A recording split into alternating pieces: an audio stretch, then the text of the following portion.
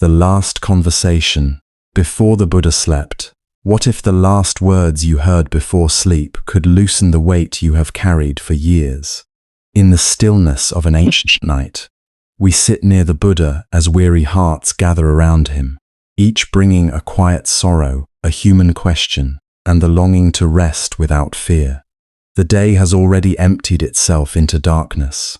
The dust of the roads has settled. The heat has thinned into a gentler air, and one by one, the sounds of labor, bargaining, footsteps, and conversation have faded into a hush so complete that even a small movement seems to ripple through it. This is not only a night in a distant world, it is also our own night, the hour when the body lies down but the mind refuses to follow, when memory stirs, regret returns, and something inside us waits to be soothed. If you find this useful, subscribe to the channel, like this video, and leave a comment. Around the Buddha, people have come close not because they are perfect, not because they have solved themselves, and not because they fully understand peace. They have come because they are tired, tired in the way that sleep alone cannot cure, tired from grief that keeps changing shape, tired from longing for a life that did not happen, tired from carrying words they never spoke and words they wish they could take back, tired from the strange ache of being alive long enough to know that even love can wound, that even success leaves a hunger, that even quiet can become unbearable when the heart is unsettled. And so they gather here, under the patient cover of night, near a man who has become known for something rarer than wisdom alone. He knows how to listen. The lamps are burning low now. Their light is soft and amber, trembling gently against bowls, folded robes, worn hands, tired faces. Nearby, the trees stand almost motionless, though now and then a small breeze moves through their leaves with a sound like whispered silk. The earth beneath everyone is cool. The sky above is wide and dark, holding its stars at a distance, as if even the heavens have grown quieter to hear what may be said. A few disciples sit with lowered eyes, their shoulders softened by the long day. They are used to following the Blessed One from village to village, from question to question, from the sorrow of strangers into the strange freedom that sometimes appears after truth is spoken plainly. Yet even they seem touched by a different stillness tonight, as if they sense that this gathering is not only about teaching, but about the human threshold between wakefulness and surrender. There are travelers among them, still carrying the road in their posture. Their sandals are worn thin. Their skin holds traces of dust, wind, and sun. Some have walked for days just to sit in this circle of quiet. There are mourners too, though not all grief announces itself openly. One man keeps his face lowered, as if afraid his pain might spill from his eyes if he looks directly at anyone. A woman sits very still, her hands folded tightly in her lap, the way people sit when they are trying to keep themselves from breaking apart. There is a young listener whose expression keeps shifting, now restless, now hopeful, now ashamed, for reasons nobody else can fully see. There is an old man whose breath is shallow, but whose attention is fierce, as if he has waited too long to ask what matters most. There are monks, householders, strangers, those who have lost, those who have failed, those who have been praised and found that praise did not save them from loneliness. All of them have come near because night does something that daylight often prevents. In the day, a person can stay busy enough to postpone the deeper questions. There are meals to prepare, roads, children to watch, tasks to complete, faces to answer, duties to perform. Daylight gives structure to the mind. It tells us where to look. It hands us small urgencies and lets us pretend they are enough. But when darkness settles, when the last conversation has ended, when the room grows still and there is nowhere else to place our attention, another world begins to open. It is the inward world.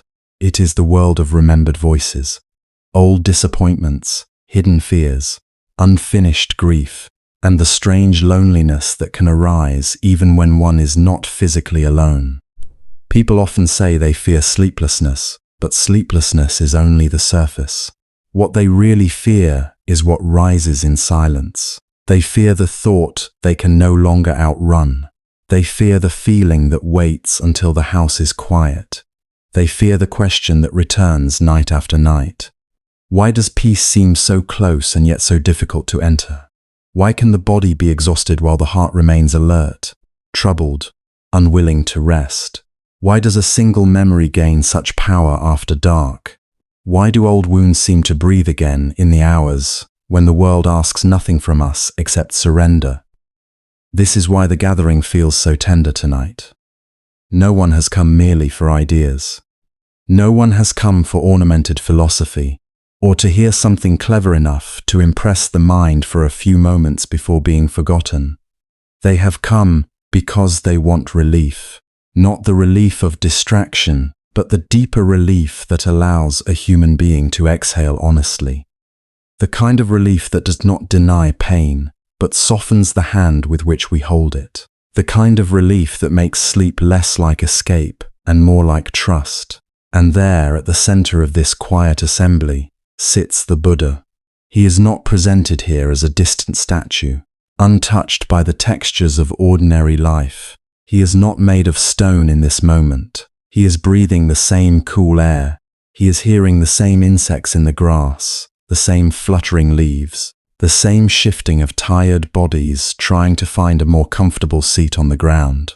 The lines of the day are upon everyone, yet in him there is no strain. There is presence, a calm so unforced that it does not dominate the space, but steadies it. His stillness is not the stillness of indifference. It is the stillness of someone who does not turn away. That is why people can approach him. A person can sense the difference between someone who is waiting to speak and someone who is ready to hear. The Buddha does not rush to fill the silence. He does not move to instruct before he has received what is trembling in the hearts before him. His attention falls gently, without judgment, from one face to another. To some, that attention alone feels like medicine. To be seen without being measured is rare. To be heard without being hurried is rarer still. Many of those gathered may not even have words yet for what they carry, but they can feel that here, words will not be forced from them before they are ready. The night deepens. Somewhere in the distance, perhaps a dog barks once and stops. Somewhere farther still, a cartwheel might creak and fade away. But here, in this small field of light and shadow, time seems to loosen. The last embers of the day are gone. The lamps lean closer to exhaustion. Their flames dip and rise, painting the listeners in gold, then amber, then almost nothing at all.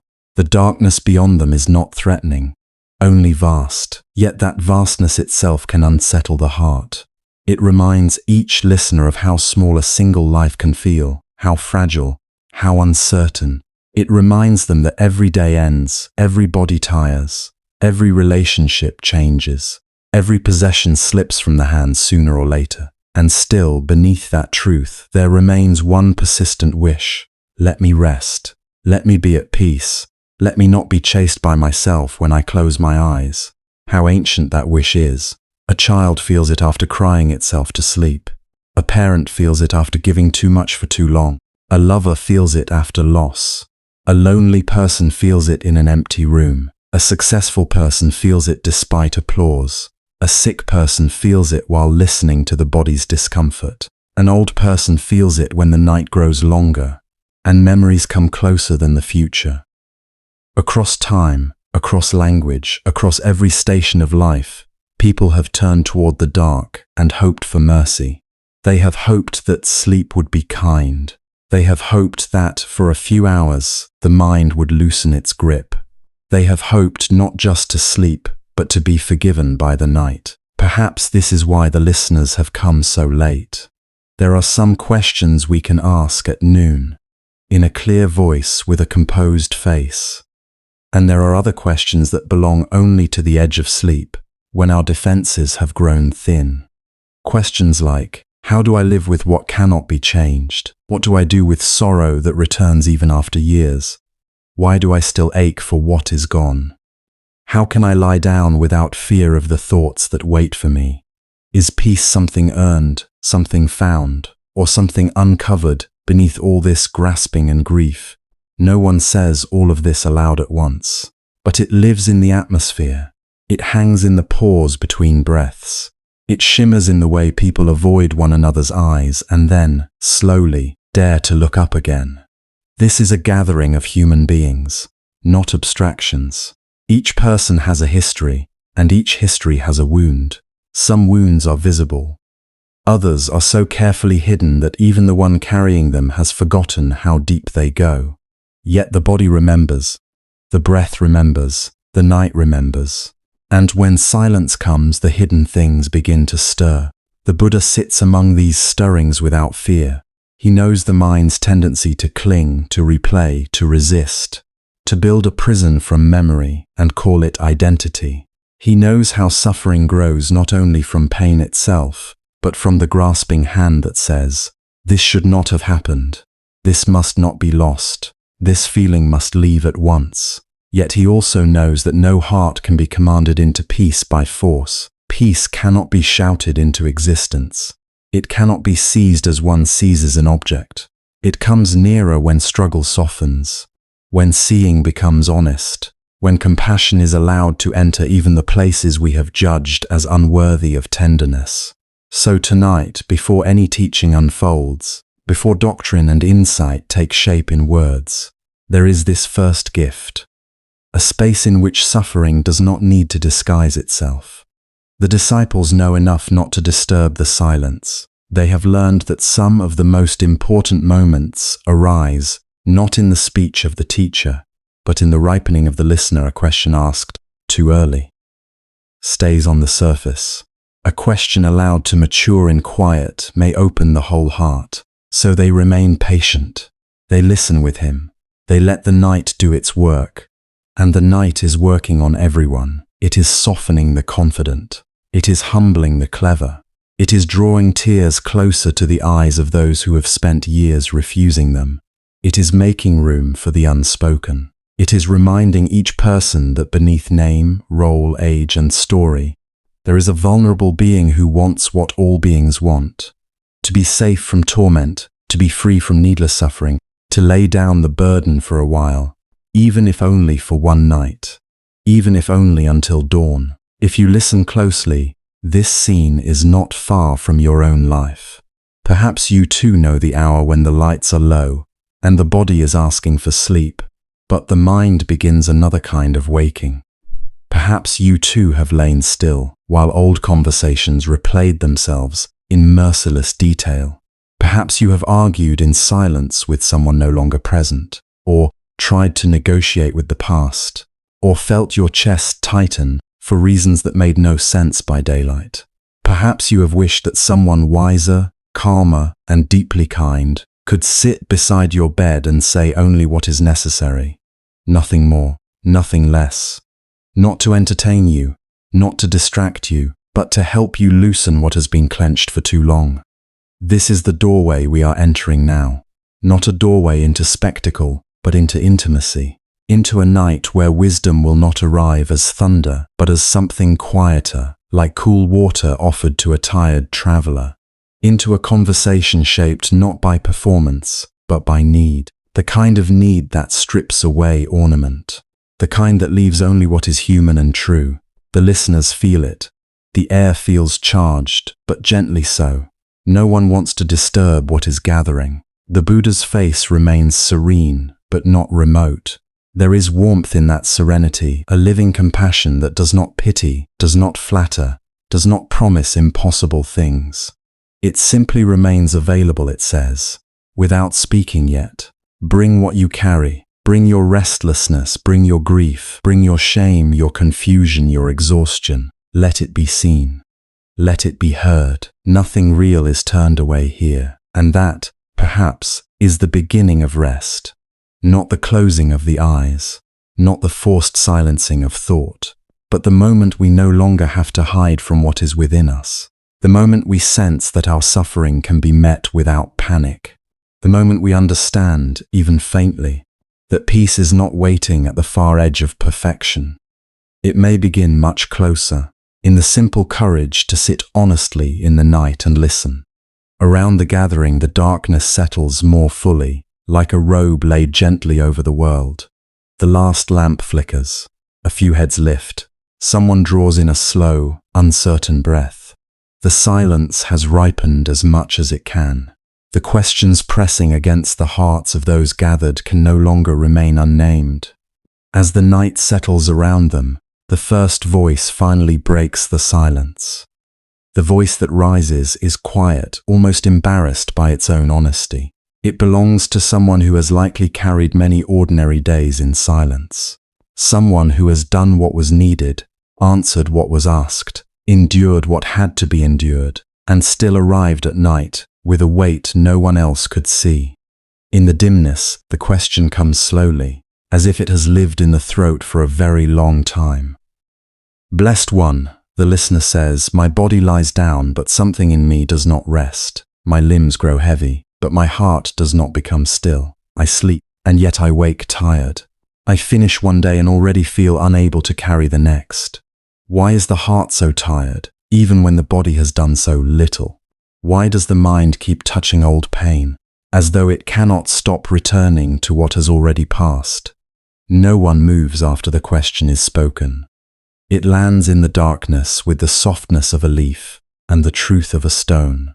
For many gathered there, it is not one person speaking. It is their own hidden life being said aloud.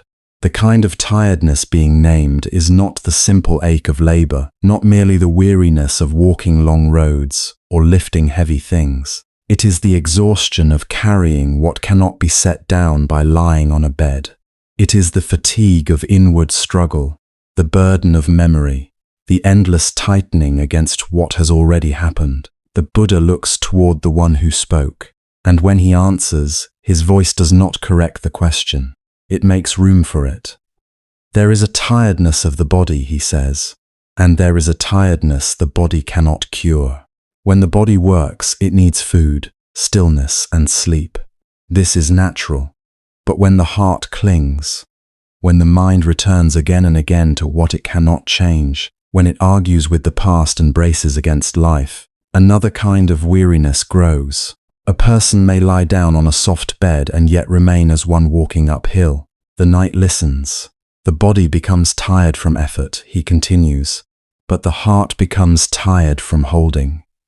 Holding grief long after it has asked to be felt.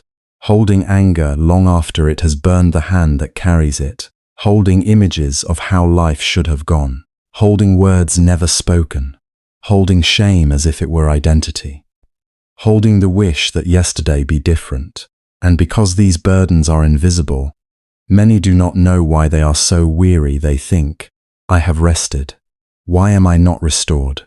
They do not see that all day and deep into the night. The mind has been lifting heavy things. The listener lowers their gaze, as if hearing their own life described by who has watched it with great tenderness. The Buddha lets silence breathe between his words. He does not rush to heal what has just been uncovered. He speaks as one placing a lamp in a dark room, not forcing the darkness out, only making it possible to see. Consider how a day passes, he says. The world notices the tasks that are completed, the duties fulfilled, the face kept calm.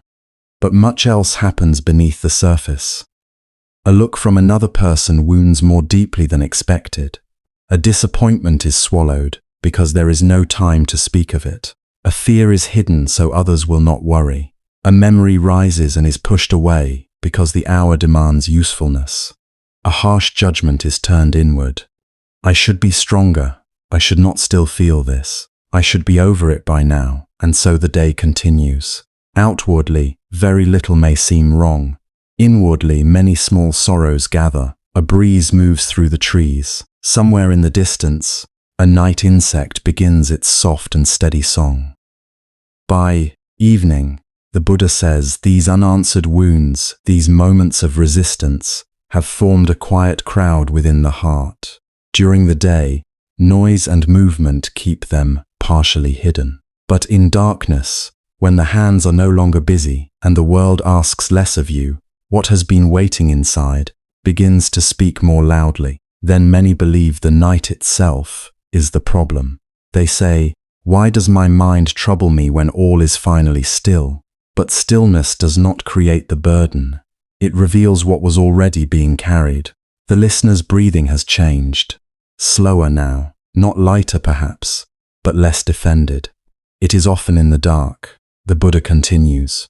That old pain seems nearest, not because it has returned from the dead, but because it was never fully met while the sun was high. What is unfinished seeks completion. What is unfelt seeks feeling. What is denied does not become peaceful, simply because you wish to sleep.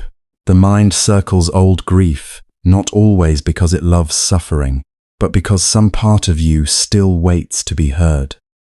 There is such mercy in this, that the whole gathering seems to soften around it. Many have been taught to regard their weariness as failure. If they are tired, they assume they are weak.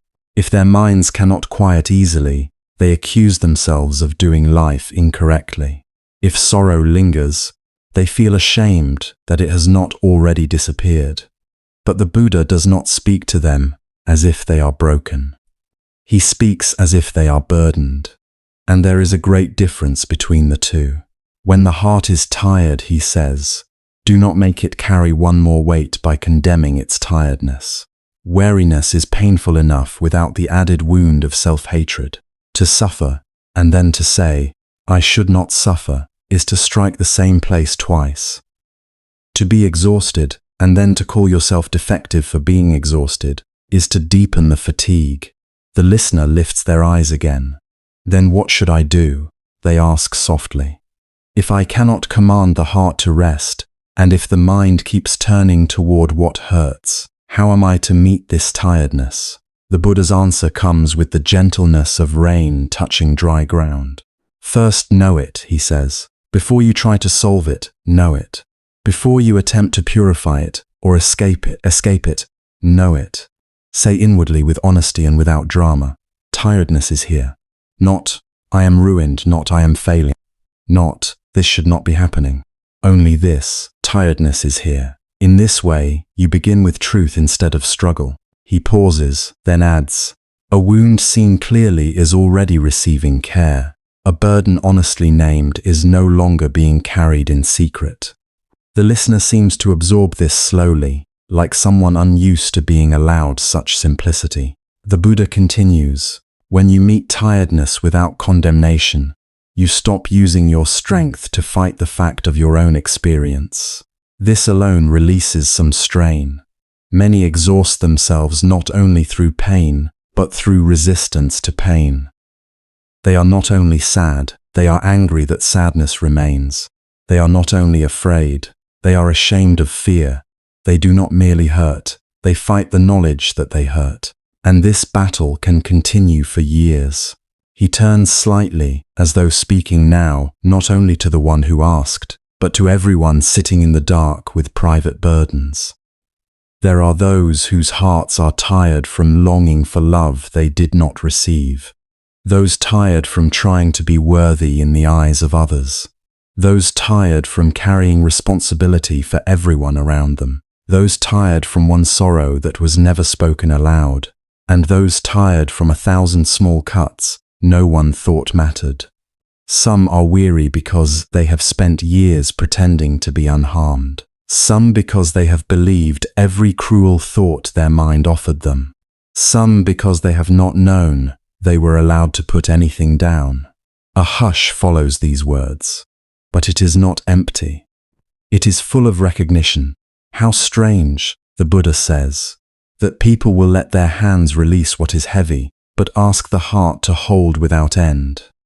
They know a jar cannot be carried forever without strain. They know an ox cannot pull beyond its strength without collapse. Yet, when it comes to the inner life, they demand that the mind may continue, even under the weight of grief, disappointment, fear, and blame. Then they wonder why peace feels so far away. The listener gives the faintest nod as if some old confusion is beginning to untangle. The Buddha's voice remains calm, but there is a depth in it now, a warmth that reaches toward the hidden places. Do not misunderstand, he says. To notice tiredness is not to become passive before it. It is not to build a house inside sorrow and call that wisdom. It is to stop fleeing long enough to understand what is being carried. The one who doesn't look cannot learn. The one who refuses to feel cannot loosen the knot. Understanding begins where avoidance ends. The night air has grown cooler. Robes shift softly. Somewhere near the edge of the gathering, someone wipes their face in the dark. If the heart is tired, the Buddha says, ask gently, what has it been carrying today? Not with accusation, not as a judge seeking evidence, but as a compassionate friend would ask. Perhaps it has carried disappointment, perhaps loneliness, perhaps the effort of appearing fine, perhaps the ache of being misunderstood, perhaps an old memory awakened by a small event, perhaps regret over something said or not said, perhaps only the relentless pressure of trying to become someone else. He lets each possibility settle, giving it room to find the one who needs it. Little by little, he says, the causes of weariness become visible, and what becomes visible can be held with wisdom. You may see that your tiredness is not proof of failure, but evidence of the ways you have been struggling against life, clinging to pain, resisting what has already come and gone, or asking yourself to be more than any heart can be. The listener's face, though still lined with strain, no longer seems closed. There is sorrow there, yes, but also relief. To understand that one's tiredness has causes is different from believing it is an unchangeable fate. To hear that the heart is not lazy or broken, only burdened, is already to breathe differently. The Buddha sees this and goes on. When the evening comes, he says, and you feel the heaviness gathering, you need not greet it as an enemy. You may say, the heart is tired tonight. You may place a hand upon the chest and know, many things have been carried.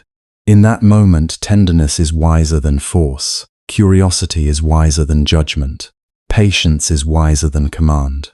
The heart that has been dragged all day through resistance and self-blame does not awaken into peace by being scolded one more time. A faint sadness moves through his next words. The sadness of one who understands how hard human beings have been on themselves. So many wish to earn rest, he says. They believe they may only soften after becoming perfect, after resolving every regret, after pleasing every voice within them, after finishing every task of the past. But rest does not come only when life is neat. Sometimes true rest begins the moment you stop demanding that your pain justify itself before it may be comforted. The listener closes their eyes, not to sleep, but perhaps to let this sink deeper than thought. For a while, no one speaks. The silence now is different from the silence before the question was asked. It is less tense, more inhabited, as if what was once hidden has entered the circle and found it could stay. Then the Buddha speaks once more quietly than before. If tonight you find your heart tired, do not turn away from it. Sit near it as you would sit near a weary traveler arriving after a long road. Do not interrogate it immediately. Do not demand that it explain itself perfectly. Offer it presence. Listen. Learn the shape of its burden. This is how wisdom begins, not by denying weariness, but by meeting it so fully that it no longer has to cry out in the dark. The words remain suspended in the night, gentle and clear, and for a few breaths, it seems enough simply to know that tiredness can be seen without shame, named without fear, and held without punishment. Yet as soon as this burden is given a name, another feeling begins to stir beneath it. For many, the heart is not only tired, it is afraid of what might happen if it ever truly lets go, and that fear, once noticed, rarely stands alone. In the hush that follows the Buddha's words, someone else in the gathering shifts uneasily. It is not the movement of a body trying to find comfort on the ground. It is the movement of a mind that has heard something too true to avoid. For a while, this person says nothing. The night itself seems to wait with him. Then, in a voice low enough that it almost disappears into the dark, he confesses what many hearts know but seldom speak aloud. When everything becomes quiet, he says, I do not feel peace.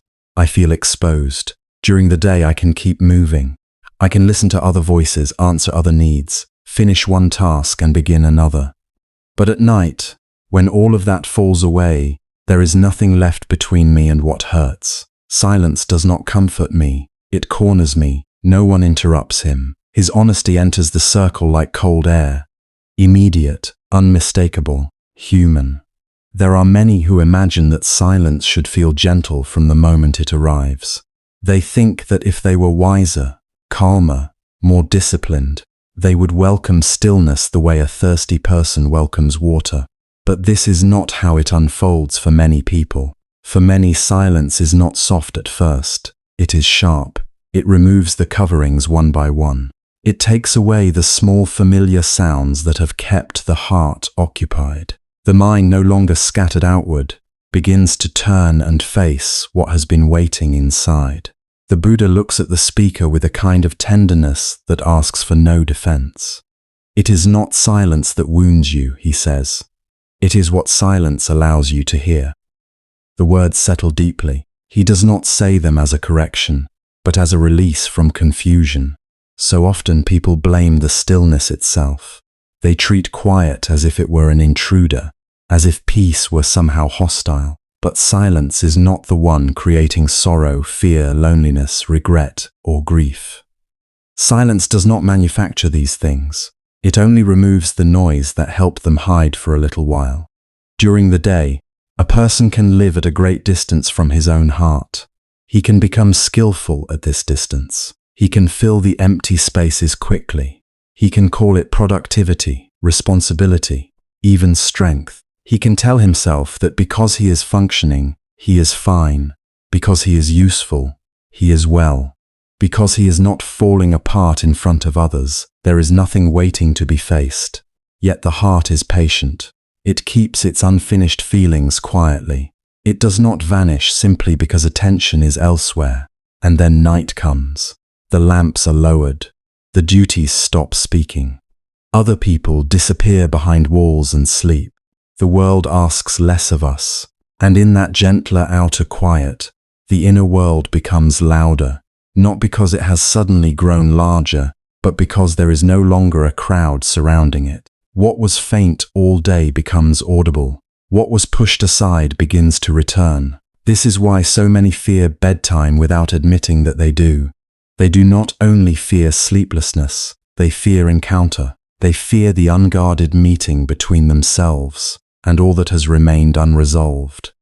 In the final hour before rest, loneliness comes closer. Old memories loosen from the places they were held. Questions without answers rise like mist. The awareness that everything changes, that nothing can be kept forever, touches the mind with particular force. The Buddha continues in the same calm tone, as though speaking of a river that all people must someday cross. When a room has been dark for many years, and someone opens the shutters, dust can be seen in the light. It is easy then to think that the light has created the dust. But the dust was already there. The light only revealed it. In the same way, silence reveals what noise has not healed. A few in the circle lower their eyes, not in shame, but in recognition. How much of ordinary life is spent not in peace, but in postponement? A person may laugh sincerely in the marketplace, speak kindly to neighbors, complete his work, care for his family, and still carry an ache that has never been given direct attention. Another may appear composed, respected, capable, and yet dread the moment his head touches the pillow, because he knows that once the room grows still, old sorrow will come to sit beside him. This is not hypocrisy. It is the common condition of a human being trying to survive by staying busy. The one who spoke earlier listens without moving, as if afraid even now that any movement might break something open. The Buddha says, "You have learned to use sound as a wall." This is not unusual. Many do the same. They keep company with noise because they do not yet know how to keep company with pain. There is no harshness in this. only clarity. To keep company with pain is one of the hardest lessons, not because pain is always unbearable, but because pain often carries messages the self has not wanted to receive. It may reveal where love was lost, where trust was broken, where longing remains, where fear has ruled more than wisdom. It may reveal that one has been lonely for longer than one admitted.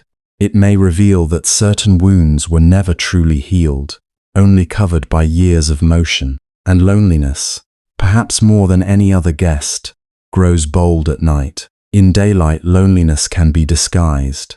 People can speak, smile, perform, contribute, even care for others while feeling inwardly untouched. A person may be surrounded and still remain unknown to himself. But before sleep, the body lies down and all appearances lose some of their power. Then loneliness is no longer about who is or is not in the room. It becomes the deeper ache of disconnection. The feeling that one has drifted far from others, or far from one's own inner life, or far from the simple trust that one belongs in this changing world. Many who fear silence are not frightened by the absence of sound alone. They are frightened by the possibility that, in stillness, they will finally feel how alone they have been. Then memory enters. Not always dramatic memory, not always the worst moment. Sometimes it is something quieter and more piercing. A face once loved, a sentence that should not have been said, a door closing, a hand not held, a parent's tired voice, a child's disappointed eyes, a younger self who wanted tenderness and did not know how to ask for it. Memory does not always arrive as a story. Sometimes it comes as sensation, a tightness in the chest, a heaviness in the throat, a pressure behind the eyes. The body remembers what the mind has tried not to revisit. At night, these memories often approach with unusual force because there is less resistance available. Daylight offers structures. Night removes them. And in that removal, what has been buried does not disappear more deeply. It rises. The listener in the circle speaks again very quietly. Sometimes when I lie down, I remember things I thought were finished. I do not call them. They just come. The Buddha nods. What is unfinished does not always remain silent, he says. When the world around you grows still, the unfinished may believe you are finally able to hear. There is something almost merciful in this view. It changes the meaning of these unwelcome returns. Instead of seeing them as punishment, one might begin to understand them as messages seeking acknowledgement. The memory that rises in the dark may not be trying to destroy peace. It may be trying to find it.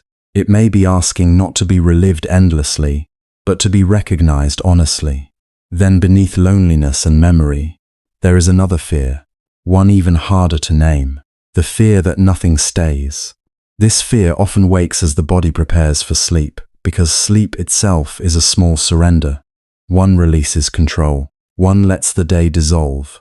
One enters a state where effort cannot be maintained. For some, this surrender is simple. For others, it stirs a deeper trembling. If I let go, what will remain? If I stop holding everything together, what falls apart? If all things change, if all people leave, if even this breath cannot be kept, where can I rest? Impermanence is not only a philosophical idea. At night it becomes intimate. The aging of the body is felt more clearly.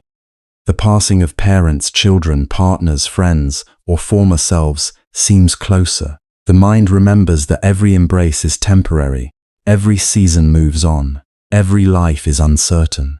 And because there are fewer distractions to soften this truth, the heart may react with fear. The Buddha does not ask anyone in the circle to deny this fear. He does not offer the false comfort that nothing will be lost. He does not say that wise people no longer tremble. Instead, he invites another way of understanding the trembling. What you fear in silence, he says, is often the sound of truth approaching. No one breathes loudly enough to break the stillness. Truth is not always pleasant when first seen. If a person has lived long in distraction, honesty may feel severe, but truth is not your enemy. It does not come to humiliate you. It comes to end the exhausting labor of pretending. These words move through the gathering slowly, like warmth returning to cold hands. How much energy is spent pretending to be untouched, pretending to be finished with what still aches, pretending not to mind what the heart deeply minds. The performance may be elegant. It may even become so familiar that a person mistakes it for identity. But the body knows, the night knows, silence knows. When all else recedes, what remains begins to speak in its own language. And yet this does not mean that stillness must be conquered. It does not mean one must lie awake and force peace to happen. Healing is rarely born from force. A person cannot command the heart to relax by scolding it. He cannot order old grief to leave simply because he is tired of carrying it. He cannot bully himself into calm. The Buddha's way is gentler, though not easier. When silence reveals pain, he says, do not make a second pain by resisting its presence. First know that it is here, know the loneliness as loneliness. Know the memory as memory, know the fear as fear.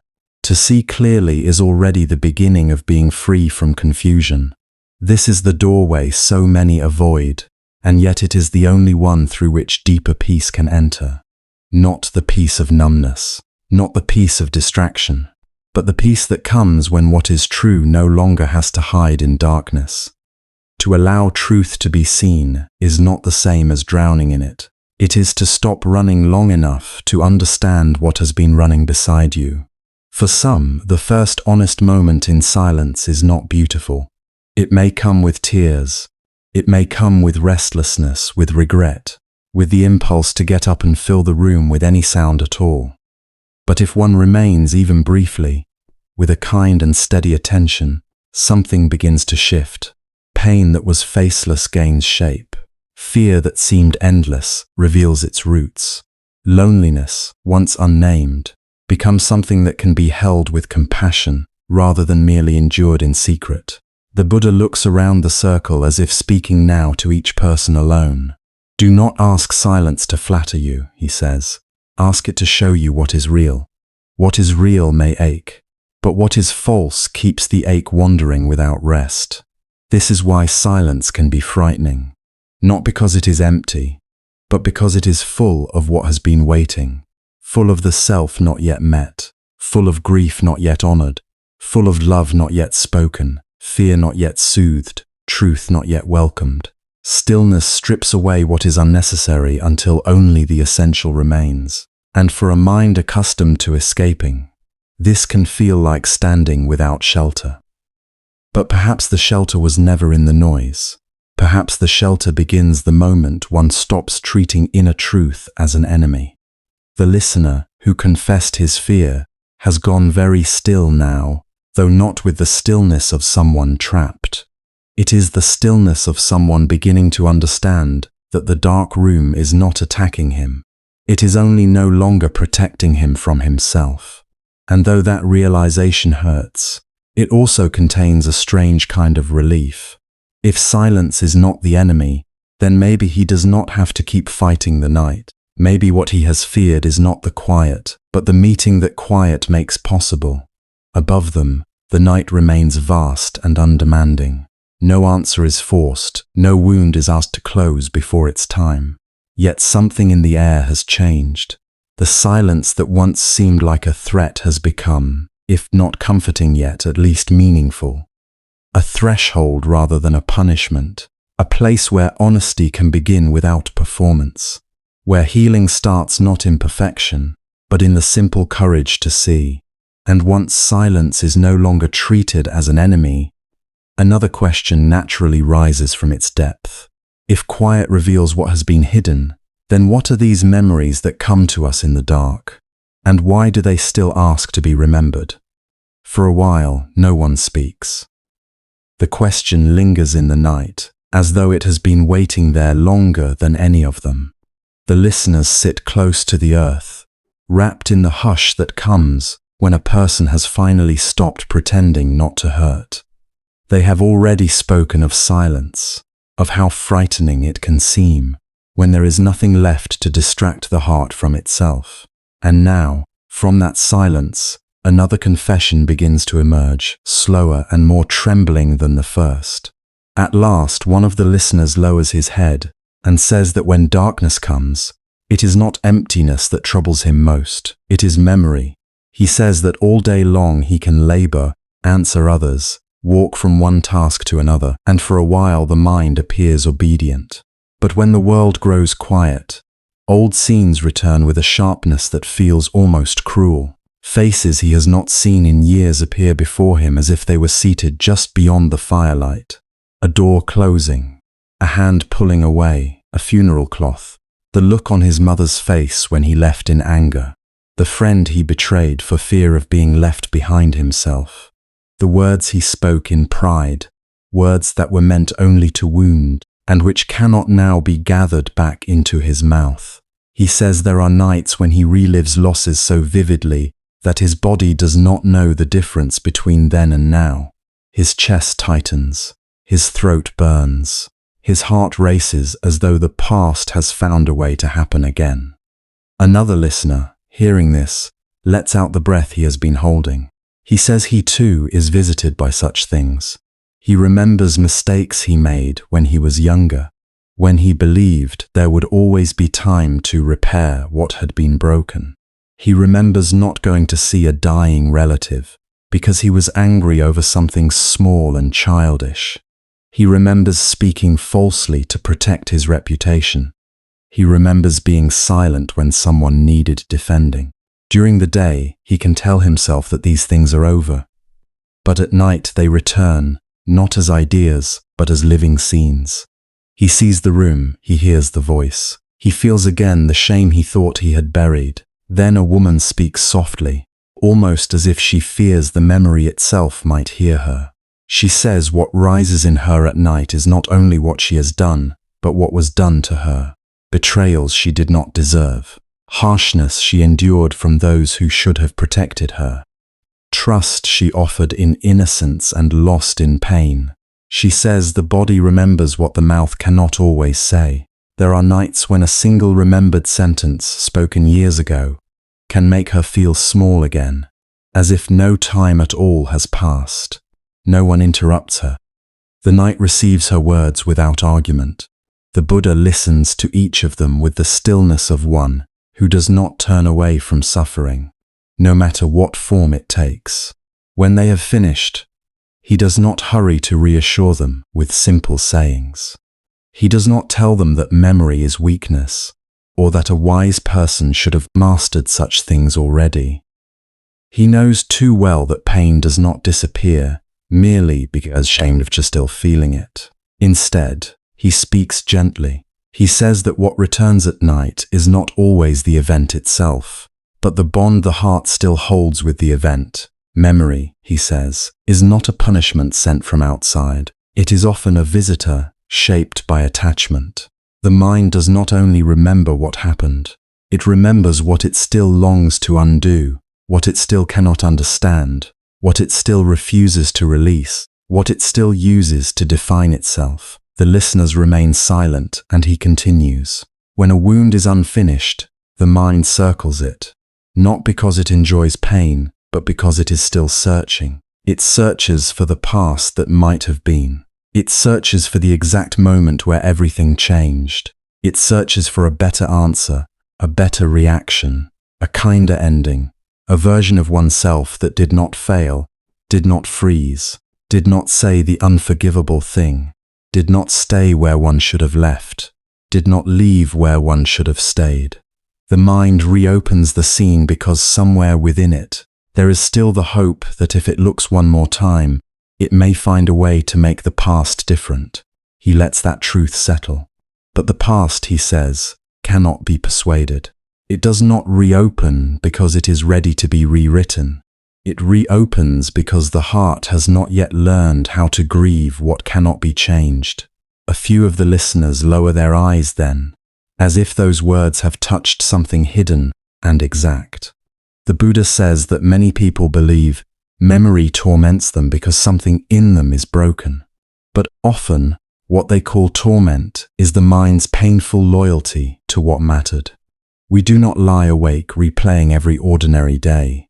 We return to what pierced us, what formed us, what frightened us, what filled us with longing, guilt, tenderness, humiliation, love or regret. The intensity of memory is often a sign not of madness, but of unfinished feeling. Still, he says, unfinished feeling becomes suffering when it is held without wisdom. He lifts a small fallen leaf from the ground and turns it between his fingers.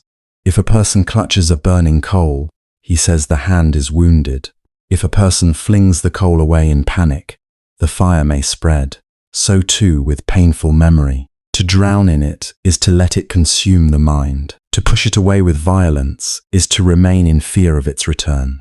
The way of understanding lies between these two. One of the younger listeners asks, with a voice strained by weariness, how anyone can stand in that middle place. He says that when memory comes, it does not ask permission. It floods him. Sometimes he feels trapped inside it before he has even recognized what is happening. How is he to meet it kindly when it enters like a storm? The Buddha turns toward him with quiet compassion. When a storm comes, he says, the first task is not to command the sky. The first task is to know this is a storm. In the same way, when memory rises in the night, begin there, not with judgment, not with panic, not with the old habit of saying, not again, what is wrong with me? But painful memory is here, sorrow is here, shame is here, fear is here. The naming is not cold, it is an act of steadiness. It helps the heart remember that what is moving through it is an experience, not an identity. He says there is great suffering in the sentence. This memory proves who I am. There is more space in the sentence. This memory is visiting me now. The difference is small in words, but immense in the body. He tells them that memory often arrives carrying old accusations. You failed. You ruined what was precious. You should have known. You were foolish to trust. You were weak. You were unworthy. These voices can sound deeply personal, as if they are the most honest part of the self. But honesty without compassion becomes cruelty. And cruelty, even when it speaks in one's own voice, does not heal. So when memory comes, he says, do not seat it on the throne of truth. Offer it a place, but not the whole house. Some of the listeners smile faintly at this, not because the pain is gone, but because the image is understandable. It gives them something human to hold. The Buddha says that there is a way to sit with memory, as one sits with a grieving guest. If a grieving guest arrives at your door in the middle of the night, you do not strike them. You do not scream that they have ruined your peace, but neither do you hand them your life and ask them to govern your home forever. You light a lamp. You give them water. You sit nearby. You listen without becoming lost. This, he says, is kindness toward memory. Kindness does not mean agreeing with every accusation that arises. It does not mean deciding that every regret must become a lifelong sentence. It means making space for the pain that is truly there, without adding the second wound of hatred toward oneself. Many suffer not only because of what happened, but because every return of memory is met with fresh resistance, fresh shame, fresh contempt. Thus the old wound is touched by a new hand each night. He pauses, then speaks more softly. There are some memories, he says, that return because they still ask for tears. There are some that return because they ask for truth. There are some that return because they have been exiled too long and are knocking to be acknowledged. And there are some that return because beneath the story there is a belief waiting to be seen and released. I am unforgivable. I am only what I did. I am only what was done to me. Nothing good can grow from here. When such beliefs go unnoticed, memory becomes their messenger. A listener near the back asks whether this means one should keep revisiting every sorrow in order to become free of it. The Buddha shakes his head. To feed memory constantly is another form of attachment. There are people who build a shrine to their wounds and then wonder why they never leave the temple. Wisdom is not endless rehearsing. Wisdom is honest meeting. Meet what is here, he says, and then return to the breath, to the body, to the living moment. Let memory be included, but not enthroned. Let the past be honored, but not obeyed. He tells them to notice what the body does when memory appears. The tightening of the jaw, the curling of the shoulders, the hardening of the belly, the shallow breath. Before thought has completed its story, the body has already begun to defend against an old danger. So be gentle there. Loosen the hand, soften the face, feel the ground beneath you. Let the breath lengthen if it can. These are not small things. A frightened mind learns slowly that it does not have to relive every pain in order to remember it. The woman who spoke of betrayal looks up and asks, almost in a whisper, what if the memory is true? What if the harm was real? The mistake was real? The loss was real? Is kindness not a way of pretending? The Buddha meets her question without hesitation. Kindness is not denial, he says. It is the courage to face truth without adding poison, to say, yes, this happened. Yes, it hurt. Yes, it mattered. Yes, I am still carrying it. But also, I do not have to become the knife that keeps turning in the wound. Clear seeing and gentle holding can exist together. In fact, without gentle holding, many truths become too sharp to bear, and the mind turns away again. He says that regret has its place. It can humble the proud heart. It can awaken conscience. It can guide one away from repeating harm. But regret that only circles and circles without ripening into understanding becomes a cage. If one remains forever kneeling before what cannot be changed, one cannot offer one's life to what can still be made beautiful. The fire has burned lower now. The night deepens, but no one seems eager to leave. There is sorrow among them still, but it is no longer shapeless. It has been named, and in being named, it has become a little less lonely. The Buddha looks at the faces before him and tells them that painful memory need not be treated as an enemy to defeat. Sometimes it is a messenger arriving at an inconvenient hour, carrying news from the places within us that have not yet known compassion. If greeted wisely, even memory can become part of the path, not because suffering is good, but because anything honestly met can open into understanding. He says that when the old scenes return tonight or another night, they may try again to pull the listeners into their deepest habits, to drown, to harden, to accuse, to flee. If that happens, begin again. Notice, breathe, name the sorrow, feel the body, offer a little mercy. There is no shame in beginning again 1,000 times. This too is practice. This too is the work of a heart learning not to abandon itself. And as those words settle over them, another movement begins among the listeners. For once regret has been spoken aloud, once memory has been recognized not only as torment, but as longing, grief, and unfinished tenderness, a further question starts rising from within them, hesitant but insistent. If the mind can stop striking itself with the past, then perhaps another door stands somewhere nearby. And one by one, with voices that carry both fear and hope, they begin to wonder whether forgiveness might truly be possible. The question of forgiveness does not arrive all at once. It comes slowly, as evening comes over a field, touching one face, then another. At first it seems to be about other people, about those who wounded, betrayed, neglected, or turned away. But before that larger door can open, another pain often steps forward from the shadows, quieter and more private. It is the pain of what one has done, the pain of remembering words spoken in anger, silences held too long, tenderness withheld, trust broken, chances wasted. And in that hush, someone finally speaks what many hearts have carried for years. I can imagine forgiving others, the listener says softly, or at least wanting to, but I do not know how to forgive myself. There are things I did that still live inside me.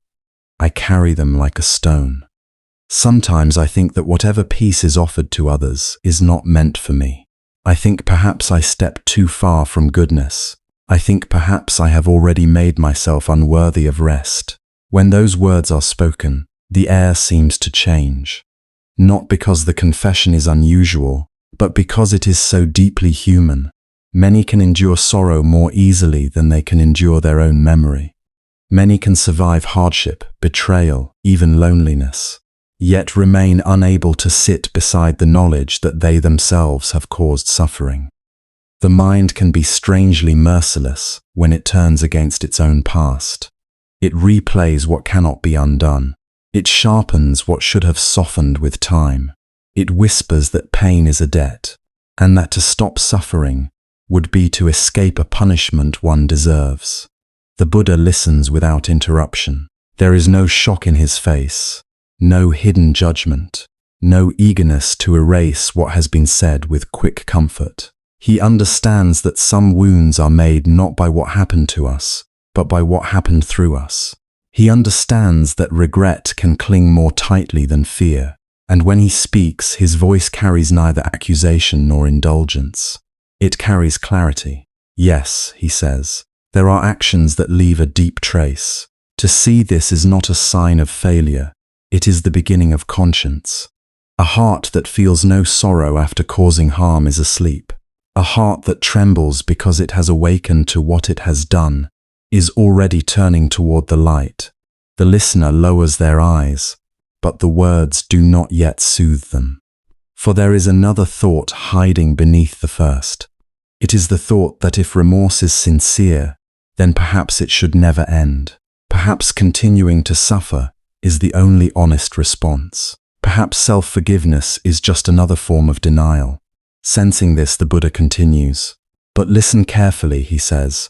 Regret has two possible paths. One path opens the eyes, the other closes them. One path says, I see clearly now. I will not turn away. I will learn. I will take responsibility.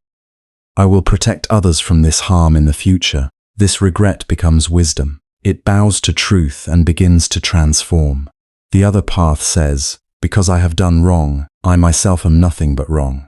Because I caused pain, I must remain in pain. Because the past cannot be changed, I will keep wounding this present moment with it. This is not wisdom. This is imprisonment. There is a long silence after this, the kind of silence in which a person begins to recognize themselves. Many people know the first kind of remorse only in passing. They touch it for a moment, then fall into the second. They do not simply grieve the action. They build an identity around guilt. They stop saying, I did harm, and begin saying, I am harm. They stop saying, I must live differently, and begin saying, I do not deserve to live gently at all. In this way, guilt becomes a home, though a painful one, because it feels safer than change. As long as one remains the condemned person, one does not have to risk becoming the responsible person. This is one of the mind's most sorrowful confusions. To hold oneself eternally under sentence can feel moral, but often it is another form of self-absorption. The attention circles endlessly around the self, around one's failure, one's shame, one's terrible image in one's own eyes. Meanwhile, the deeper task waits untouched. Have you understood the roots of the harm? Have you learned what blindness, fear, hunger, anger, pride, or carelessness gave rise to it? Have you made amends where possible? Have you become more trustworthy? Have you cultivated the conditions that make repetition less likely? Endless self-punishment can distract from these questions while pretending to honor them. The Buddha's gaze remains gentle. If a person places a burning coal in their own hand, he says, does the pain in that hand heal the one who was struck? No. It only adds more suffering to a world already marked by suffering. To understand harm is necessary. To grieve it is necessary. But to continue creating pain, even inwardly, without wisdom or purpose, is to let the past multiply itself. The listener breathes in sharply, as if some hidden knot has been touched. For this is what regret often feels like, not only memory, but multiplication. One harsh action from years ago gives birth to 1,000 new moments of inner violence. A cruel word spoken once is answered by 10,000 cruel thoughts directed inward. A betrayal that lasted an evening becomes a private punishment lasting decades. The original harm may have ended long ago, but the mind keeps feeding it, watering it, ensuring that its roots remain alive. Still, another fear remains. If one stops punishing oneself, does that mean one no longer cares? If the ache softens, does that mean the lesson has been lost? The Buddha answers this fear before it can fully take shape. There is a difference, he says, between carrying a lesson and carrying a wound as identity.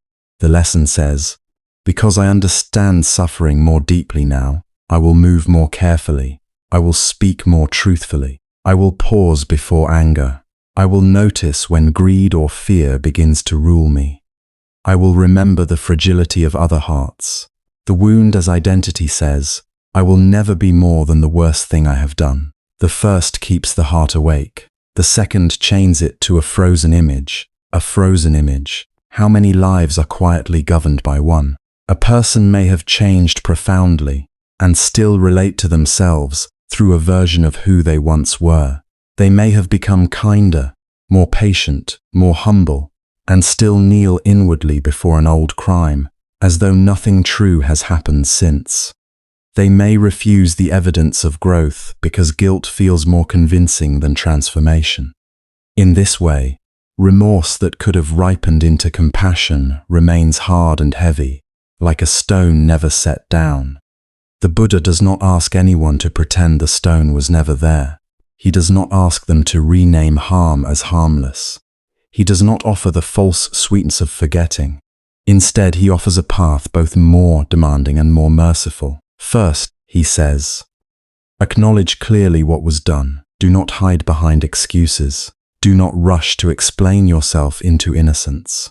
If harm was done, let the mind become honest enough to say so plainly. This clarity is painful, but it is clean. It is different from shame's fog. Shame says, do not look. Wisdom says, look carefully so that blindness does not continue. The listener feels this distinction at once. Shame is hot, blurry, collapsing. It makes a person want to disappear. Honest remorse, though painful, has a steadier quality. It does not ask for disappearance. It asks for truth. Second, the Buddha says, learn deeply. Every harmful act has conditions. It does not appear from nowhere. Was there unexamined anger? Was there fear of being small, fear of being abandoned, fear of losing control? Was there craving for pleasure, praise, power, or relief? Was there the dullness of not wanting to feel another's humanity? Study these roots not to excuse the act, but to understand how suffering moves. If you do not understand the roots, you may condemn yourself forever and still repeat the same pattern in a different form. This too is difficult medicine, because it asks more than guilt asks. Guilt can remain dramatic and simple. Learning is quieter. It requires patience. It requires humility. It requires a person to become curious about their own mind in places where they would rather only recoil from it. Yet this is where transformation begins, not in declaring oneself terrible, but in seeing clearly how harm becomes possible, and then tending to those places before they flower again. Third, he says, where repair is possible, make it. If an apology can be offered without causing further harm, offer it sincerely. If something can be restored, restore it. If another person's burden can be lightened through your changed conduct, let that conduct become your apology each day. But understand this as well, not every door can be reopened. Not every person can receive what you wish to give. Some wounds cannot be mended in the form you desire. Then your task is to let remorse become discipline, tenderness, and restraint. Let the life you live now become part of the healing you once failed to protect. The listener closes their eyes. Somewhere inside, they know the truth of this. There are apologies that came too late. There are people no longer reachable. There are losses that no sincerity can reverse. This is one of the hardest sorrows of being human. Some consequences do not wait for our awakening. We realize what mattered only after we have broken it. We become capable of gentleness after someone else has already carried the cost of our confusion. And still, the Buddha does not leave the heart there, kneeling only before irreversibility. Fourth, he says, cultivate compassion, including toward the one who now sees. Not compassion that denies responsibility, but compassion that supports it. The one who acted in blindness created suffering. The one who now grieves that blindness is not healed by hatred. If you strike this present self again and again, do you think wisdom will grow more easily? A frightened mind does not always become a wise mind. Sometimes it only becomes smaller. Compassion gives the courage to remain honest without collapsing. These words enter slowly, because many have mistaken compassion for escape. But the compassion he speaks of is not permissive. It does not say, "It does not matter." It says, "It matters greatly, and because it matters, stay awake long enough to change." It says, "Do not abandon yourself at the very moment when a better self is trying to be born." It says, "Responsibility without compassion becomes cruelty. Compassion without responsibility becomes illusion." Walk the middle path. The night around them feels softer now. Though nothing false has been spoken, the past has not been erased. No one has been declared innocent by magic. What has changed is subtler and more profound. The possibility that peace is not earned by never having failed, but by meeting failure so truthfully that it no longer rules the future. The Buddha lets this understanding ripen before speaking again.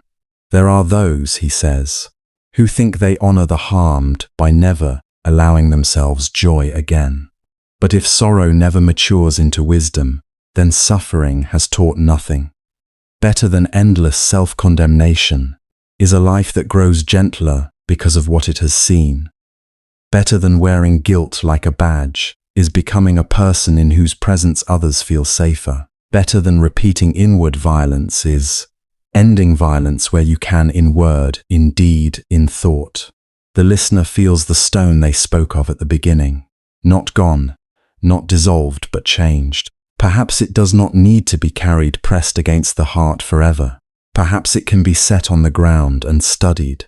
Perhaps it can become a marker, a reminder, even a teacher. Heavy still, yes, but no longer fused to identity. And this is often the turning point. When regret stops asking, "How long must I suffer to prove I care?" and begins asking, "How shall I live now that I see more clearly?"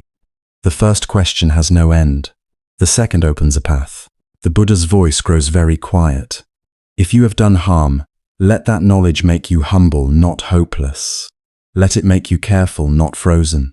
Let it make you kind to the pain of others, because now you know how easily pain can spread. And, when the mind returns as it will, to old scenes and old accusations, do not feed them endlessly. Bow to what is true. Learn again. Choose again. This is how the past loses its power to keep creating itself around him. Many listeners are weeping, though softly, not because they have been excused, but because they have been shown another way to carry what once seemed unbearable. A way that does not demand forgetting. A way that does not glorify punishment. A way that honors pain by refusing to make more of it than is already there. For at last, they begin to understand. Remorse is holy, only when it helps the heart become more honest, more responsible, more loving. Beyond that, it becomes another attachment, another chain the mind mistakes for morality. And once this is seen, another question begins to gather at the edge of the silence. For if one can learn not to remain forever trapped by one's own wrongdoing, then the heart cannot avoid the harder mystery waiting just beyond it. What, then, is to be done with the wrongs of others when their actions still burn within us? That question does not arrive in the assembly like a thought. It arrives like a wound remembering itself. A man seated not far from the outer edge of the gathering slowly lifts his head. He has listened to every word about remorse, about the burden of one's own deeds, about the mind's ability to turn even guilt into another form of self-violence. But now his face tightens, and in that tightening, many others recognize themselves. For it is one thing to ask how to live with the harm we have done. It is another thing entirely to ask how to live with harm done to us. His voice, when it comes, is low and strained, as if it has traveled a long distance just to be spoken. He says, there is someone he cannot release. Years have passed, The event is over. The person may even be gone from his life. And yet at night, when the world grows still, and there is no work left to distract the mind, the memory returns with a sharpness that feels almost new. A sentence that was said, a promise broken, a humiliation witnessed by others, a betrayal from someone once trusted. He says that in daylight he can appear calm, even reasonable. But when darkness comes, anger opens inside him as if no time has passed at all. Many listening know this private torment. The body lies down, but the heart does not. The room is quiet, yet within, arguments continue. Old scenes are replayed with greater precision than yesterday's meals. The mind revises what it should have said, what it should have done, how it might have defended itself, how the other should finally be made to understand the depth of what they caused. Sleep waits nearby, but cannot enter a house where resentment still paces from wall to wall. The man bows his head and asks the question that so many are ashamed to ask aloud. If I forgive, does it mean what happened was acceptable? Does it mean I pretend it did not hurt? Does it mean I become weak, or that I allow injustice to stand? If I stop holding anger, who will protect the truth of what was done to me? The night listens with him. The Blessed One does not answer quickly. He lets the question breathe, because pain spoken honestly should never be rushed past. Then he says that many people confuse forgiveness with agreement, with forgetfulness, or with surrender. But forgiveness is none of these. To forgive is not to declare that harm was harmless. It is not to call cruelty kindness. It is not to place oneself back into the hands of one who has not learned wisdom. The heart may forgive and still set a boundary. It may release hatred and still speak truth. It may let go inwardly and still refuse what is unwholesome outwardly. He says there are injuries that must be named clearly. To hide them under sweet language is not compassion. It is fear wearing holy clothing. If someone has lied, the lie is a lie. If someone has betrayed trust, that betrayal should not be painted with soft colors simply because the mind is tired of conflict. Honest seeing is the beginning of freedom, not denial. The listeners grow very still. Then he says something simpler, and because it is simple, it enters deeply. Refusing to forgive does not punish the past. It punishes the present. The one who hurt you may be sleeping. They may be eating, laughing, traveling, aging, forgetting. They may be suffering from the consequences of their own mind, or they may not yet understand anything at all. But while they live whatever life they are living, you remain tied to them by the rope of repeated anger.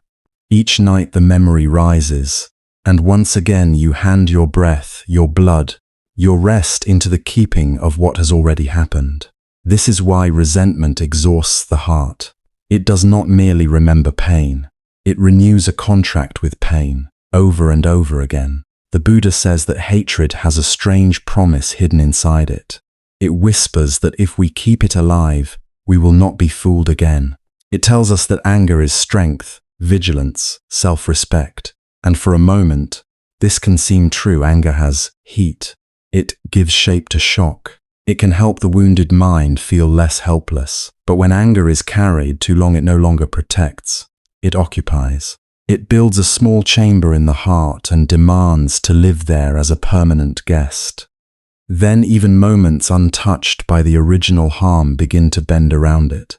A new kindness is met with suspicion because an old betrayal still speaks. A silence from a friend becomes ominous because another silence once concealed abandonment. The face before you is not fully seen. The past has been laid over it like a shadow. In this way, resentment does not remain where the injury occurred. It spreads. It claims territory. He looks at the man and asks him gently, when the memory returns at night, what exactly is being protected? The man does not answer. The Buddha continues, if your anger could undo what happened, then perhaps you would be wise to keep feeding it. If hatred could repair trust, restore innocence, or reach backward through time to prevent the injury, then one might call it useful. But can it do this? Or does it only keep the wound fresh enough that you need never face the more frightening possibility that life has already moved on, and now you do not know how to move with it. Sometimes what we call unforgiveness is not devotion to justice at all. Sometimes it is grief that has lost its language. Sometimes it is the fear that if we stop burning, then the pain will seem small. And if the pain seems small, perhaps our suffering will have gone unseen. So the mind holds tightly to injury in order to prove that it mattered, and it did matter. This, too, the Buddha makes clear. He does not ask anyone to rush towards serenity in a way that insults their pain. He does not ask the wounded heart to smile before it has wept. There are hurts that alter the course of a life. There are words that enter a child and remain there for decades. There are betrayals that reshape the nervous system, teaching the body to tremble where once it rested. To speak of forgiveness without reverence for such pain would be a kind of violence. So he says, first let the wound be true. Let yourself know, without embellishment and without minimization, that you were hurt. Let the body admit what it has carried. Let the throat say, inwardly or aloud, this should not have happened. This mattered, this left a mark. Such honesty is not bitterness, it is clarity, and clarity is kinder than pretense. But once the truth of the pain is honored, another truth must also be faced. The pain is one thing. The endless re-drinking of it is another. He tells them to imagine a person who has been pierced by an arrow. The first pain is the wound itself. The second pain is the hand that keeps pressing the arrow deeper each night to make sure the injury is not forgotten. The heart believes this pressure is loyalty to its own suffering. In reality, it is only prolonging it. Forgiveness, then, is not saying I was never wounded. It is saying I will not keep wounding myself on behalf of what happened. At these words, some in the assembly begin to cry with a quieter grief than before. It is the grief of recognition. They see how long they have been standing guard over old fires, calling the smoke identity. The Buddha says there is another illusion hidden inside resentment. The idea that by refusing to release another, we remain morally superior to them. As long as they are the wrongdoer and we are the wronged, the world feels organized. Painful, yes, but organized. We know where to place blame. We know who we are.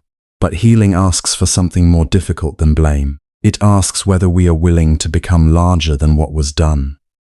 Not larger by denying it. Larger by no longer living inside its shape. He says that to forgive is to loosen the knot that ties your inner life to the hands of someone who may never repent. Some people will never apologize with sincerity. Some will defend themselves until death. Some are too blind to understand the depth of what they caused. If your peace depends on their awakening, then your peace has been placed on a road you do not control. How many lives, he asks softly, will you postpone while waiting for another person to become wise? The question settles heavily because it is impossible not to feel its truth.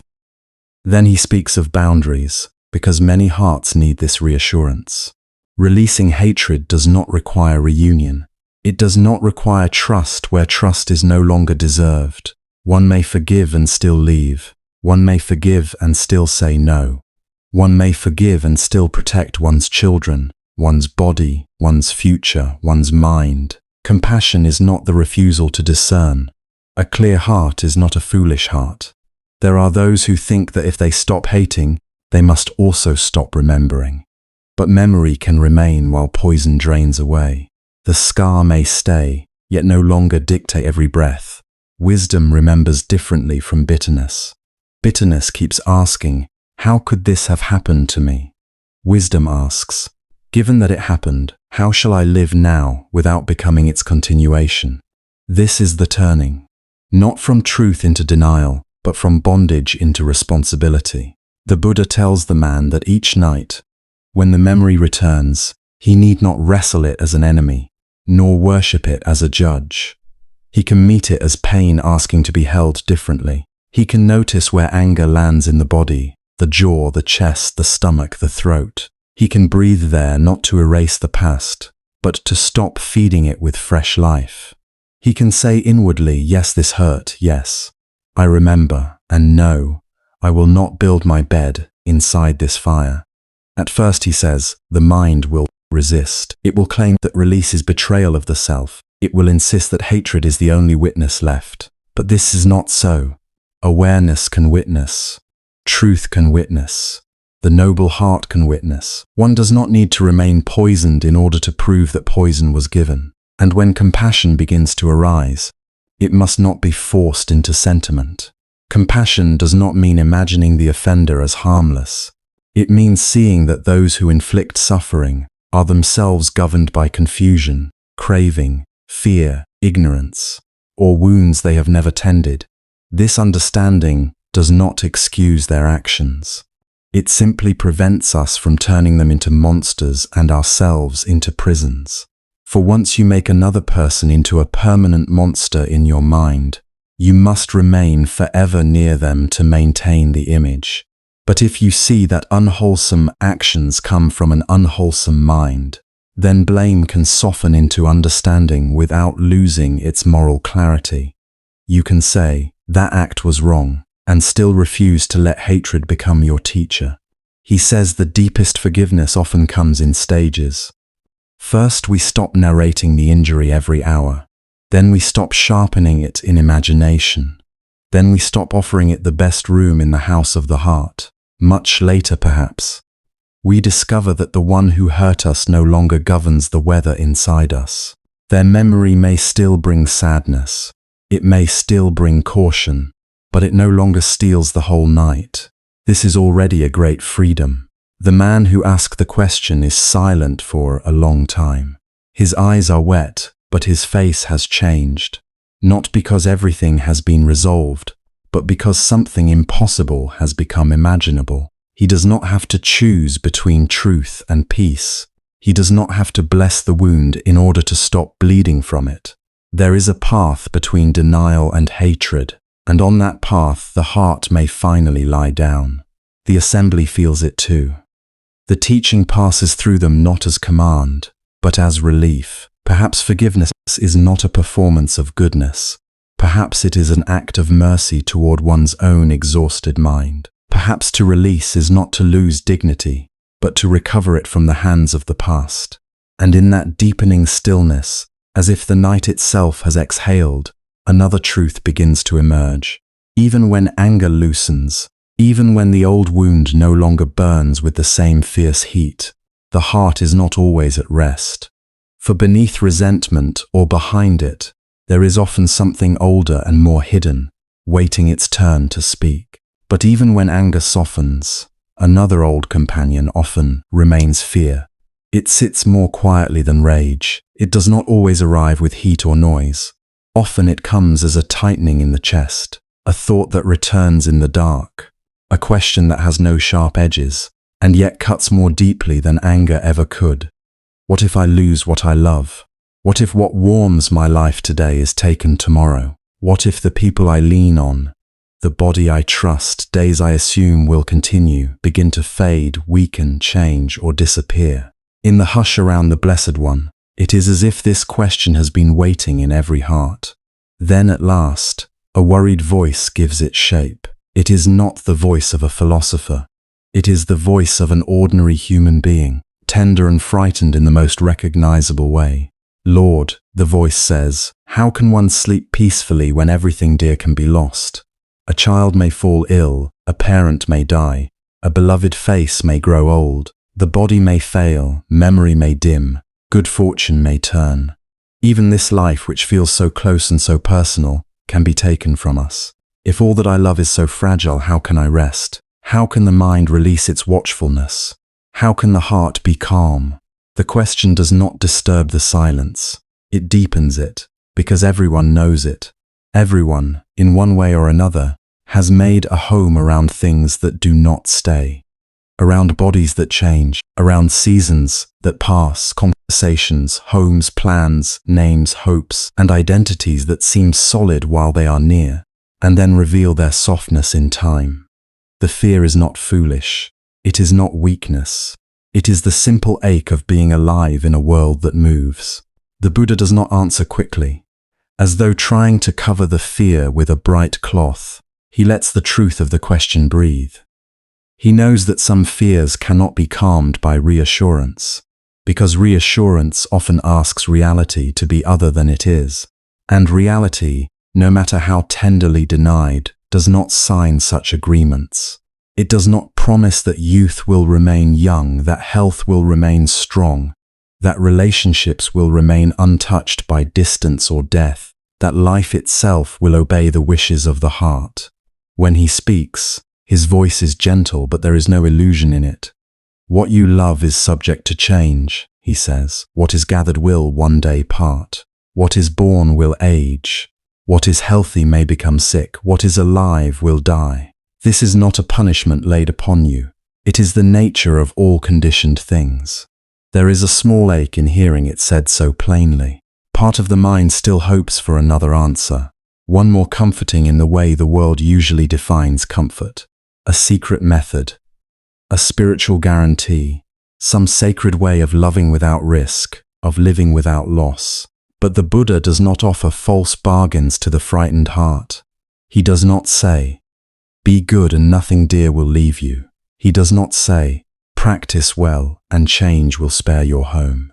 He does not say, "Awaken and impermanence will stop at your door." Instead, he offers something both harder and kinder.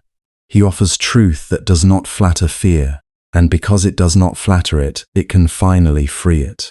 For much of life, he continues, the mind suffers twice. First, because things change, then because it insists they should not. It makes secret contracts with the world. It says, "I will love this, but it must remain. I will trust this, but it must not leave. I will build my peace here, but this form must stay as it is." And when life does what life has always done, the mind cries out as if betrayed. The listeners are very still now. How many hidden bargains has every heart made? We rarely speak them aloud. We simply feel them. We look at someone we love and quietly ask time to pause. We feel one healthy morning and imagine for a moment that it will continue because we need it to.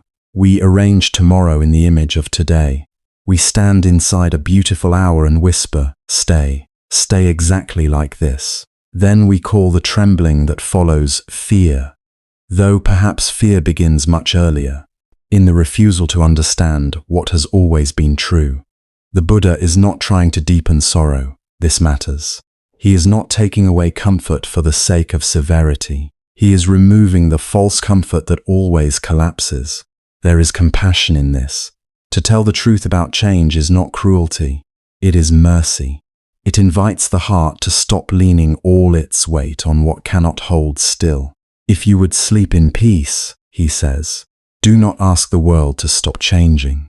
Learn instead how to live in friendship with change. Learn how to love without trying to chain what cannot be chained. Learn how to care deeply without building your shelter out of what must pass. At first, this may sound impossible. Even to love without clinging can seem like loving less. To release the demand for permanence can sound like resignation. But this is the great paradox the Buddha opens with such tenderness. When love is no longer mixed with the fantasy of possession, it does not become thinner, it becomes more honest, more delicate, more alive. For what is tenderness, if not the willingness to meet what is fleeting with a full heart? A flower is not loved less because it will wilt. Evening light is not precious because it lasts. A child's laughter is not dear because it can be stored forever. In truth, much of what we call beautiful is beautiful precisely because it passes through our hands like water and asks us not to own it, but to receive it. The Buddha looks upon those gathered around him and speaks not only to their minds, but to the place in them that has spent years bracing against inevitable loss. When you pretend that what you love can be kept forever, he says, your love becomes entangled with fear. You begin to hold tightly. You watch anxiously. You confuse care with control. You do not simply enjoy the presence of the beloved. You guard against the possibility of absence. And so even before loss arrives, the heart is already suffering from its shadow. How many lives are lived this way? A person sits beside someone they love, yet is unable to rest in the blessing of the moment because they are haunted by the thought of one day losing it. A healthy body is not enjoyed because the mind is busy fearing illness. Youth is not appreciated because it is already grieving age. Success cannot be tasted because uncertainty hovers beside it. Life itself is not lived fully because death stands silently at the edge of thought. And so the Buddha does not teach indifference. He teaches release from pre-grief, release from the habit of trying to suffer in advance, so that future pain might somehow be reduced. But it never is. To fear constantly is not to protect love. It is to stand at the door of the heart and refuse to enter, because one day one must leave. See clearly, he says. All that is dear to you is vulnerable. This is true. But fear is not lessened by denial, nor by tightening around the fragile.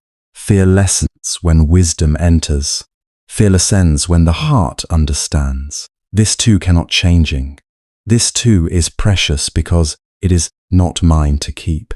There is something strangely relieving in this. Painful, yes, but relieving. Because the weary mind has spent so long trying to do the impossible. It has tried to make certainty out of uncertainty. It has tried to secure what cannot be secured. It has tried to build permanence from passing forms. No wonder it is tired. No wonder sleep can be so difficult. The body lies down, but the mind remains standing guard over a vanishing world.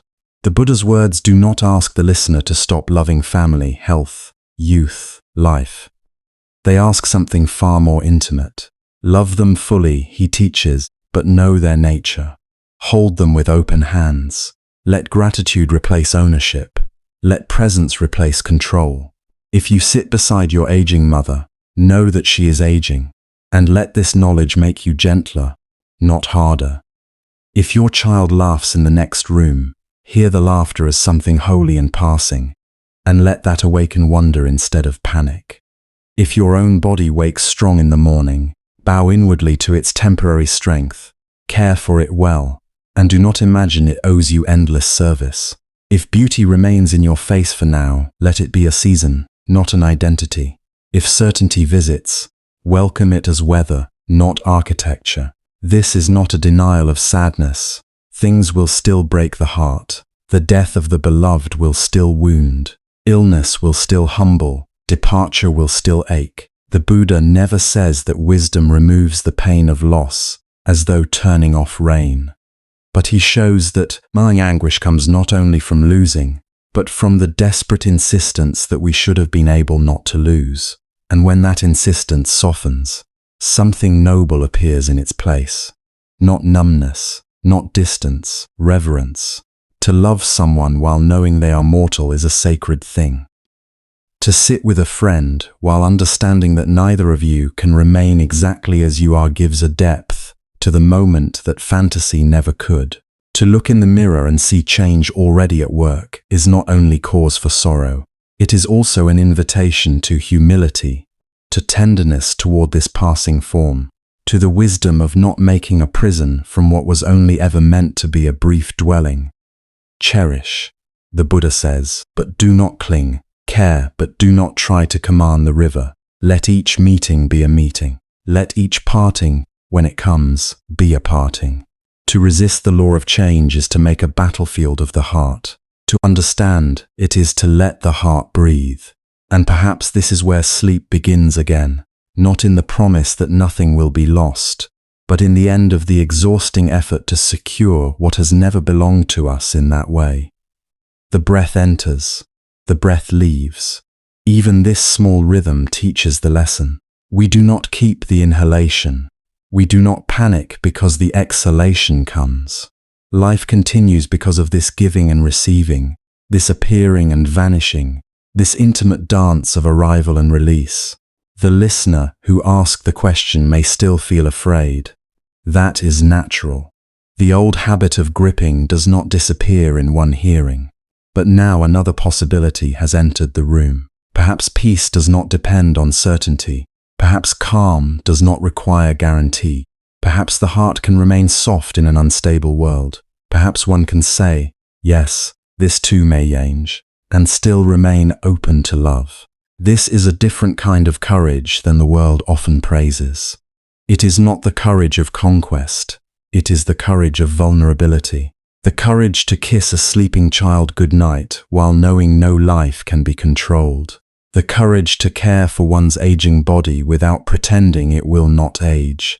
The courage to love a partner, a friend, a parent, a day, a season, without demanding forever as the price of devotion. And in that courage, fear begins to loosen. Not all at once, dramatically, but like a knot warmed by patient hands. The mind no longer has to patrol every possibility. It can return again and again to this breath, this moment, this living presence. It can say, I do not know how long this will last, and because I do not know, I will be here for it now. This is how uncertainty becomes breathable. This is how the heart learns not to drown in what it cannot predict. This is how love, freed from possession, becomes exquisitely tender. The night seems to listen with them. Some lower their eyes.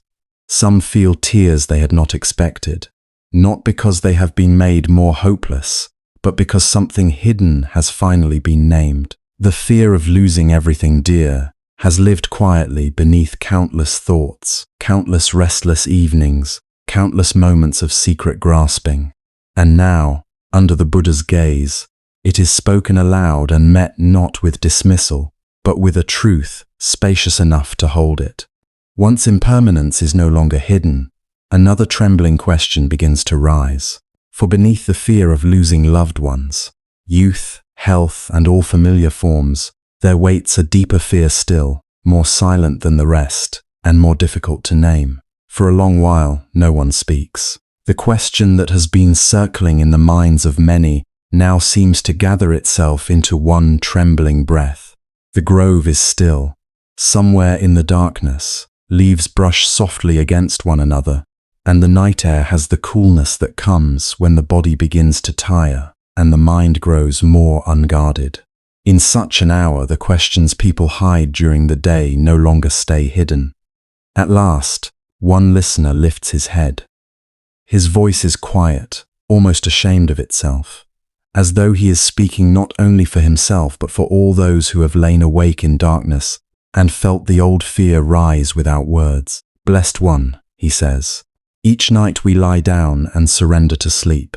We let the world go for a little while. But how should one live, knowing that one day there will be a final lying down? What does it mean to close the eyes each night, knowing there will come a night when they do not open again? The words settle over the gathering with unusual force. No one rushes to soften them. No one pretends not to understand. For this is not a distant question. It is not only for the old, or the sick, or those who have already seen death nearby. It belongs to anyone who has ever felt the body's fragility in the dark. Anyone who has ever awakened suddenly and touched their own chest just to feel it rise. Anyone who has wondered, even for a moment, how many more evenings remain unnoticed among the ordinary ones. The Buddha looks at the one who asked and then at the others. When he speaks, his voice carries neither coldness nor consolation born of illusion. It is calm in the way a clear pool is calm, not because nothing touches it, but because it does not struggle against what appears in it. To know that there will be a final sleep, he says, is not a punishment. It is part of seeing clearly. Every being born into this world enters a stream already moving. In that stream there is a rising and passing, meeting and parting, waking and sleeping, breathing in and breathing out. Death is not separate from this movement. It is not an intruder that comes from outside life. It belongs to the same changing nature that has always carried you. Some feel a tightening in the chest as they hear this. Death named so plainly can seem severe at first. Yet his words are not sharp. They do not strike, they open. He continues gently. Look closely and you will see that endings are not rare, they are everywhere. A breath ends, and another begins. A sound fades into silence. Warmth leaves the tea. Day lowers itself into dusk. Youth slips quietly into age, even while the young still call themselves unchanged. The thought you just had is already gone. The person you were this morning cannot be fully recovered tonight.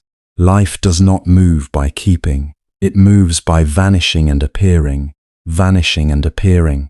The listeners sit very still. To hear death placed among such intimate things changes its shape. It does not become small, but it becomes less monstrous. It is no longer imagined only as a violent interruption. It is seen as the far edge of a rhythm that has been present all along. When fear arises around death, the Buddha says, it is often because the mind has imagined itself apart from change. It wants to stand on shifting ground and demand that the ground hold still. It says, let this body remain, let this voice remain, let this face remain, let my loved ones remain, let my plans remain, let my name remain, let what I know remain. And when the world does not obey, fear appears. A few lower their eyes, hearing their own secret bargains exposed. For how much of human sorrow begins there, in the quiet insistence that what is passing should stay, in the hope that if one worries enough, loves hard enough, plans carefully enough, or refuses to look directly at loss, somehow the law of change will spare what one holds most dear. But the Buddha does not speak to shame them for this. He speaks as one who knows the tenderness beneath the grasping. The mind clings because it longs for safety, he says. It clings because it does not understand another way to love. It gathers people, moments, roles, and possessions around itself and whispers, these are mine. Through these I will remain. Then death appears frightening, not only because the body will end, but because all that has been gathered cannot be carried in the same way. He lets the silence breathe between his words. One who fears death may believe they fear non-being, but often they fear separation. They fear leaving what they have not finished loving. They fear losing what they have called their own. They fear that the self they have labored to protect will not endure as imagined. And so death seems unbearable, because life has been lived as though possession were possible. The listener who asks the question bows his head slightly, as if something painful and accurate has touched him. Perhaps he is thinking of promises not kept, of tenderness delayed, of anger stored for too long, of the strange habit of living as though there will always be another season to become honest, another morning to forgive, another year to say what matters. The Buddha sees this too. Fear of death, he says, is often strongest where life has been postponed. When the heart knows it has not been fully given, when truth has been avoided, when harm has been done and not repaired, when one has spent many years chasing what cannot satisfy, the thought of ending brings distress. The mind looks back and sees unfinished rooms everywhere. At these words, the night seems to deepen. Many know exactly what he means. They know the private ache of incompletion. The way a person can be surrounded by activity and still feel that something essential has not been attended to.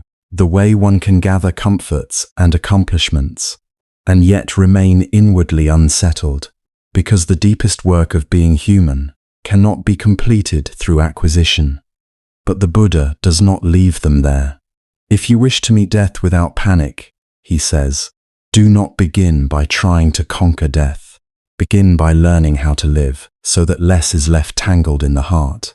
Live in such a way that when night comes, there is less bitterness to defend, less deceit to hide, less craving to feed, less unfinished kindness delayed for some future day. His voice remains low, almost like a hand resting lightly on a shoulder. One who lives ethically sleeps differently. One who speaks truth sleeps differently.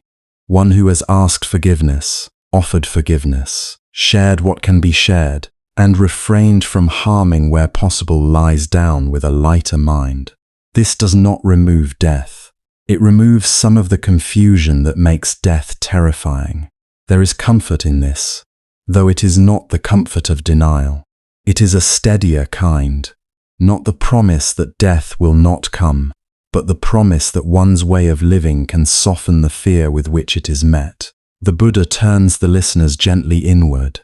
Consider what it is that says, "I cannot lose this, look carefully. Is the body stable enough to possess? Is feeling stable enough to keep? Are thoughts obedient enough to remain?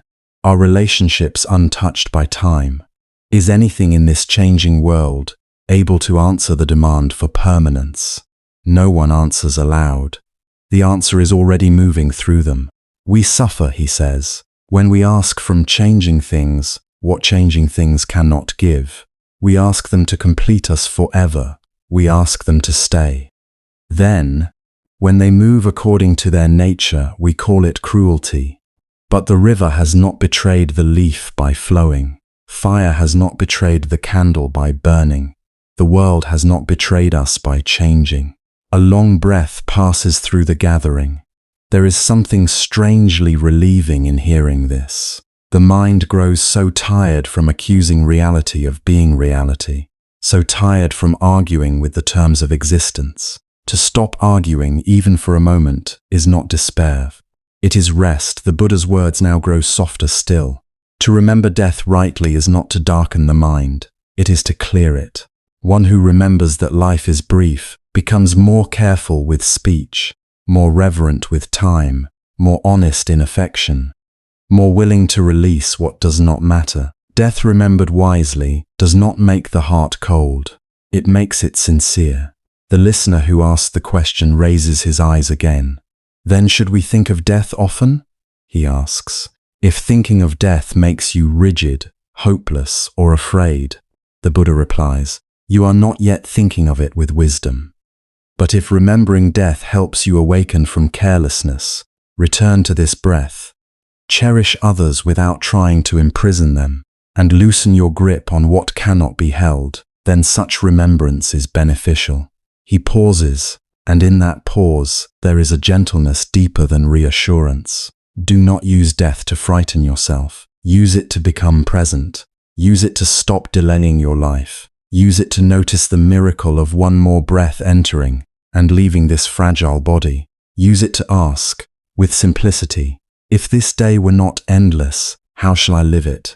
If this word mattered, how shall I speak it? If this person will not remain forever, how shall I love them now? These are not dramatic questions. They do not require grand answers. They ask only for sincerity. Someone in the gathering begins to weep very quietly, not with terror but with recognition. Perhaps for years, they have treated life as though its true beginning were still ahead. Perhaps they have been waiting to become fully alive later, after the duties ease, after the fear fades, after the world becomes more manageable. But later is a mist, it cannot be entered. Only this moment can be entered. The Buddha's voice reaches toward that truth.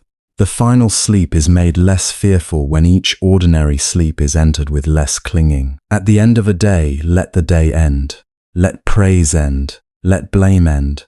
Let the roles you played soften. Let the body rest without demanding certainty from the night. In this way, each evening becomes a small practice in release. He is not saying that sleep and death are the same. He is showing them that surrender need not always be hostile, that there is a way of loosening one's grip that is intimate, gradual, humane. When you lie down, he says, you may reflect. Many things were done, and many were left undone. Such is the nature of human life. Let me not harden around what I could not complete today. Let me not cling to what is already gone. Let me meet this breath fully, and if another comes, let me meet that one too. This simple attitude seems to change the air itself. Death, which a little earlier stood before them like a sealed door, now feels more like a vast horizon at night, still mysterious, still unreachable by thought, but no longer only an object of panic. Something in the heart begins to understand that fear lessens not when all questions are answered, but when one stops demanding immortality from what was never built to provide it. The Buddha looks upon the listeners with unshaken kindness. To live well is the best preparation for dying, he says, not because it guarantees control, but because it reduces regret. not because it makes you permanent, but because it teaches you how to release. Presence, ethical conduct, compassion, and understanding. These are the companions that steady the mind when it faces what it cannot command. If still comes, someone asks softly.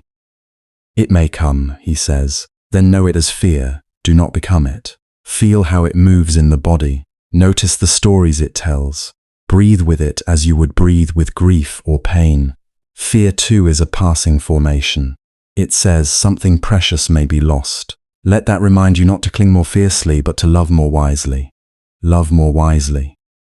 The phrase lingers, not love less, not withdraw, not become indifferent in order to feel safe, but love in a way that blesses without trying to imprison, cherishes without pretending to own, stays awake to fragility without collapsing under it. The listener who first spoke now seems quieter in a new way, not because his question has been dismissed, but because it has been given room enough to breathe. The terror hidden inside it has been gently unwound and shown its threads. Attachment, postponement, confusion, the dream of permanence, the ache of unlived truth, and beneath all that, the possibility of another way. The night continues around them, deep and patient. No one is being asked to solve death before sleep. No one is being told to force serenity where fear still lives. They are only being invited to see clearly, to live honestly, and to practice letting go in small faithful ways, so that when greater letting go is required, the heart is not meeting that task for the first time. And after speaking of death with such calm clarity, the Buddha does not leave them staring into the far horizon. Gently, almost tenderly, he begins to turn them back toward what is nearest, toward the only place where wisdom can actually be lived. This night, this breath, this body resting on the earth, this brief and precious life still here to be inhabited. So now, in the hush that follows those deeper words, he brings them to something so ordinary that it could easily be overlooked. Not to an idea, not to a doctrine, not even to some heroic effort of the mind.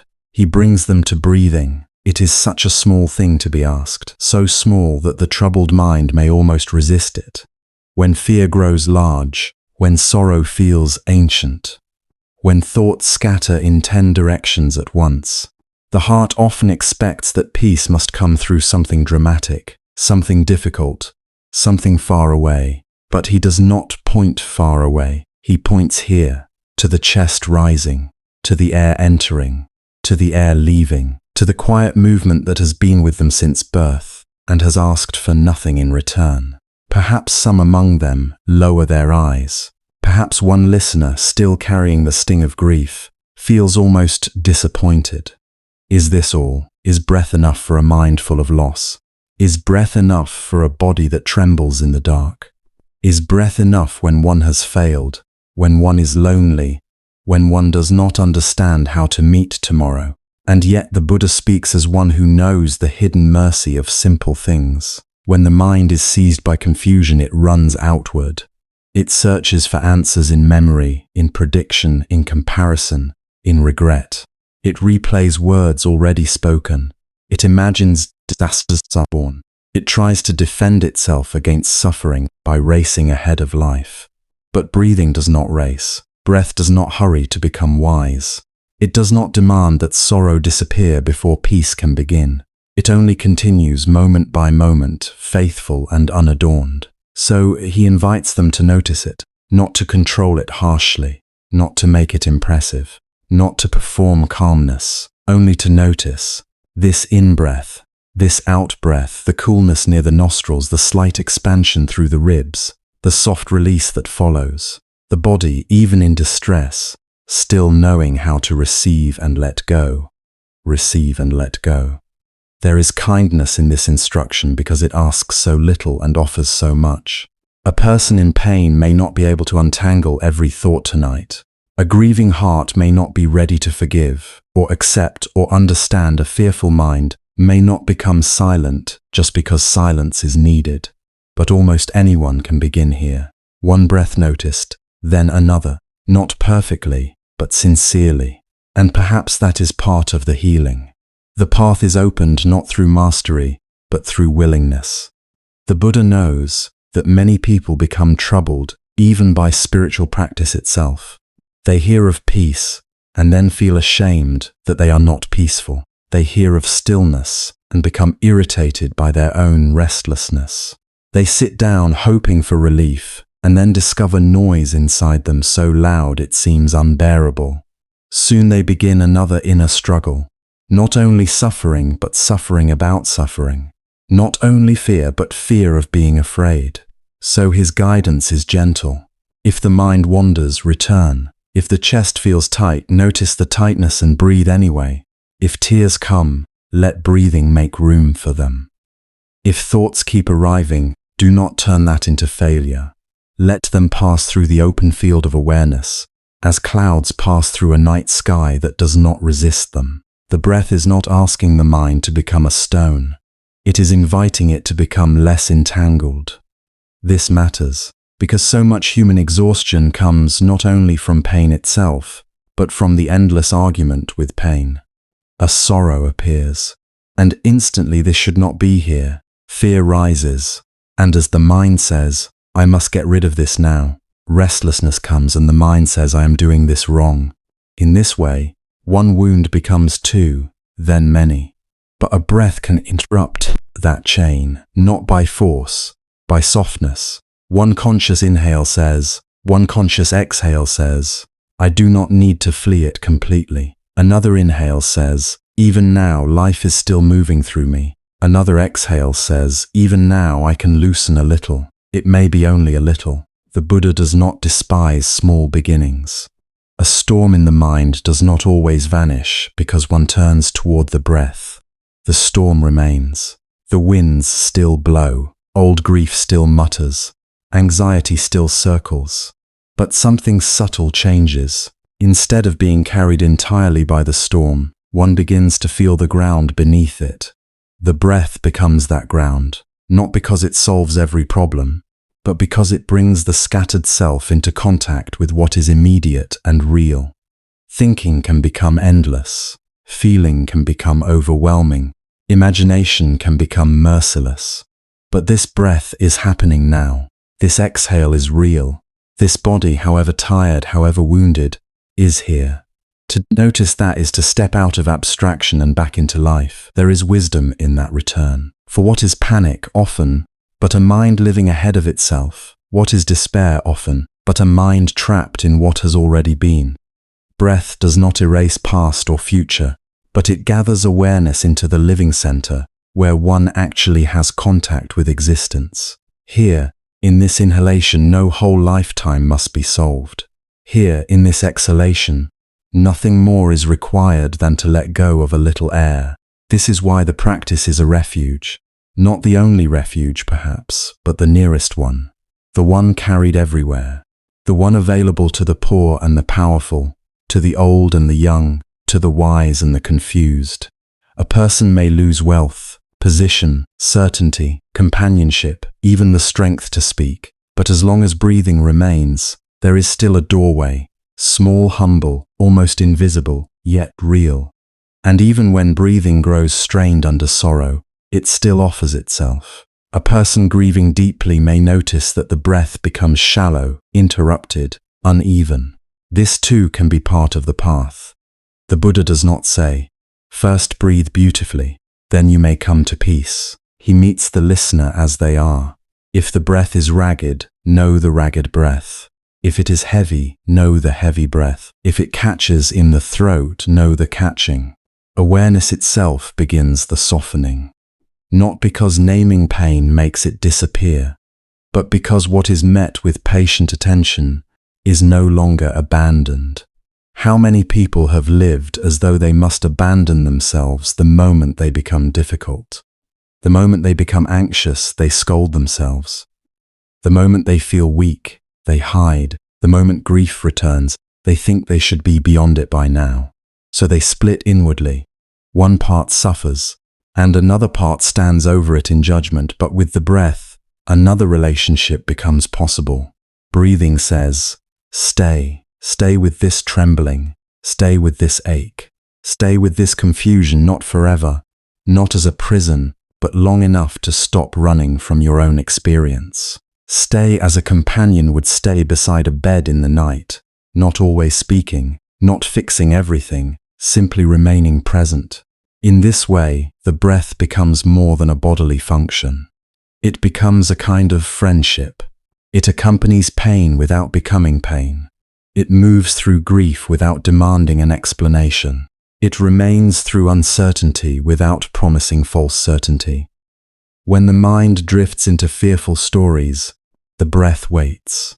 When attention is lost for 100 moments, the breath is there on the 101st. When one feels broken, the breath does not ask for wholeness before it returns. How tender that is. A person may spend years searching for support in places that cannot truly hold them. Approval from others changes. Circumstances change. Health changes. Convictions rise and fall. Even moods, those intimate weather systems of the heart, can transform within an hour, but breath, though never possessed, keeps arriving. Not forever. No, its impermanence is part of its teaching. Yet while it is here, it is astonishingly loyal. And so perhaps the listeners begin to feel something unclench inside them. Not all at once, not dramatically, just a little less braced against the night. They may notice that the body has been preparing for danger, even while lying still. The jaw tight, the shoulders faintly lifted, the belly held as though guarding against an invisible blow, the forehead crowded with thought. And as breath is welcomed, these hidden efforts begin, one by one, to reveal themselves. The body confesses what the voice may never have said. I have been afraid for a long time. I have been carrying too much. I have forgotten how to rest. Breathing does not shame the body for this. It reassures it. Inhale, and the ribs widen like a door opening carefully in the dark. Exhale, and the muscles receive permission to soften, even if only by a fraction.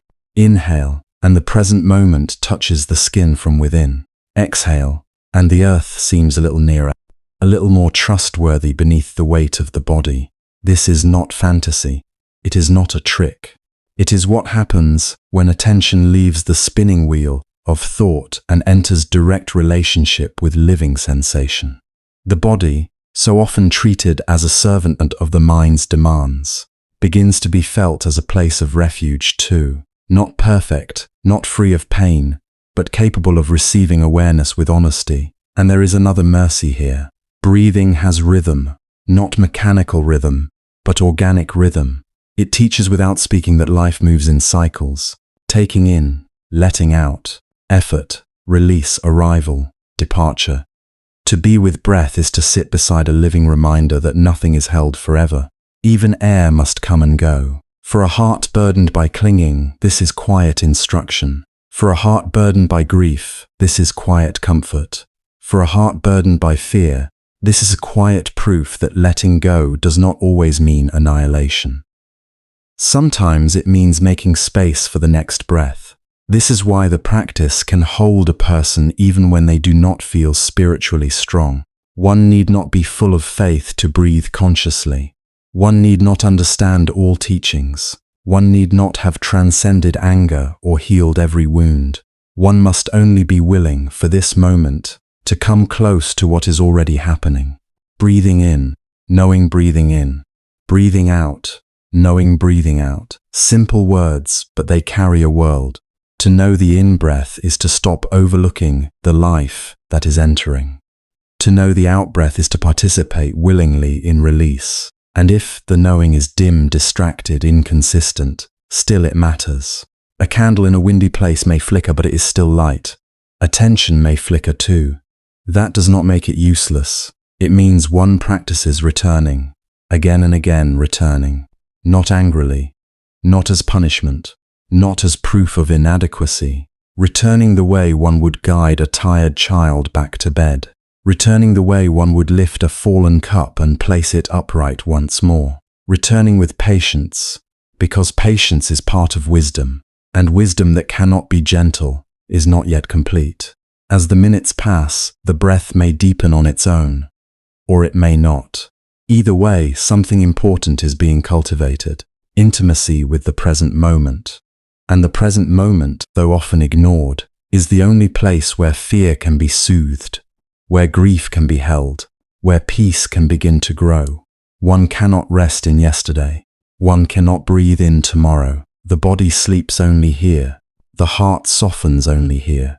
Liberation itself is approached only here. So the Buddha keeps leading them back, not with severity, but with trust. Here is the breath. Here is the body. Here is the night around you. Here is the mind wandering and returning. Here is the sorrow that has not fully left. Here is the peace that has not fully arrived. Let them both be here, and keep breathing. There is profound compassion in this, because it allows human beings to be unfinished. It does not require instant transformation. It does not demand a pure mind before rest is permitted. It says, in effect, begin where you are inhabited by life, and let that be enough for now. For someone listening in the dark, weary from carrying unseen burdens, this may be the first truly merciful instruction they have heard in a long while. Not fix yourself, not become worthy, not conquer your mind before dawn. Just breathe with awareness. Let the breath sit beside you. Let it remind you that this moment, however imperfect, can still be met. And perhaps in that meeting, the edges of distress begin to blur. The thought stream slows by 1 degree. The pulse no longer insists on danger with quite the same urgency. The body remembers an older intelligence than worry. The earth beneath the body feels less like emptiness and more like support. The night no longer seems like something to survive alone. The breath has become a bridge. On one side is agitation, the crowded house of fear, memory, anticipation, self-judgment. On the other side is not some distant enlightenment, but something nearer and kinder. Enough steadiness to remain present, enough softness to stop fighting every feeling, enough trust to rest a little deeper inside one's own life. And this bridge does not require perfection to cross it. It is made of moments, one breath, then one more, 1,000 returns if necessary. The Buddha offers no harsh deadline, no final exam of serenity. He offers a practice humble enough to meet the ordinary suffering of ordinary people, and sacred enough to carry them through the deepest night. So the room grows quieter, not because every mind is empty, but because some inner chasing has slowed. Breath after breath, the listeners are being gathered back from distances they did not know they had traveled. Back from fear of what may come, back from pain over what has gone, back from the exhausting attempt to think their way into safety, back to the living rhythm already within them. And as breathing steadies the room, a subtler wound becomes visible, the pain of resisting oneself.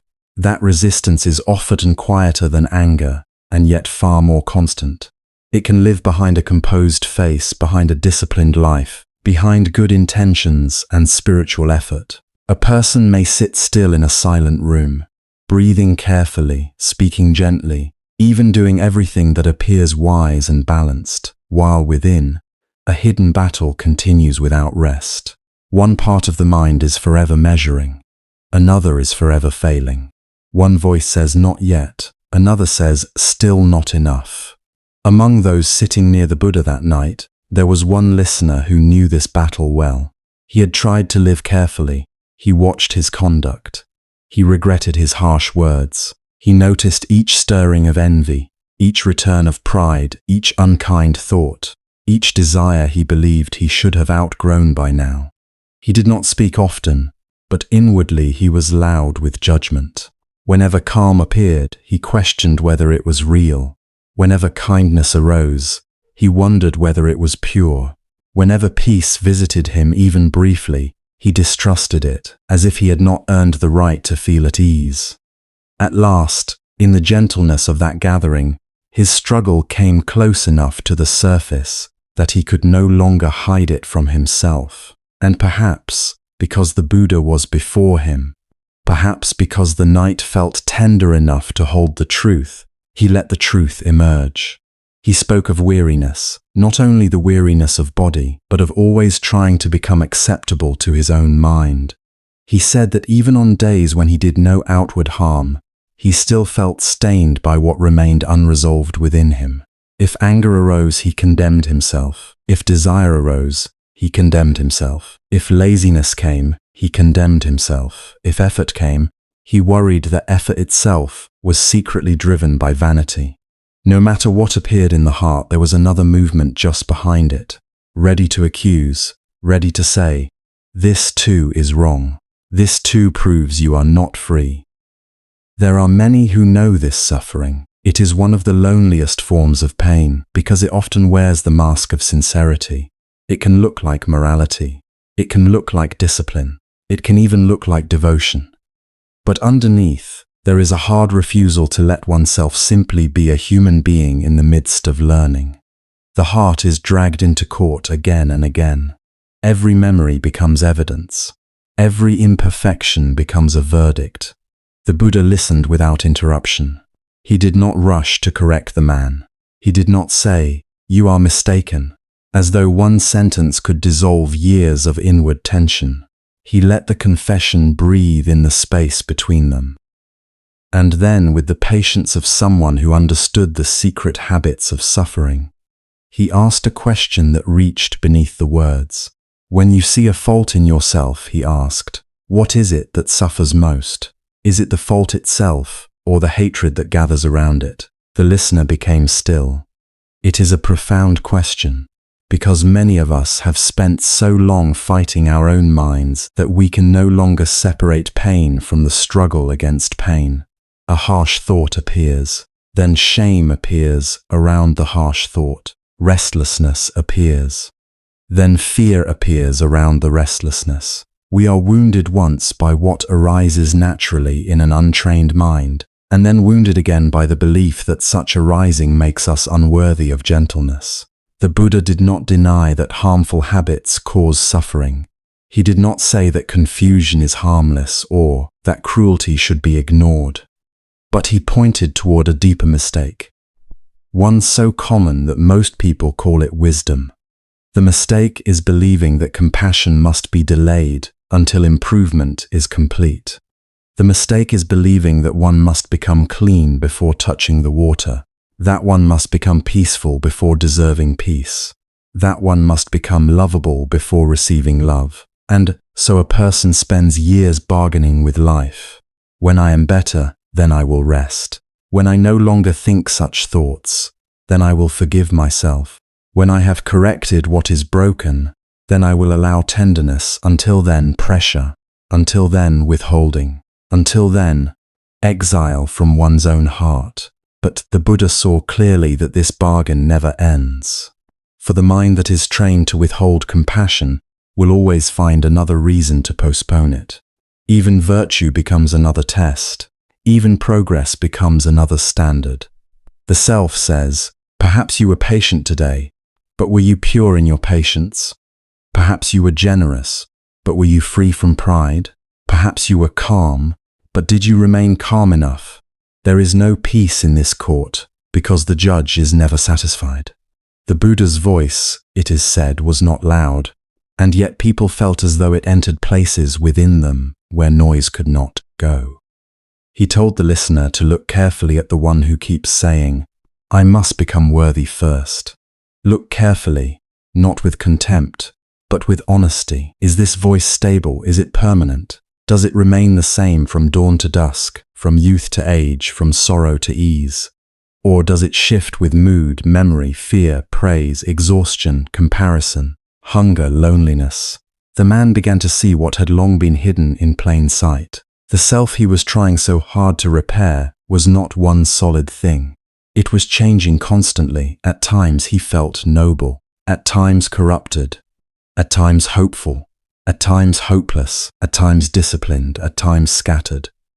Which of these was the real self he had been attacking all this time? The question itself started to loosen the knot.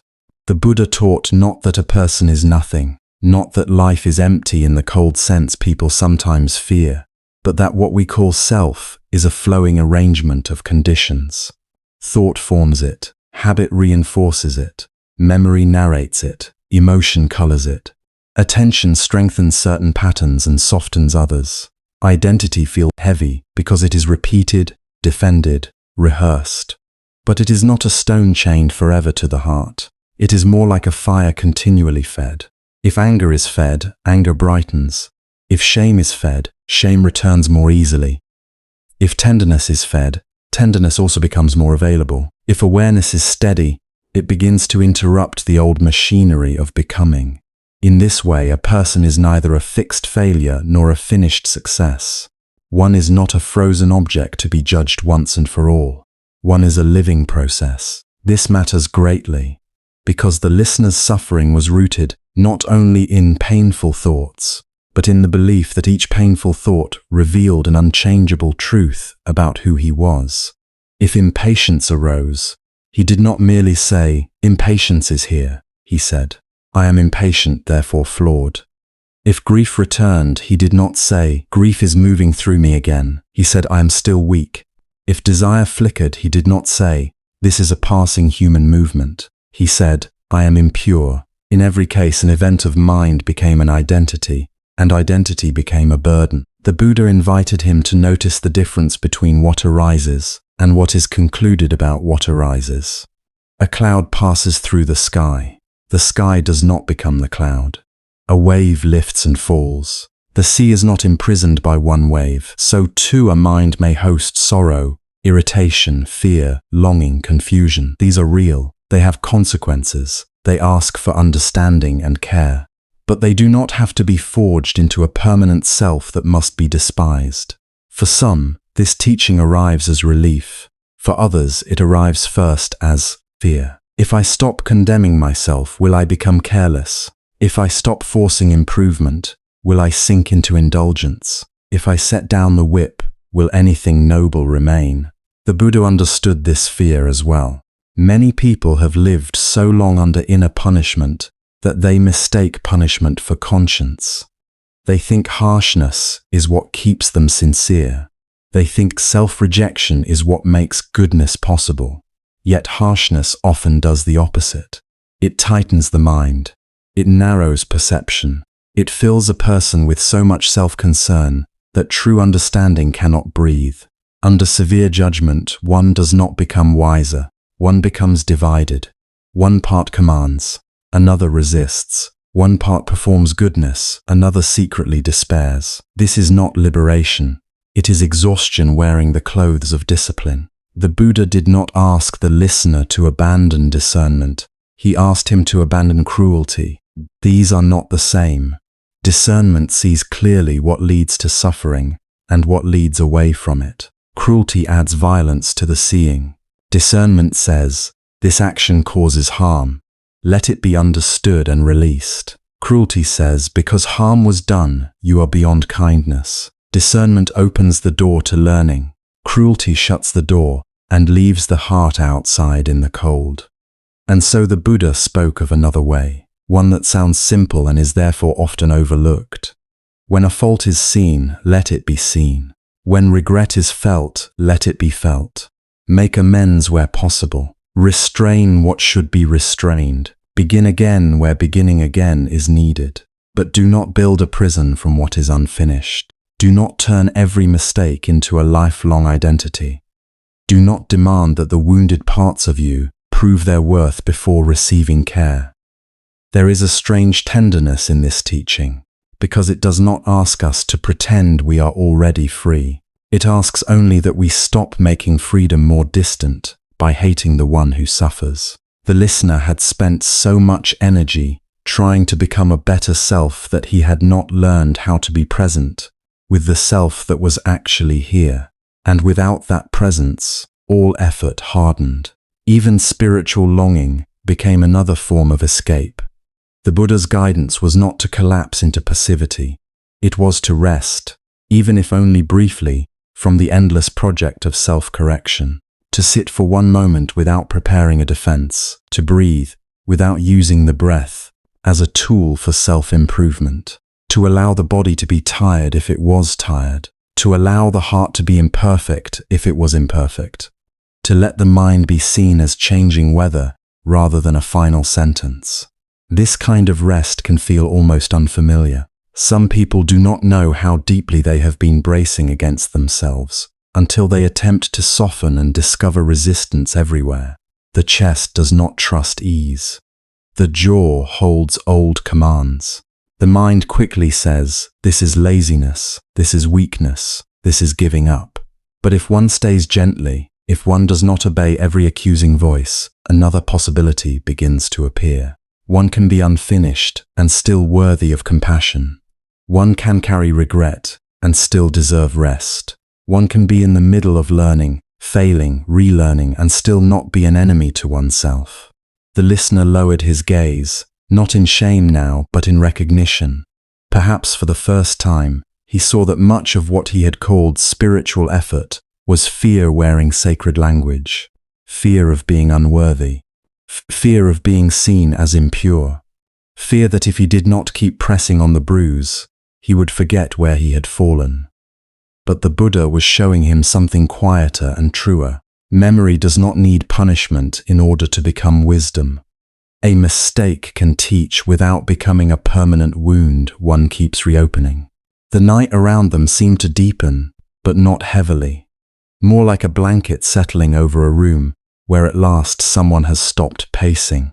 The listener was not transformed in an instant into perfect peace. That is not how these things usually happen. But something rigid had eased. The war had not fully ended, yet a weapon had been set down. And in that small laying down there was space. Space to breathe without accusation. Space to exist without immediate repair. Space to feel the life of this moment before measuring it. This is often how the path changes us, not by dramatic declarations, but by the loosening of what has been clenched for too long. A person who has fought the self for years may not know at first how to love the self. But perhaps one can begin even more simply than love. Perhaps one can begin by no longer attacking. Perhaps one can sit beside one's own humanity the way one might sit beside a tired friend in the dark, saying nothing grand, only remaining there. And when that begins, even faintly, the heart no longer spends all its strength defending against itself. Something warmer becomes possible, something more spacious than judgment, more healing than control. When the fight with the self begins to loosen, the heart becomes ready for compassion. And compassion, perhaps, is what appears in that newly opened space, not as an idea to admire from a distance, not as a noble word that sounds beautiful in teachings and disappears when real pain arrives, but as something warm, almost bodily, a way the heart learns to soften around what aches, a way the mind stops turning every wound into an argument. Compassion is not perfection. It is not the demand to become endlessly patient, endlessly giving, endlessly serene. It is the quiet willingness to stay present with suffering without adding more violence to it.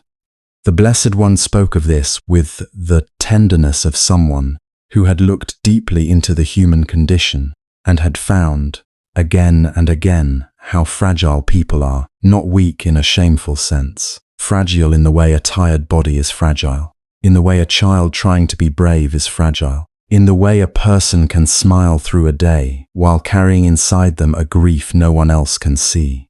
He did not speak as if human beings were problems to be solved. He spoke as if they were beings who had suffered much, often silently, and who needed a kinder place to rest. To hear compassion in this way changes it. It is no longer a decoration for spiritual life. It becomes medicine, and like medicine, it matters most where the pain actually is. Many people can offer understanding to others more easily than to themselves. They can forgive a friend for being tired, forgive a parent for being overwhelmed, forgive a stranger for being distracted or sharp-tongued or afraid. Yet when their own sorrow rises, or their own fear, or their own old shame, they become hard. They speak inwardly in a voice they would never use on anyone they loved.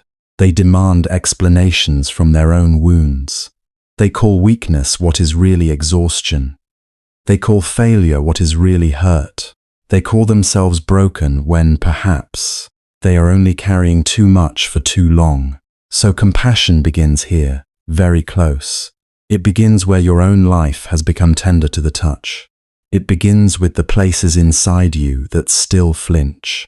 Perhaps there is a memory you do not like to revisit, because every time it returns, it brings with it the same old heaviness. Perhaps there is a regret that has not fully loosened its grip. Perhaps there is a loneliness you have learned to hide so well that even you rarely name it. Perhaps there is anger that beneath its heat is simply grief that never found a safe place to land.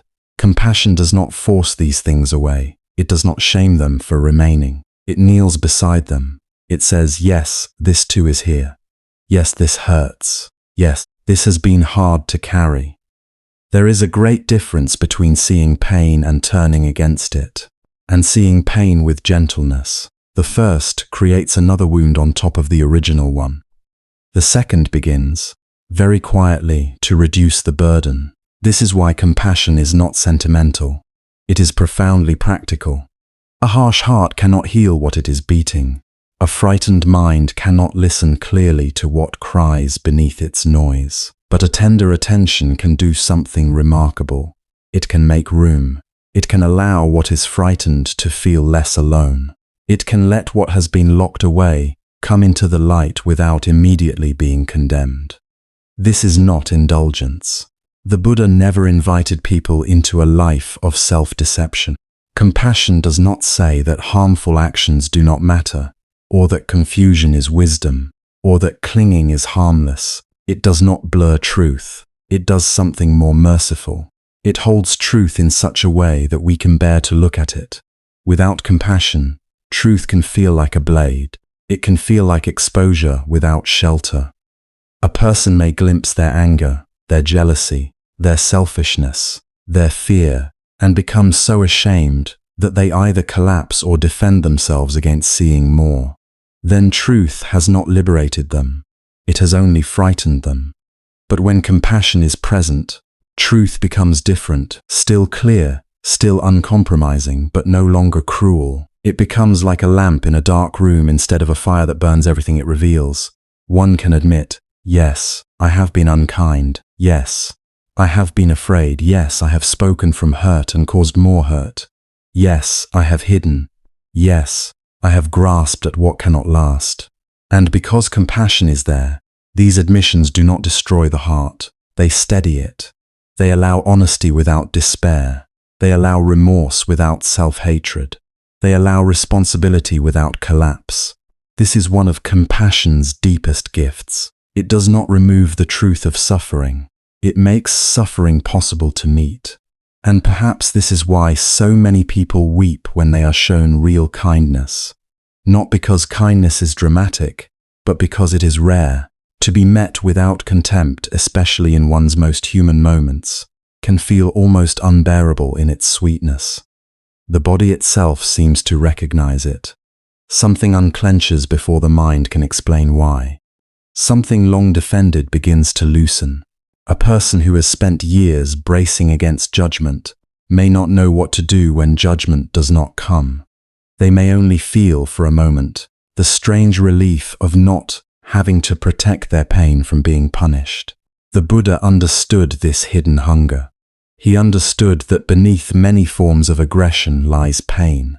Beneath much restlessness lies fear.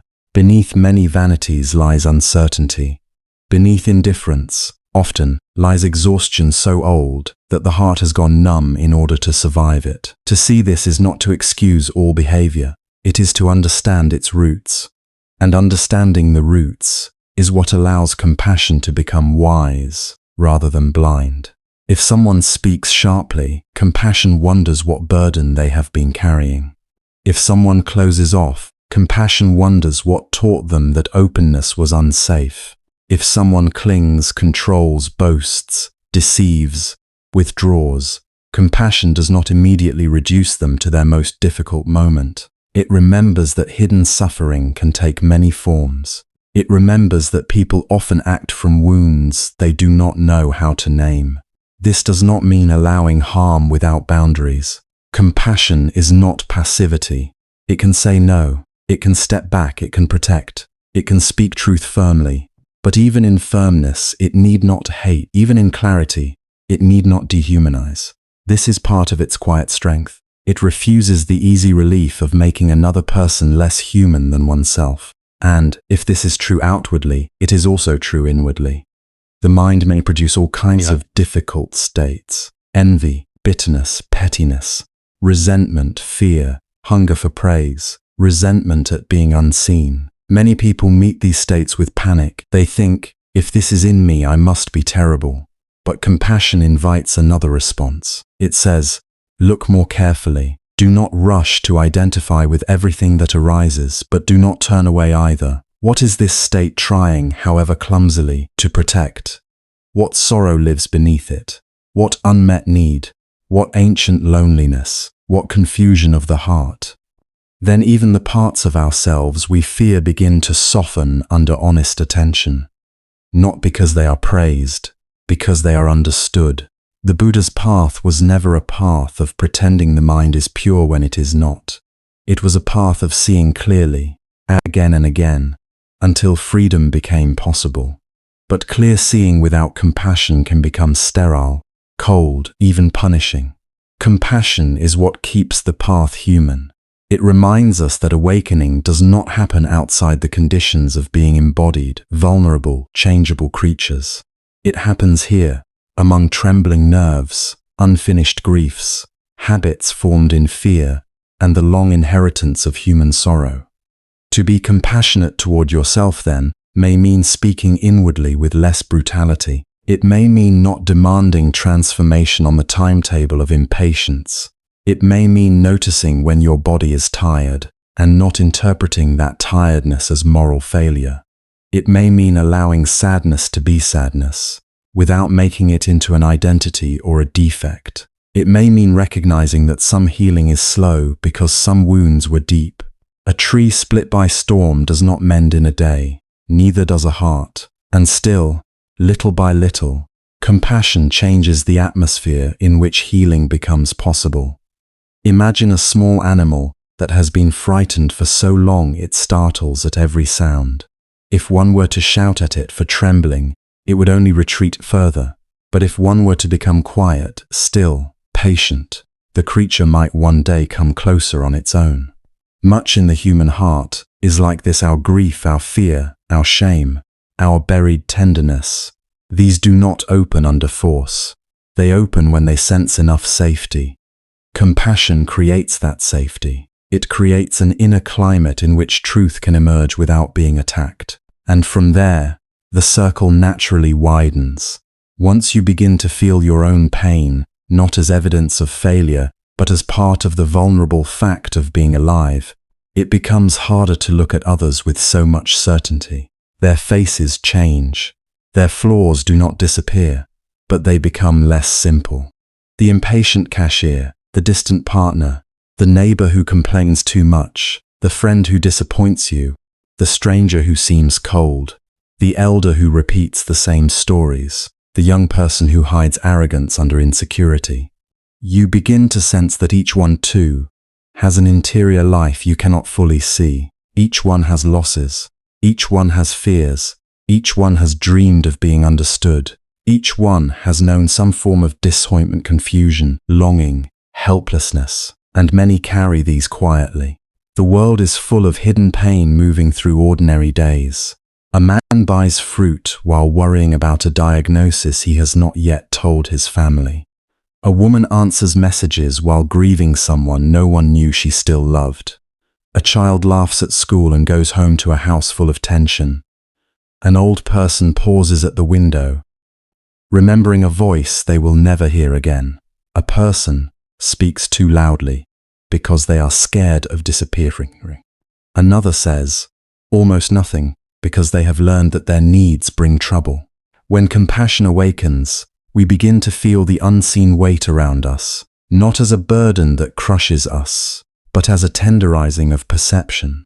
Suddenly people are no longer obstacles in the scenery of our own life. They are lives. This is why compassion can feel like a place to rest. It softens the exhausting habit of constant judgment. It eases the mind's compulsion to sort everyone into worthy and unworthy, pleasant and unpleasant, ally and enemy, success and failure. For a little while, one can put down the measuring. One can simply recognize, here is a being who suffers, as I suffer. Here is a heart that wants peace, as I want peace.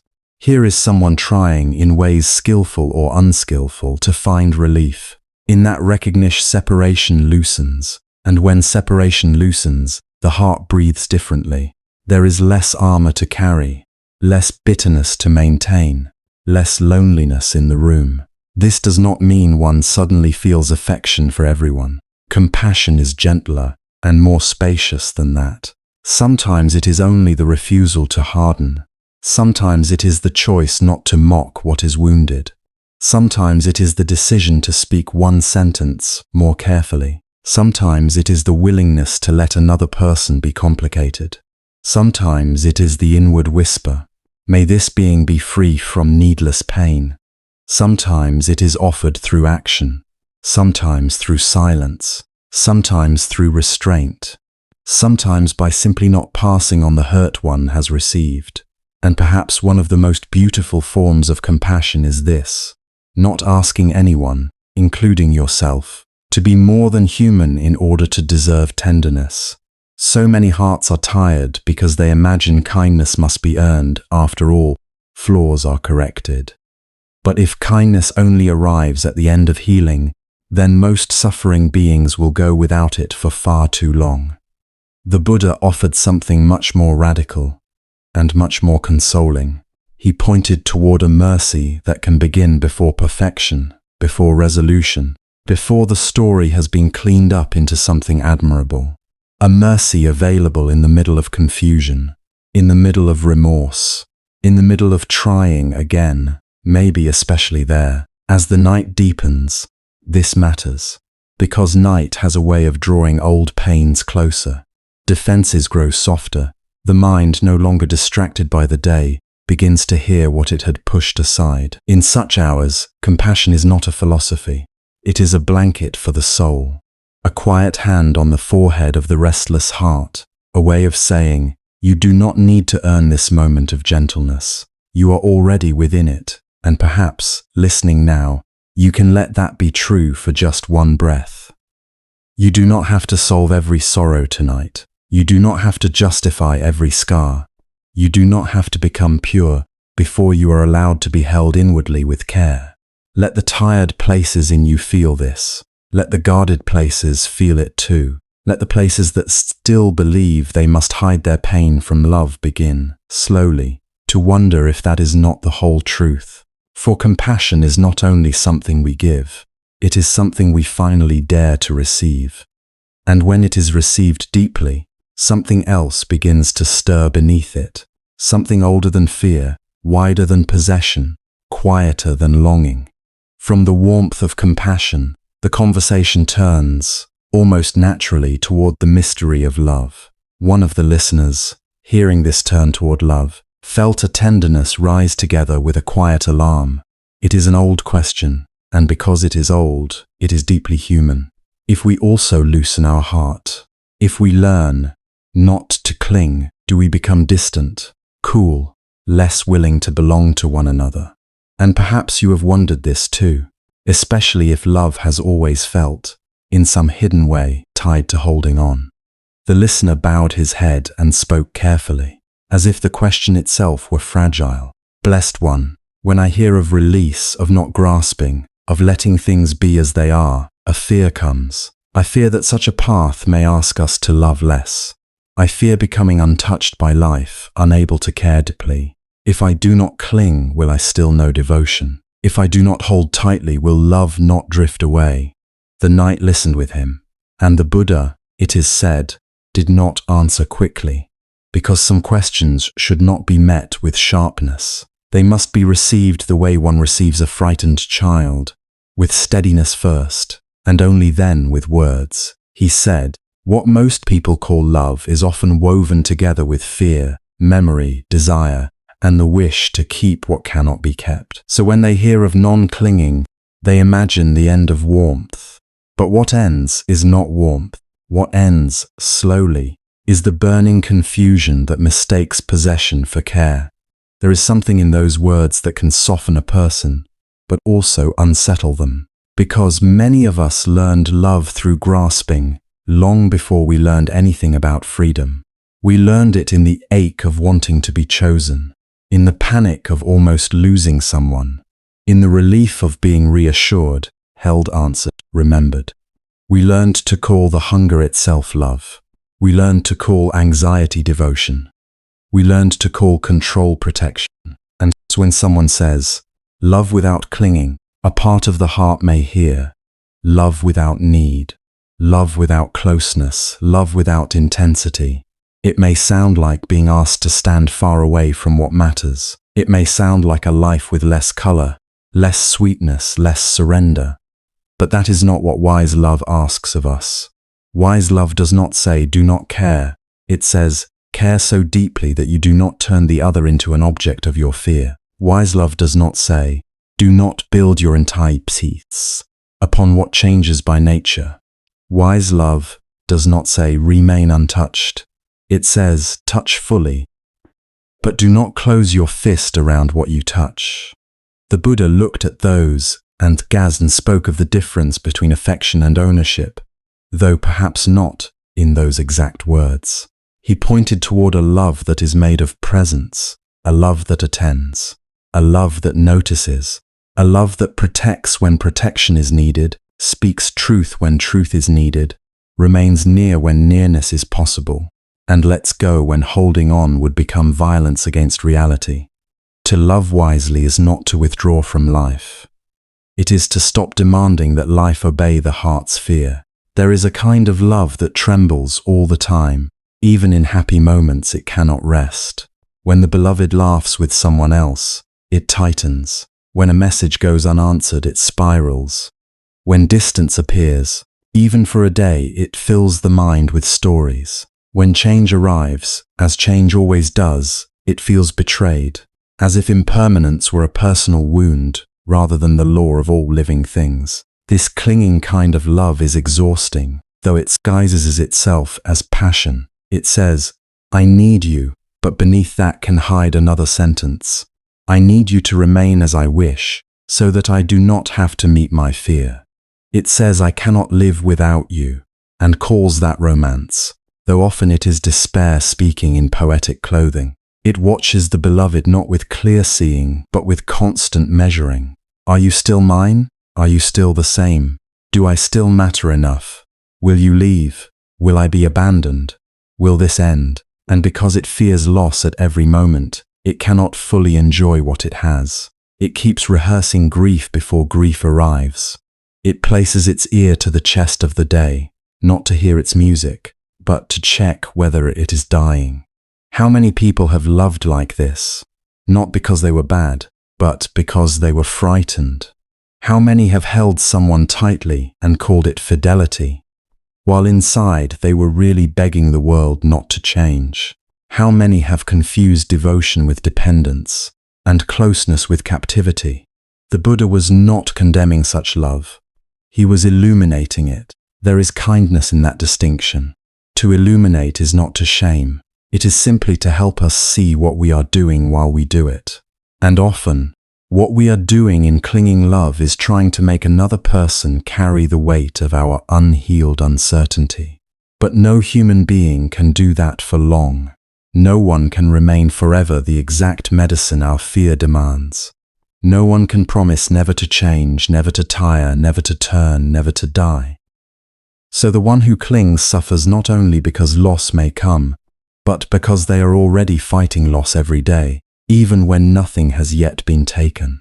Against this, the Buddha offered another way. Imagine loving someone as you might hold a small bird that has landed willingly in your hands. If you squeeze from fear that it may fly away, you injure the very thing you cherish. If you neglect it entirely, that too is not love.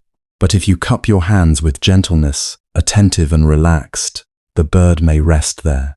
You feel its warmth, you marvel at its delicate life, and you know even while it remains, that it is not yours in the deepest sense. It is itself. Its life moves according to causes beyond your command. This is spacious love, not cold love, not indifferent love. Spacious love. A love with room in it. Room for breath. Room for change. Room for the beloved to be a living being rather than a private possession. Room for uncertainty without constant collapse. Room even for sorrow when sorrow must come. Such love says, I am grateful you are here. It does not secretly add, therefore you must stay exactly as I need. It says, may you be well. It does not quietly mean, so long as your well-being keeps me comfortable. It says, I cherish you. It does not insist, therefore you belong to me. This kind of love may seem less dramatic to the wounded mind, because the wounded mind often equates turmoil with depth. If there is not enough ache, enough urgency, enough obsession, it wonders whether the feeling is real. But real love is not proved by how much panic it can contain. It is proved perhaps by how much truth it can bear.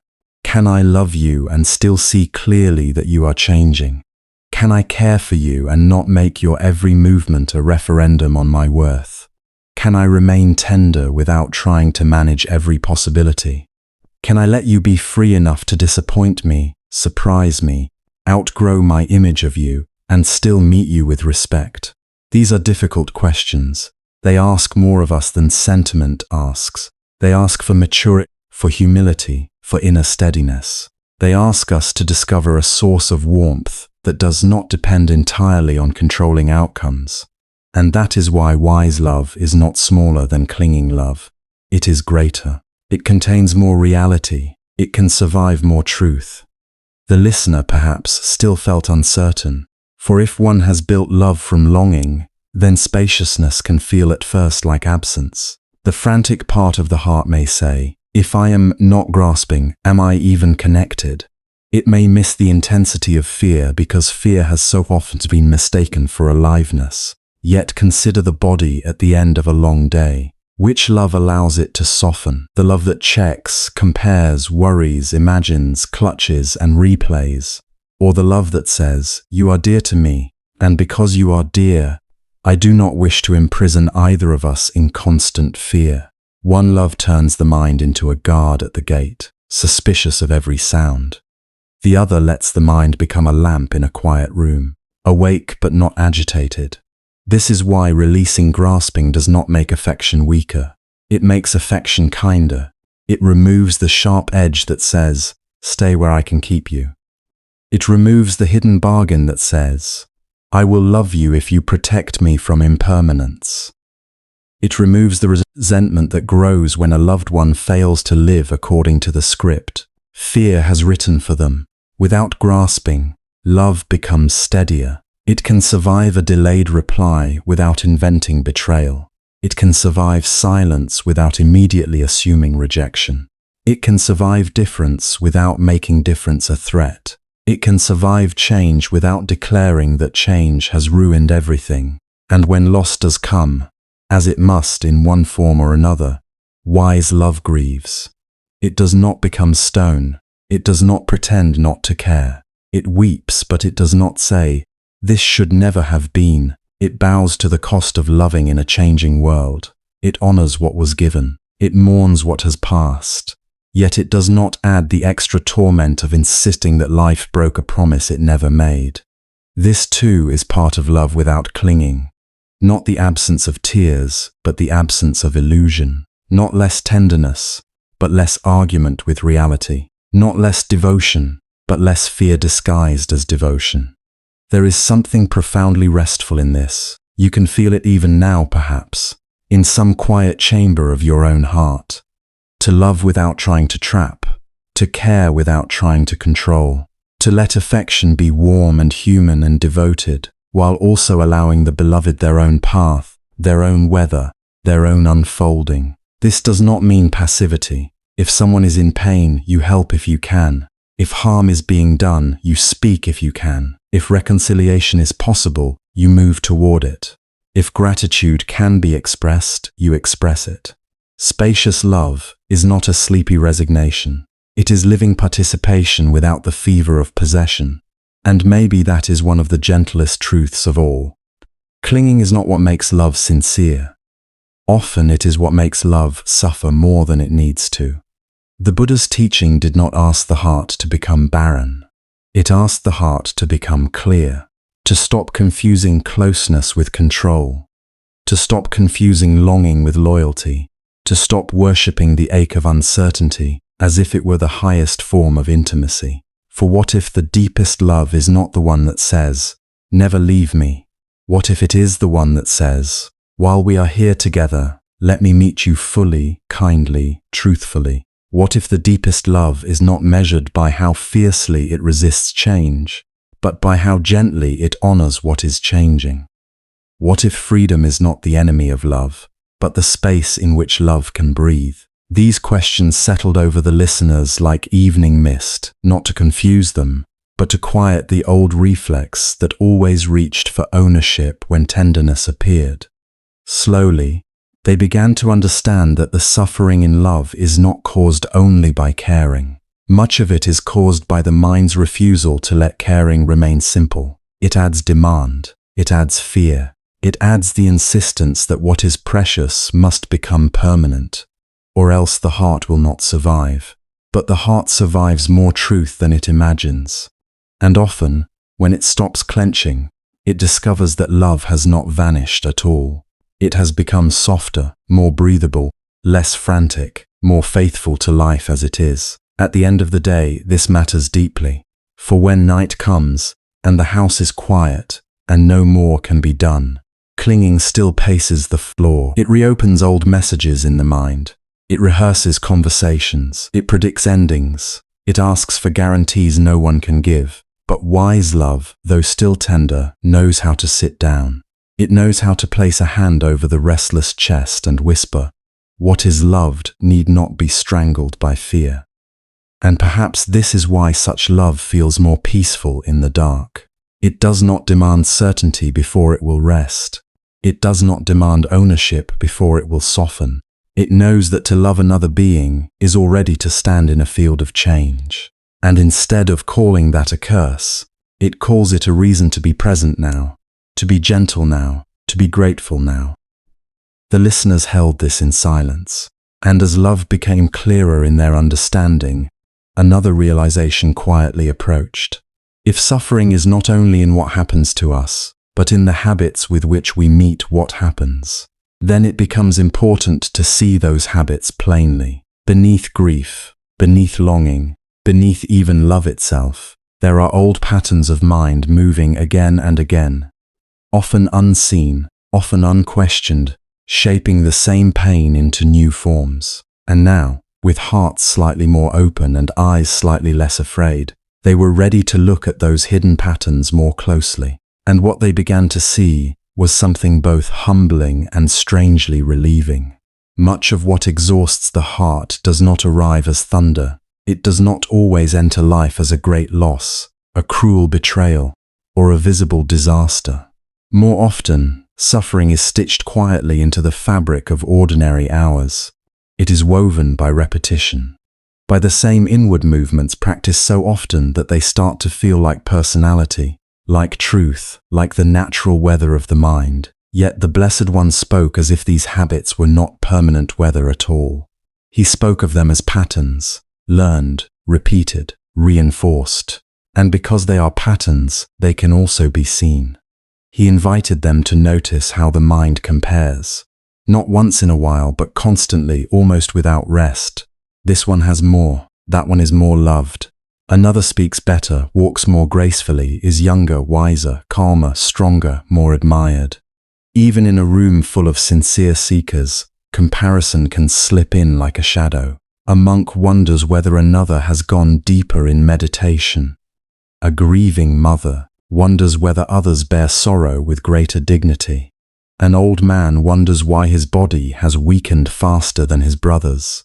A young woman wonders why her heart remains restless, while someone else seems at peace. Comparison is painful because it takes the simple fact of difference and turns it into a measure of worth. The mind looks at one life through the narrow opening of envy or insecurity. and decides that what is seen there must say something final about what is missing here. In this way, one person's beauty becomes another person's wound. One person's ease becomes another person's failure. But the Buddha, with great tenderness, showed how unfair this habit is. The comparing mind never sees the whole of any life. It sees surfaces, fragments, moments selected by longing. It compares another's visible bloom with one's own hidden ache. It compares one's inner confusion with another's outward composure. No peace can grow from such distorted arithmetic, and still the mind returns to it, again and again, because comparison offers a strange illusion of control. If I can rank myself, perhaps I can protect myself. If I know where I stand, perhaps I can secure my place. But peace does not come from measuring. It comes from meeting this one life as it is, this breath, this body, this grief, this capacity for kindness. Freedom begins not when a person becomes superior to others, but when the need to turn life into a contest starts to loosen. Then he spoke of craving, that old fire which promises satisfaction and so often leaves ash behind. He did not speak only of craving for wealth or pleasure, though those are easy to recognize. He also spoke of the quieter cravings that move through decent and ordinary people. The craving to be reassured again and again. The craving for another person to never change. The craving for a past moment to return. The craving for an outcome to unfold exactly as imagined. The craving to feel only comfort and never uncertainty. The craving to be seen a certain way, remembered a certain way, loved without interruption, obeyed without resistance, praised without end. Craving does not always feel aggressive. Sometimes it feels soft, almost innocent. It says, I only want things to stay a little longer. I only want this person to understand me fully. I only want tomorrow to be easier than today. Yet when the mind clings tightly to what cannot be guaranteed, unease is already present. Even before loss arrives, fear has entered. Even before change happens, resistance has begun. The hand that grasps cannot rest. The Buddha did not shame desire itself. He understood that the human heart reaches, hopes, prefers, dreams. He was pointing to something subtler, the suffering born when desire hardens into demand, when wanting becomes insisting, when preference becomes bondage. A person may enjoy sweetness, but if sweetness becomes necessary for peace, then peace has become fragile. A person may love companionship, but if being alone becomes intolerable, then fear has quietly taken the place of love.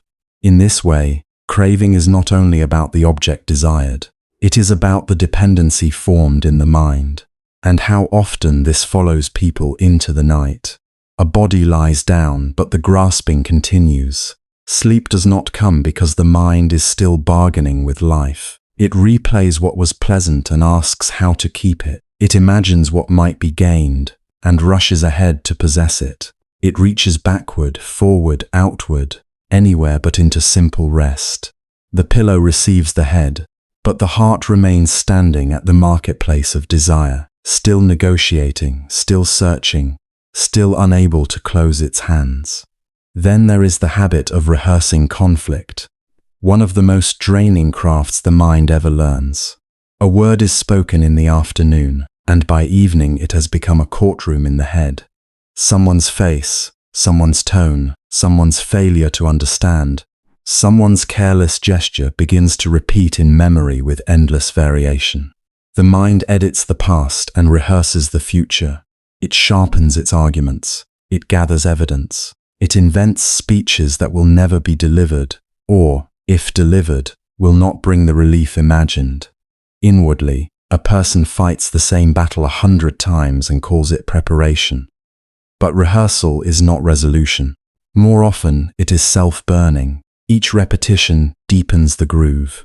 Each imagined confrontation teaches the body to remain on alert. The jaw tightens, the breath shortens, the chest hardens. Even when the room is quiet, the nervous system receives the message that danger is still present.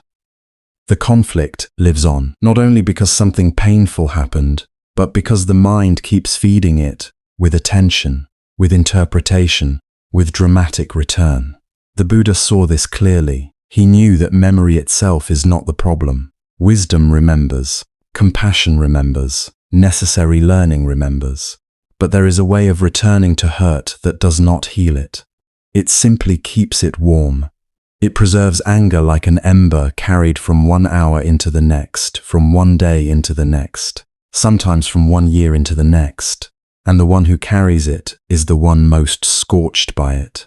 Still, even here, his teaching was gentle. He did not ask people to force forgiveness before they were ready, or to pretend they were not hurt. He asked for honesty, to see when the mind was revisiting pain in order to understand, and when it was revisiting pain in order to remain identified with it, to notice when thought had shifted from clear reflection into repetitive suffering. This noticing, small though it seems, is already a form of freedom. The moment you know, this is the mind rehearsing again, a little space appears, and in that space another choice becomes possible.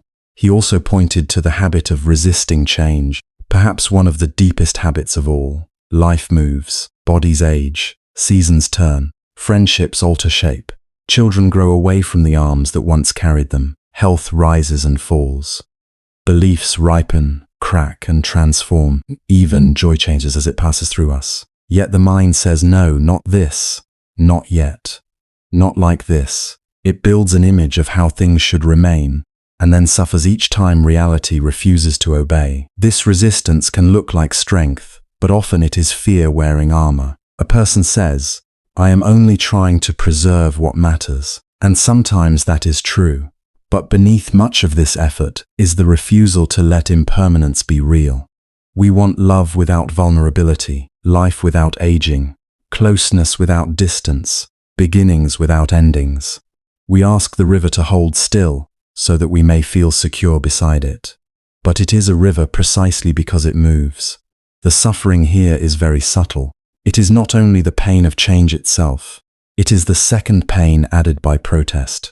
The body is tired, and the mind says it must not be tired. A relationship has shifted, and the mind says it must return to what it was. A chapter has ended, and the mind keeps standing at its closed door. In this way, sorrow becomes heavier, because it is tied to refusal. Yet when change is met with a little less argument, grief can move in a cleaner way. Sadness may still come, but it need not become bitterness. Farewell may still ache, but it need not become war with reality. And then he spoke of perhaps the most intimate habit of all, believing every thought, not hearing thoughts, not having thoughts, believing them, treating each mental sentence as a witness, each fear as a prophecy, each judgment as a fact, each passing mood as a revelation about the whole of life. The mind says, "I will never be at peace." The mind says, "No one truly understands me." The mind says, "This pain will last forever." The mind says, "I am failing." The mind says, "Something is wrong." And because these thoughts arise in the private chamber of one's own awareness, they are often welcomed without question. But the Buddha invited a different relationship. He did not say the mind must be silenced by force. He taught that thoughts can be known as thoughts, events in the mind, movements, formations, arising and passing conditions, not commandments carved in stone. A thought can be loud and still be untrue. It can be familiar and still be misleading. It can feel urgent and still not deserve obedience.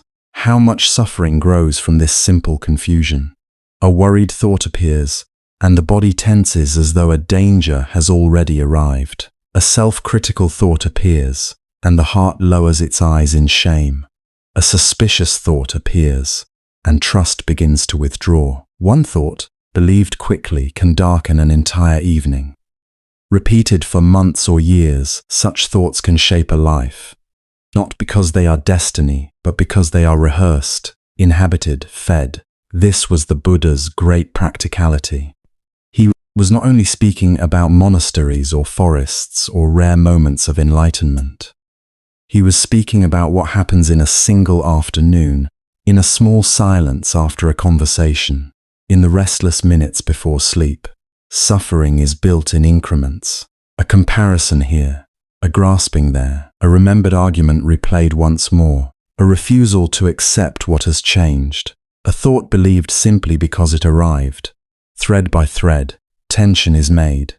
Thread by thread, identity gathers around discomfort. Thread by thread, the mind teaches itself how to suffer, and because it is built gradually, it can also be unbuilt gradually.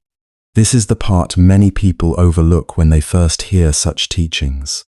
They imagine freedom must be dramatic if suffering feels deep. They imagine there must be one final insight, one perfect meditation, one complete victory over the mind, but often liberation begins in smaller places. In noticing comparison before it becomes self-hatred, in feeling craving before it becomes panic, in catching the first spark of mental argument before it turns into an inner fire, in whispering yes to the fact of change, even while tears are still present, in hearing a thought and not kneeling before it. These moments may seem modest, but they are not small in consequence. A life is shaped by what it practices. If a person practices resentment, resentment becomes easier. If a person practices grasping, grasping becomes familiar. If a person practices believing every fearful story, fear becomes persuasive. But if a person practices returning, returning becomes natural. If a person practices releasing, releasing grows less frightening. If a person practices patient awareness, even for a few breaths at a time, then a different path is being worn into the heart.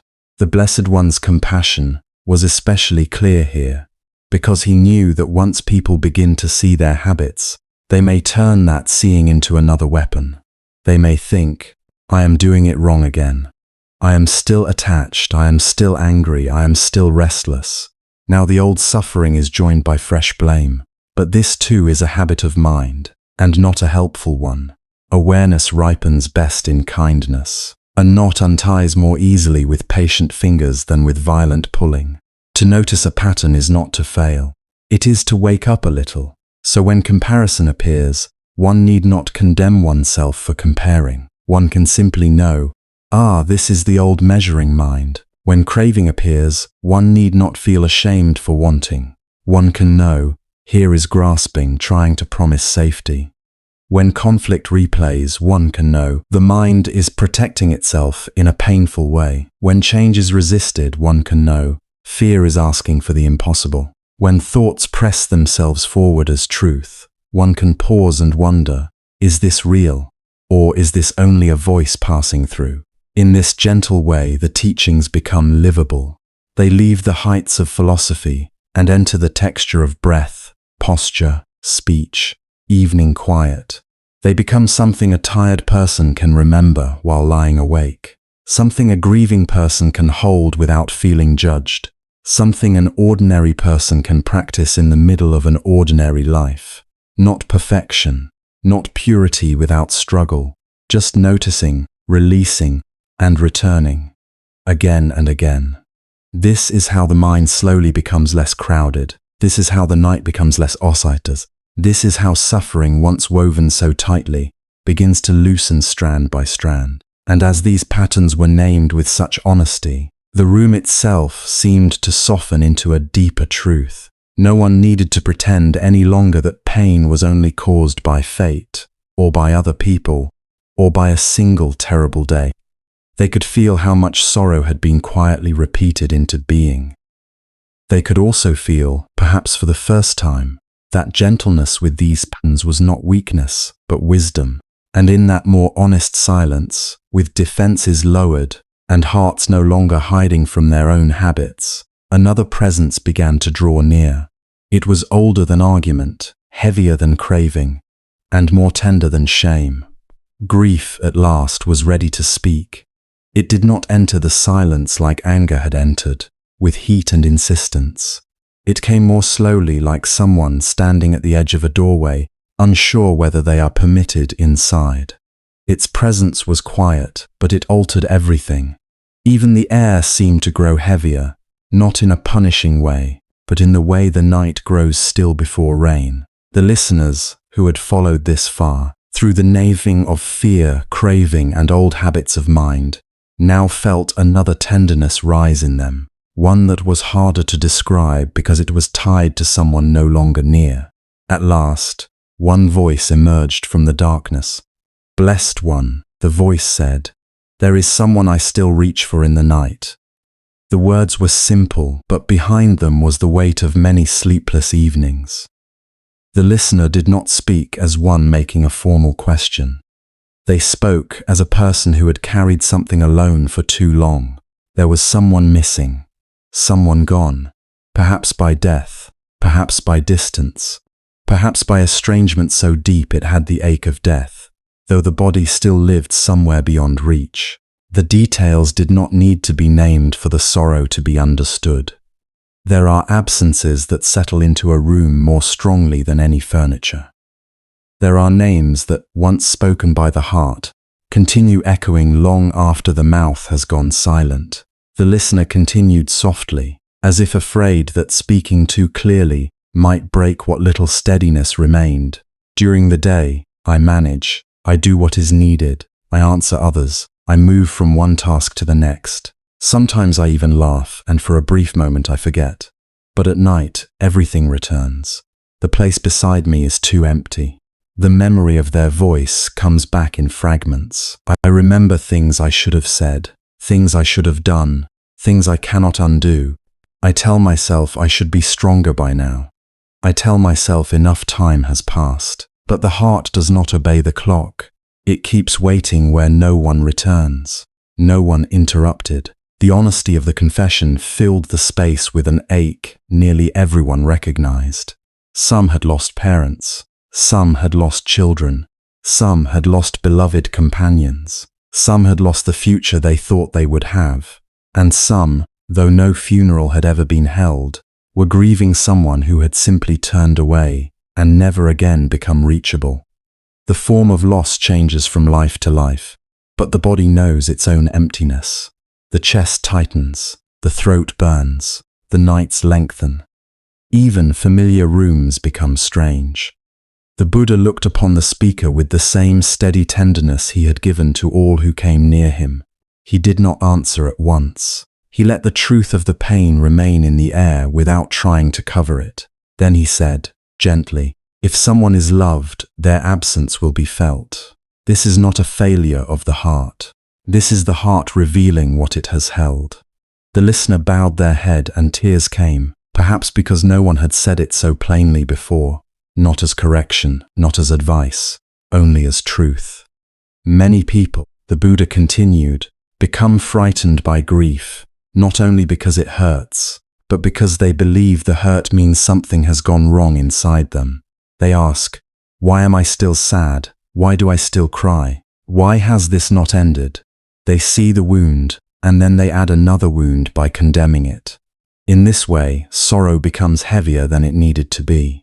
Not because love itself is wrong, but because the grieving mind begins to fight its own tenderness. He paused, and the stillness around him was kind. "When someone has gone beyond your reach," he said, "love does not disappear at the same moment. It remains, but it no longer has its ordinary place to rest. It cannot easily become a conversation, a touch, a shared meal, or the simple comfort of seeing a familiar face. So it circles inside the body. It rises suddenly in memory. It pours itself into longing. This is love with nowhere obvious to go." The words settled deeply. They did not erase pain, yet they gave it shape. For many who listened, grief had felt like madness, like a private weakness, like some proof that they had not accepted reality correctly. But now another understanding became possible.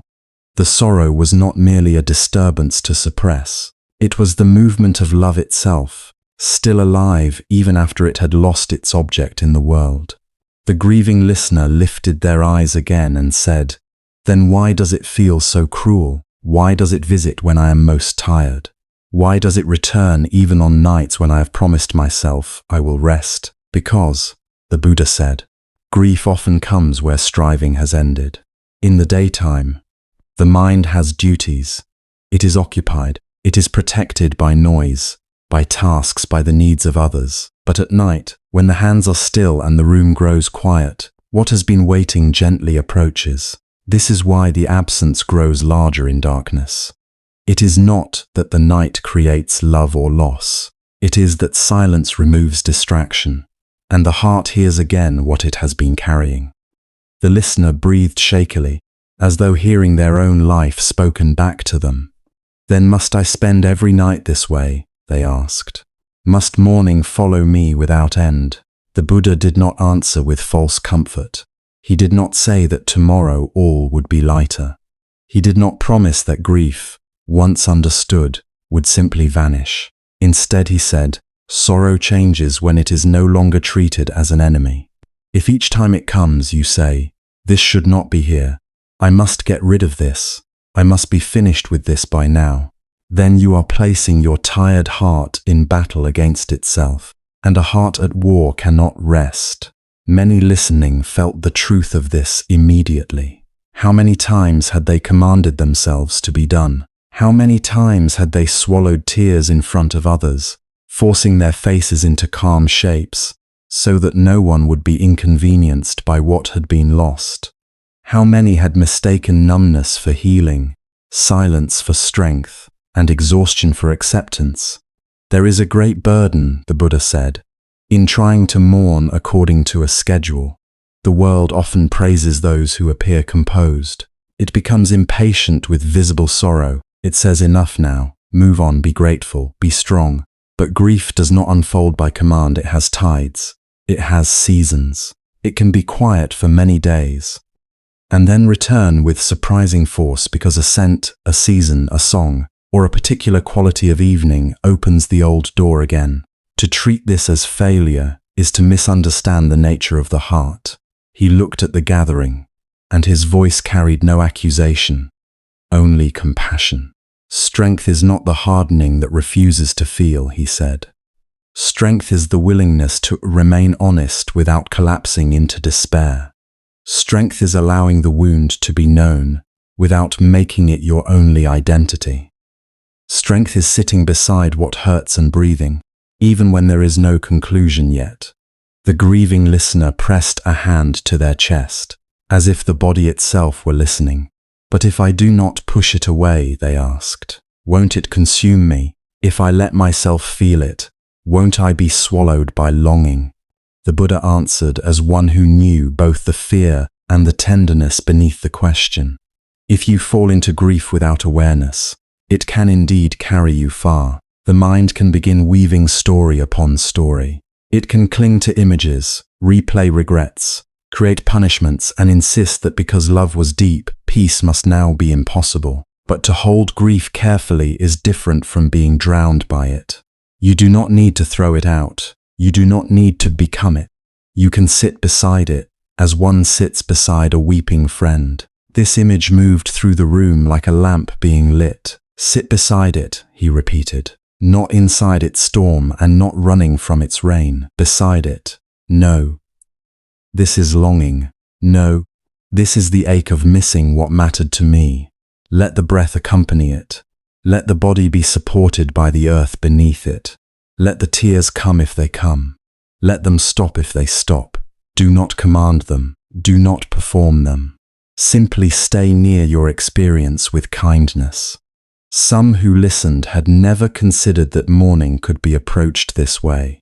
They knew either suppression or overwhelm. Either they clenched against the pain until their bodies grew rigid, or they were taken by it so fully that they feared the next wave before it had even arrived. But this middle way, so often the Buddha's gift, offered another path, not denial, not drowning, presence. When regret arises, he continued, notice it too with care. The grieving mind often returns to unfinished things. I should have stayed longer. I should have spoken more gently. I should have understood sooner. I should have prevented what could not be prevented. Sometimes there is truth mixed into such thoughts, and where there is truth, humility can be wise. But often regret becomes a way the mind keeps holding the lost one tightly, as though endless self-punishment were another form of devotion. This does not honor love. It only adds pain to pain. The listener's face tightened, for this touched something close. If there is forgiveness needed, offer it where you can, the Buddha said softly. Offer it to the other if your heart is able. Offer it to your own bewildered humanity as well. You are never going to live a life without limits, without confusion, without things left undone. To grieve and to be imperfect are both part of being human. Do not turn one into a weapon against the other. The room remained very quiet, yet it was no longer the silence of strain. It had become the silence that comes when something hidden has finally been spoken in a way gentle enough to bear. Then the Buddha said, "There is a manner of holding loss that does not destroy love. Imagine carrying a small bowl filled to the edge. If you grip it violently, your hand shakes and the contents spill. If you neglect it, it falls. But if you hold it steadily, with care and attention, you can carry it a long distance. So too with mourning. Hold it gently, not because it is small, but because it is precious. Love need not be erased for peace to return." This was perhaps the most healing thing of all. Many grievers fear that if they rest, they are betraying the one they lost. They fear that a quiet evening, an untroubled breath, a moment of laughter, or the first full night of sleep means that the bond has faded. So they remain inwardly tense, loyal to suffering because suffering seems like proof of remembrance. But the Buddha's voice was clear. You do not honor the departed by refusing all ease. You do not prove love by keeping the wound open with your own hands. What was true in your care remains true even when your breathing softens. What was beautiful in the bond is not preserved by exhaustion. Let love remain love. Do not force it to wear only the face of pain. A long breath moved through the assembly, almost like one body, remembering how to breathe together. In time, he said, grief may become less sharp, though it may also become in some ways more mysterious. It may stop arriving as a cry and begin arriving as a quiet ache at sunset, or as tenderness when seeing another face that resembles the one you miss, or as gratitude so sudden it also hurts. Let these forms come and go. The heart does not need to choose between remembering and living. It can do both.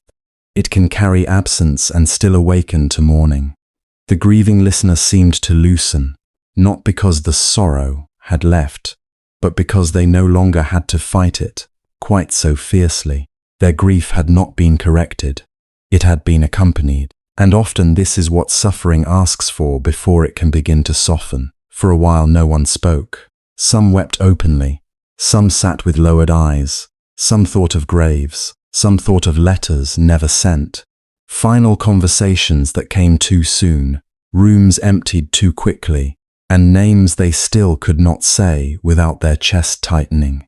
Yet beneath these private sorrows, another understanding was slowly unfolding. Loss was not a strange punishment given only to a few. It was woven into the fabric of every life that loves. To care deeply was to become vulnerable to parting. To be born among others was to one day know separation in one form or another. And as this truth began to widen beyond each single story, the night itself seemed to open. Grief was still there, but now it stood among countless human hearts, not as an isolated shame, but as part of the tender cost of being alive together. From this shared ground, the conversation was beginning to move beyond one person's sorrow toward something vast, ancient, and common to all. From this widening ground, the Blessed One let his gaze move slowly over those gathered near him. No one spoke. The night held them all in a quiet that was no longer empty. It was a quiet filled with listening, with memory, with the soft ache of being human. Then, in that stillness, he began to speak in a way that seemed to draw each person closer, not into themselves, but into one another. He told them not to be deceived by appearances.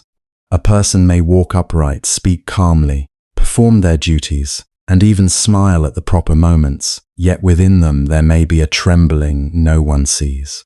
One may seem prosperous and still be haunted by dread.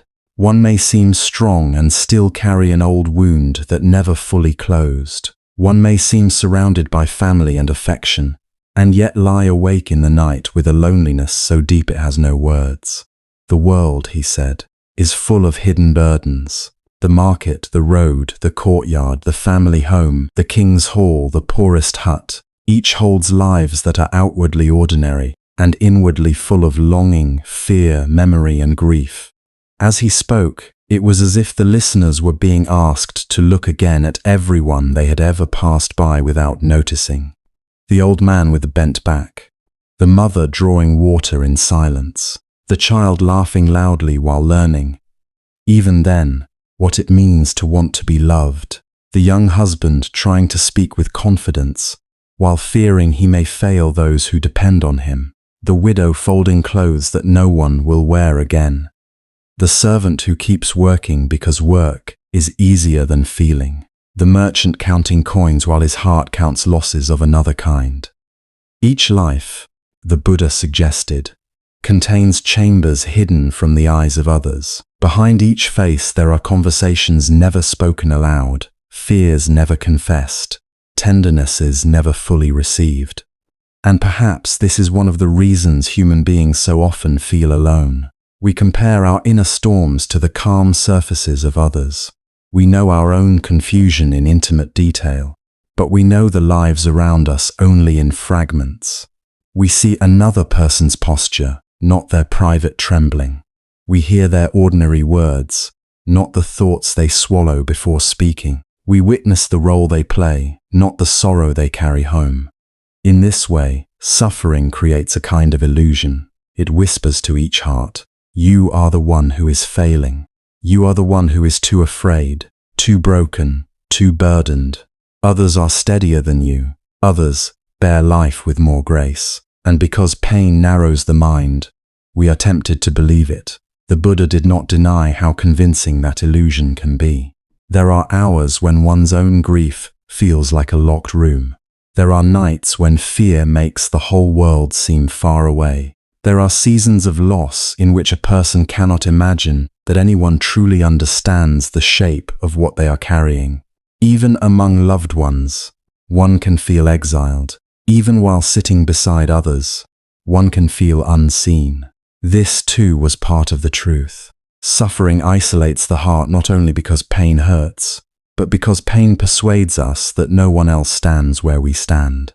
Yet he gently turned the listeners toward another seeing. What if the sense of being singled out by sorrow is itself incomplete? What if the very wound that makes you feel apart is, in another light, the place where you are most deeply joined to all beings? Fear of losing what we love, longing to be held in safety, regret over what cannot be undone, uncertainty before the future, shame over weakness, yearning for peace.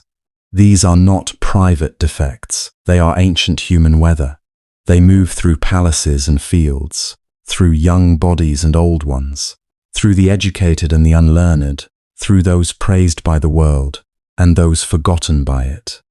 They visit all, though not in the same form and not at the same time. To realize this is not to make suffering smaller than it is. It is not to dismiss anyone's pain by saying, "Everyone suffers, so yours is nothing." The Buddha's voice would never have used truth that way. Instead, he showed that common suffering can become a bridge. The ache in your own chest is real, and because it is real, it can become a doorway through which compassion enters. When you know fear from within, you begin to understand why others grasp, hide, defend, or cling. When you know grief from within, you begin to recognize the softness concealed beneath another person's harshness. When you know loneliness from within, you become less quick to judge the awkward, the needy, the angry, the withdrawn. Your own wound, if held with wisdom, teaches you the secret language of countless hearts. Some among the listeners may have felt resistance rising.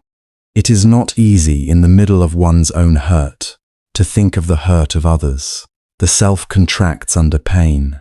It circles around its own suffering and repeats its own story. This is natural. A frightened heart wants shelter. A grieving heart wants relief. But the Buddha, with immense gentleness, was offering a larger shelter than the one built by self-concern. He was inviting them into the shelter of shared humanity. In that wider space, sorrow did not disappear, but it changed character. It no longer stood like an accusation directed at one single life. It became part of a common inheritance, painful and tender, carried in different ways by all who are born. Then the mind can soften. It softens not because life becomes easy, but because one stops imagining oneself as uniquely cursed. A person who sees only their own pain often becomes frightened by its size. But a person who begins to see pain as woven through all living experience may feel something else arise beside fear, humility. Not the humiliation that lowers and shames, but the quiet humility of realizing, I am not separate from the human condition. I am not outside this great stream. What I feel, others too have felt. What confuses me, others too have faced. What breaks my heart, countless hearts have known in their own hour. Such humility brings a strange relief. It relaxes the burden of having to be exceptional in our suffering, exceptional in our strength, exceptional in our recovery. We do not need to perform in vulnerability before one another. We do not need to pretend that our hearts are made of harder material than they are. We can admit that we fear, that we miss, that we do not understand, that we long for comfort. And when this admission is made inwardly, without drama and without self-contempt, a new patience begins to grow. Patience with oneself comes first. One stops demanding immediate perfection from a wounded mind. One stops treating sorrow as a moral failure. One stops asking, why am I not beyond this yet? And begins instead to sit beside one's own heart with the same tenderness one might offer a tired child. The Buddha's teaching often moved in this quiet way, not by flattery, not by sentimentality, but by clear seeing.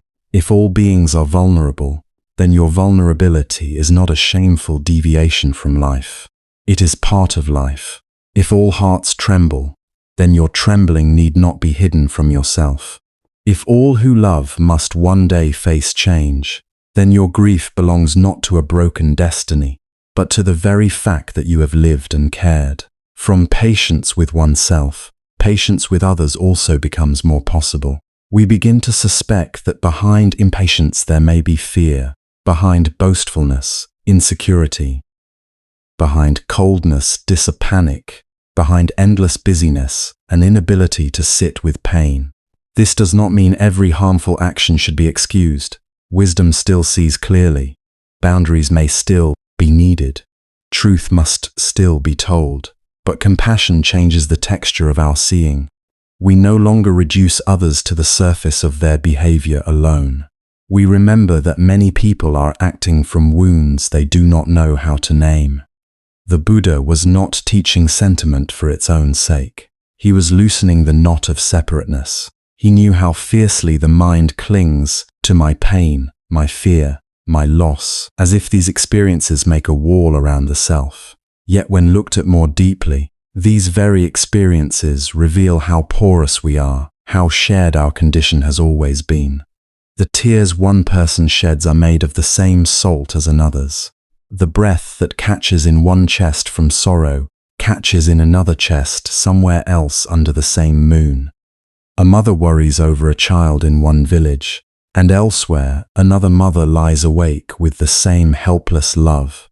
An old man wonders whether he has wasted his life, and somewhere beyond him, another old man asks the same silent question. A young woman hides her disappointment behind competence, and another, unknown to her, does the same.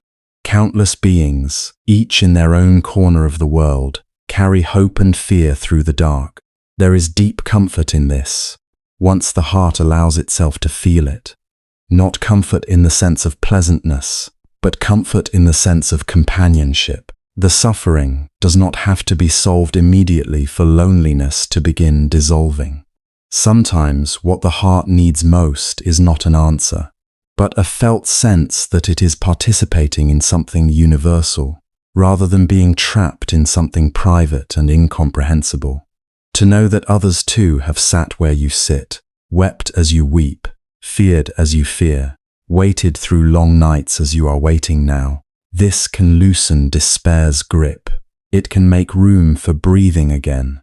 And perhaps, as the listeners sat there, some began to sense the whole human world differently. Not as a collection of strangers competing in brightness or success, but as a vast family of vulnerable beings, each trying in imperfect ways to find safety, love, rest, and meaning. Even those who had seemed difficult, proud, careless, or distant might now appear under a softer light. The Buddha was not asking them to approve of all conduct. He was asking them to see more deeply than conduct, to look long enough that hidden sorrow became imaginable, to understand that the same fragility one finds in oneself is moving, often in disguise, through everyone. This wider view does something subtle to fear. Fear says, protect yourself at all costs, withdraw, defend, harden. But when the heart remembers that others are just as breakable, hardening becomes less satisfying. One begins to feel the cost of living armored. One begins to prefer gentleness where gentleness is possible, silence where harshness would only multiply pain, and understanding where judgment once rushed in. The self is still there, of course, with its preferences and its needs, but it is no longer the only thing in view. Around it stands an immeasurable multitude of beings, each carrying invisible weather, each deserving in some measure the mercy they themselves may not know how to ask for.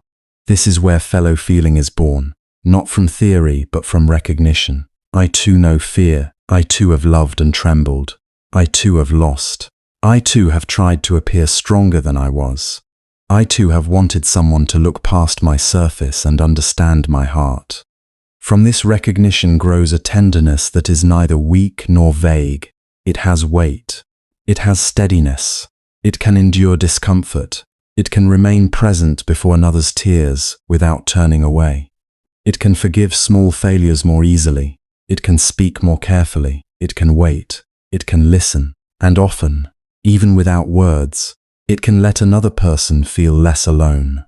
Under the night sky, this teaching would have felt almost physical, as if the distance between lives had become thinner. The darkness above them did not belong to one household only. The stars were not shining over one grief alone. The cool air touched each body without preference. Breath entered and left each chest in the same ancient rhythm.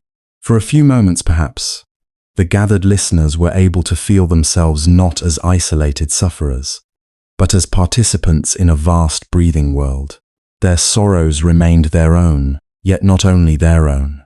Their fears remained intimate, yet not exclusive. The human family, in all its weariness and longing, seemed to draw close around them, and in that closeness there was relief. Not the relief of escape, but the relief of belonging. The relief of no longer needing to hide from the plain truth that to be alive is to be tender, uncertain, and touched by change. The relief of sensing that this tenderness is not a personal defect but a shared condition. The relief of knowing that somewhere, in ways seen and unseen, life understands life. Into this widened quiet comes a different kind of voice. It is thinner than the others, and it trembles not from cold but from effort, as though each word must be lifted with the whole body. An old woman, seated near the edge of the gathering, has been leaning against a folded cloak for support. Her hands rest on her knees, and now and then a small tremor passes through them that she does not try to hide. She has said nothing until now, content to listen, while others spoke of grief and fear and anger. But something in the talk of shared humanity has loosened a question she has carried quietly for a long time. Blessed one, she says, my body has become a stranger to me. It aches in places that never used to speak. It tires before the day has hardly begun. I feel it failing a little more with each season, and I know where this road leads.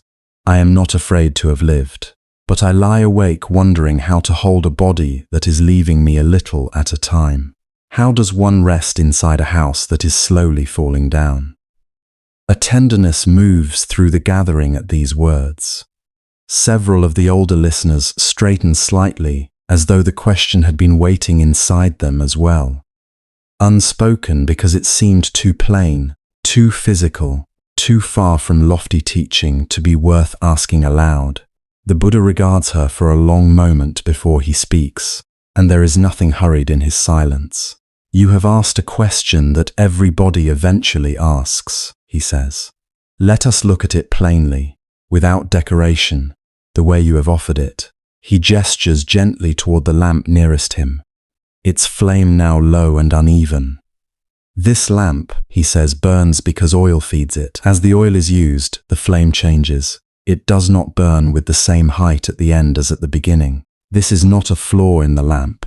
It is the nature of any flame that depends on fuel. The body is much the same.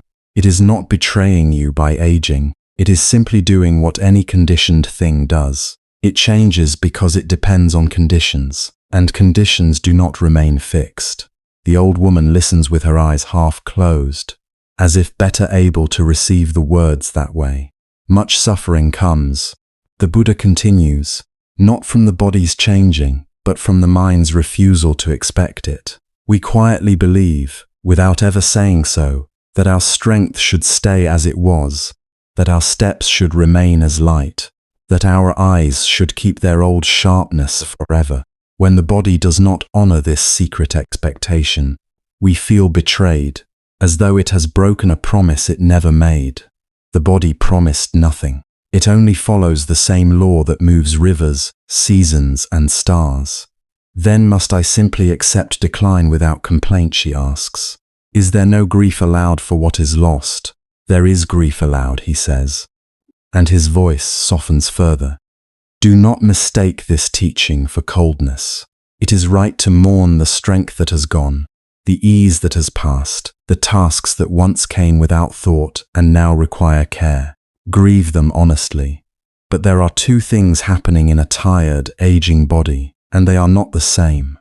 There is the body's pain, which is real and does not need permission to exist, and there is the mind's story about that pain, which multiplies suffering far beyond what the body alone requires. He lifts one hand slightly, as though weighing something invisible. When the knee aches, that is the body speaking its truth. When the mind adds, this proves I am becoming useless, this proves my life is ending badly, this proves I have been abandoned by my own flesh, that is a second weight laid upon the first. The knee did not ask for this story. It only asked to be tended, rested, and treated with care. Much of what we call suffering in illness and age is this second weight, self-made, self-repeated, heavier than the original ache by far.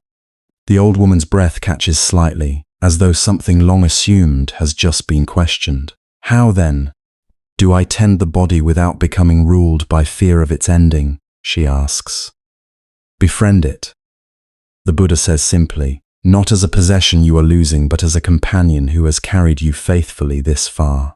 Speak to it kindly, even now, even as it weakens. Thank it for the mornings it lifted you from sleep, for the hands that fed you, for the legs that carried you toward everyone you have ever loved. A companion nearing the end of a long journey deserves gratitude, not blame. He pauses, letting the night settle more fully around his words. And remember also, he says, that you are not only this body, though you have lived so closely with it that the two have seemed inseparable. You are also the awareness that has watched it change through every stage, the tenderness that still reaches toward others despite its aches, the attention that is listening to these words even now. That awareness has not grown old in the way the knees have grown old. It has only grown more spacious if you have let it. Rest some of your identity there, in that wider awareness, and the body's changes will frighten you less. It is one part of you weakening. It is not the whole of what you are. The old woman is quiet for a long time. When she speaks again, her voice is steadier, though no less honest. I think I have been holding my body like a debt I owe, she says, instead of a gift I have already received. That is the shift, the Buddha says gently. Not denial of the ache, not pretending the body will not one day be done with its work. Only this, let each day it still carries you be received as gift, rather than demanded as guarantee. Then even a tired body, even an aching one, can be lain down at night without bitterness. It has done what a body does. It has served faithfully. It deserves rest, and so do you. Something in the old woman's shoulders releases, not dramatically, but the way a held breath finally finds its way out. Around her, several others touch their own aching joints, their own tired backs, with something closer to tenderness than complaint. The lamp beside the Buddha flickers once, steadies, and burns on a little longer in the dark. In that shared tenderness, the Buddha's words grow quieter and more spacious. It is as if he is no longer trying to lead anyone somewhere far away. He is not offering a difficult road to climb, nor a hidden truth that must be seized by effort.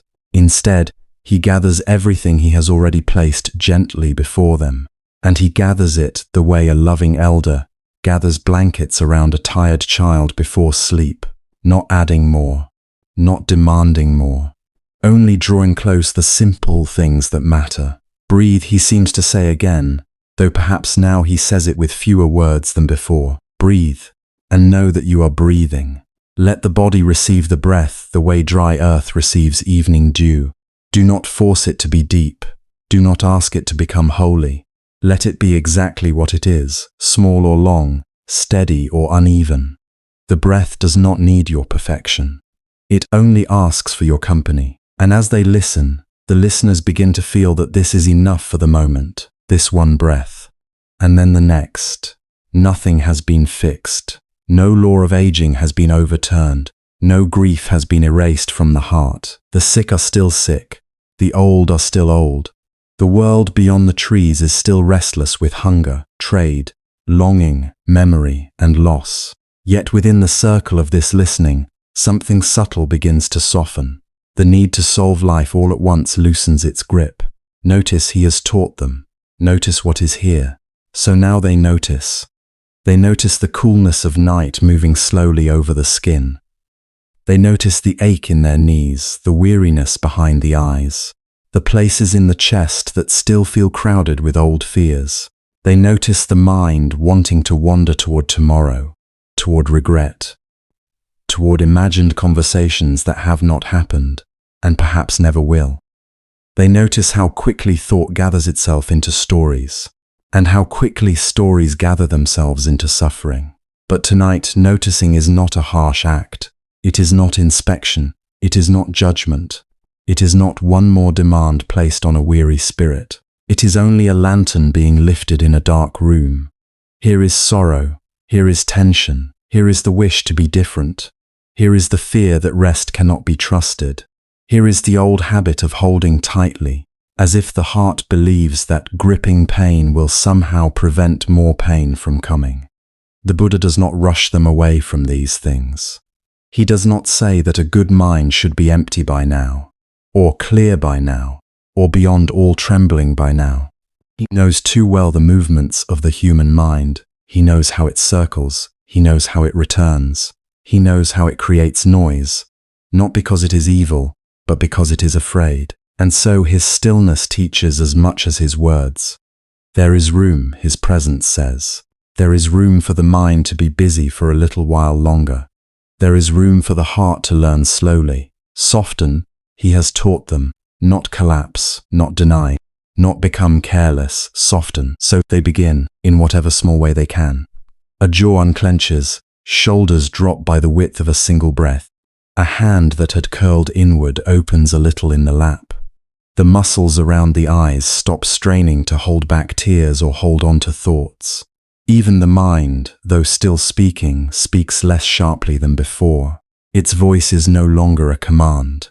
It becomes, little by little, an echo passing through a wider space. The night seems to understand this softening. The trees do not hurry. The earth beneath them does not hurry. The stars, if seen through the branches, do not hurry. All around the gathered listeners, the world keeps offering the same instruction without language. Nothing here is asking you to tighten. Nothing here is asking you to brace yourself against this moment. The moment is already here. The breath is already here. The life you are living with all its unfinishedness is already here. Release. He has taught them. And release does not happen all at once, it rarely does. A person may lay down one burden and discover 3 more hidden beneath it. One fear may quiet, while another one, older and smaller, rises from the dark and asks to be seen. This too is natural. This too belongs. Release is often not a single door swinging open, but many little knots loosening one by one in the dark. Release the thought that every feeling must be explained tonight.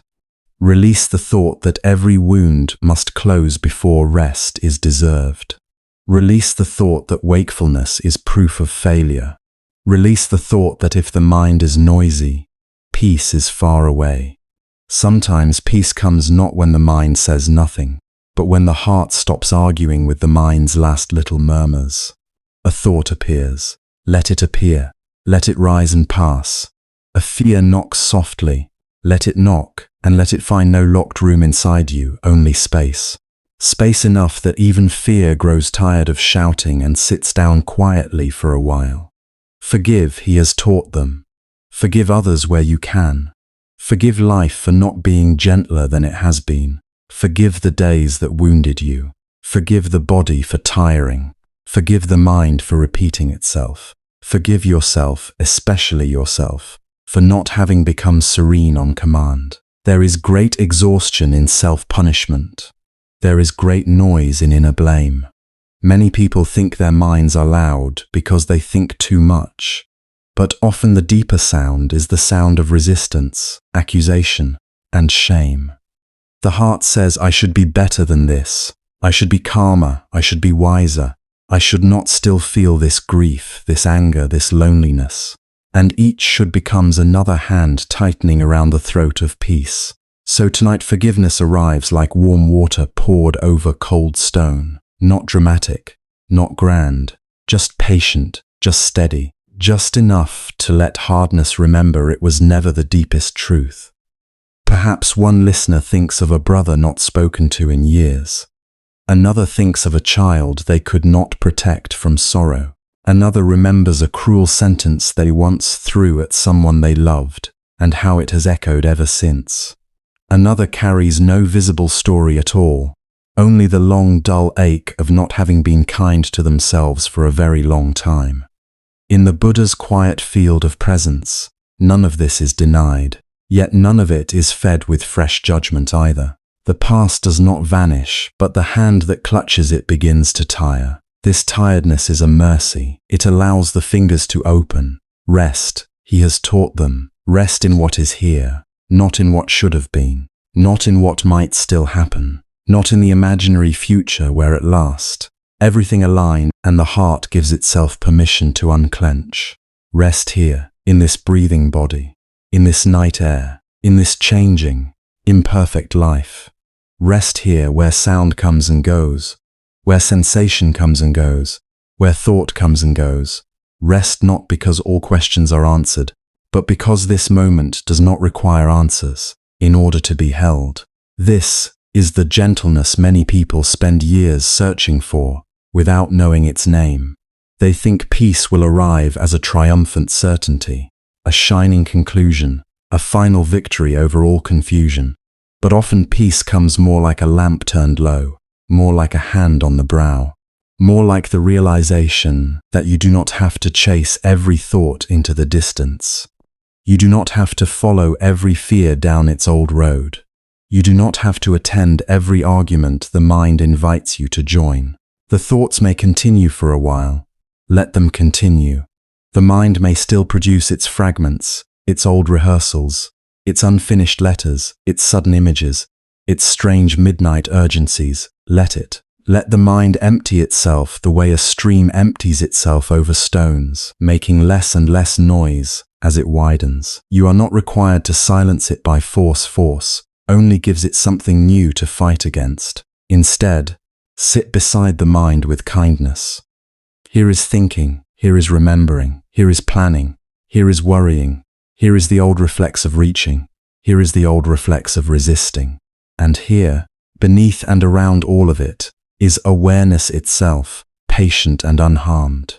Awareness does not panic because a thought has appeared. Awareness does not become smaller because sorrow has visited. Awareness is wide enough to hold the weather of the mind without becoming the storm. Slowly, very slowly, what felt crowded begins to feel more open. The listeners may not even notice the exact moment it changes. One moment the thoughts seem close and pressing. The next they seem farther away, like voices from another courtyard. One moment the chest feels tight around them. The next there is a little more room, a little more air, a little less urgency, not because life has been solved in an hour, but because the heart has stopped gripping every passing thought as if survival depends upon it. This is how quiet sometimes comes, not as conquest, not as emptiness, cold and bare. It comes as safeness, comes as permission. It comes as a kindness so wide that even your restlessness can lie down inside it. And this spaciousness is not something to fear. Many fear quiet because they imagine it as absence, as loneliness, as a place where nothing answers back.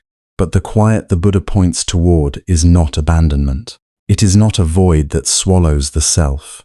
It is more like a great field at dusk, where every harsh edge softens and every creature, tired from its own wandering, finds somewhere to be still. It is a quiet with warmth in it, a quiet with room in it, a quiet that does not erase you, but finally lets you stop defending yourself from every moment. In such quiet, the whole being begins to loosen.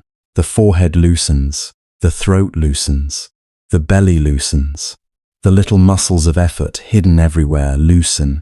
Even old vigilance, that faithful guard who has stood watch too many years, begins to understand that for now, just for now, it may sit down. If a sound rises in the distance, let it rise. If a memory returns, let it return like a moth passing once before the lantern. If emotion moves through, let it move through. Nothing needs to be expelled with violence. Nothing needs to be clung to with fear. Breathe, notice, release, forgive, rest. Again breathe, again notice, again soften, again release, again forgive, again rest. Not because you failed the first time, but because the human heart learns through returning. The river does not resent each bend. The night does not resent each cricket's call. The moon does not rush the sleeping earth. In the same way, you do not need to resent the mind for needing many gentle invitations before it trusts stillness. And if there is some final thought still pacing at the edge of awareness, let it pace. It too will grow tired. Thoughts are not as strong as the space that holds them. Worry is not as lasting as the breath that receives it and lets it go. The mind can make 1,000 movements, but eventually even motion grows quiet when it is no longer fed by fear. The Buddha's presence by now feels less like instruction and more like shelter. The listeners are no longer leaning forward with the strain of trying to understand everything.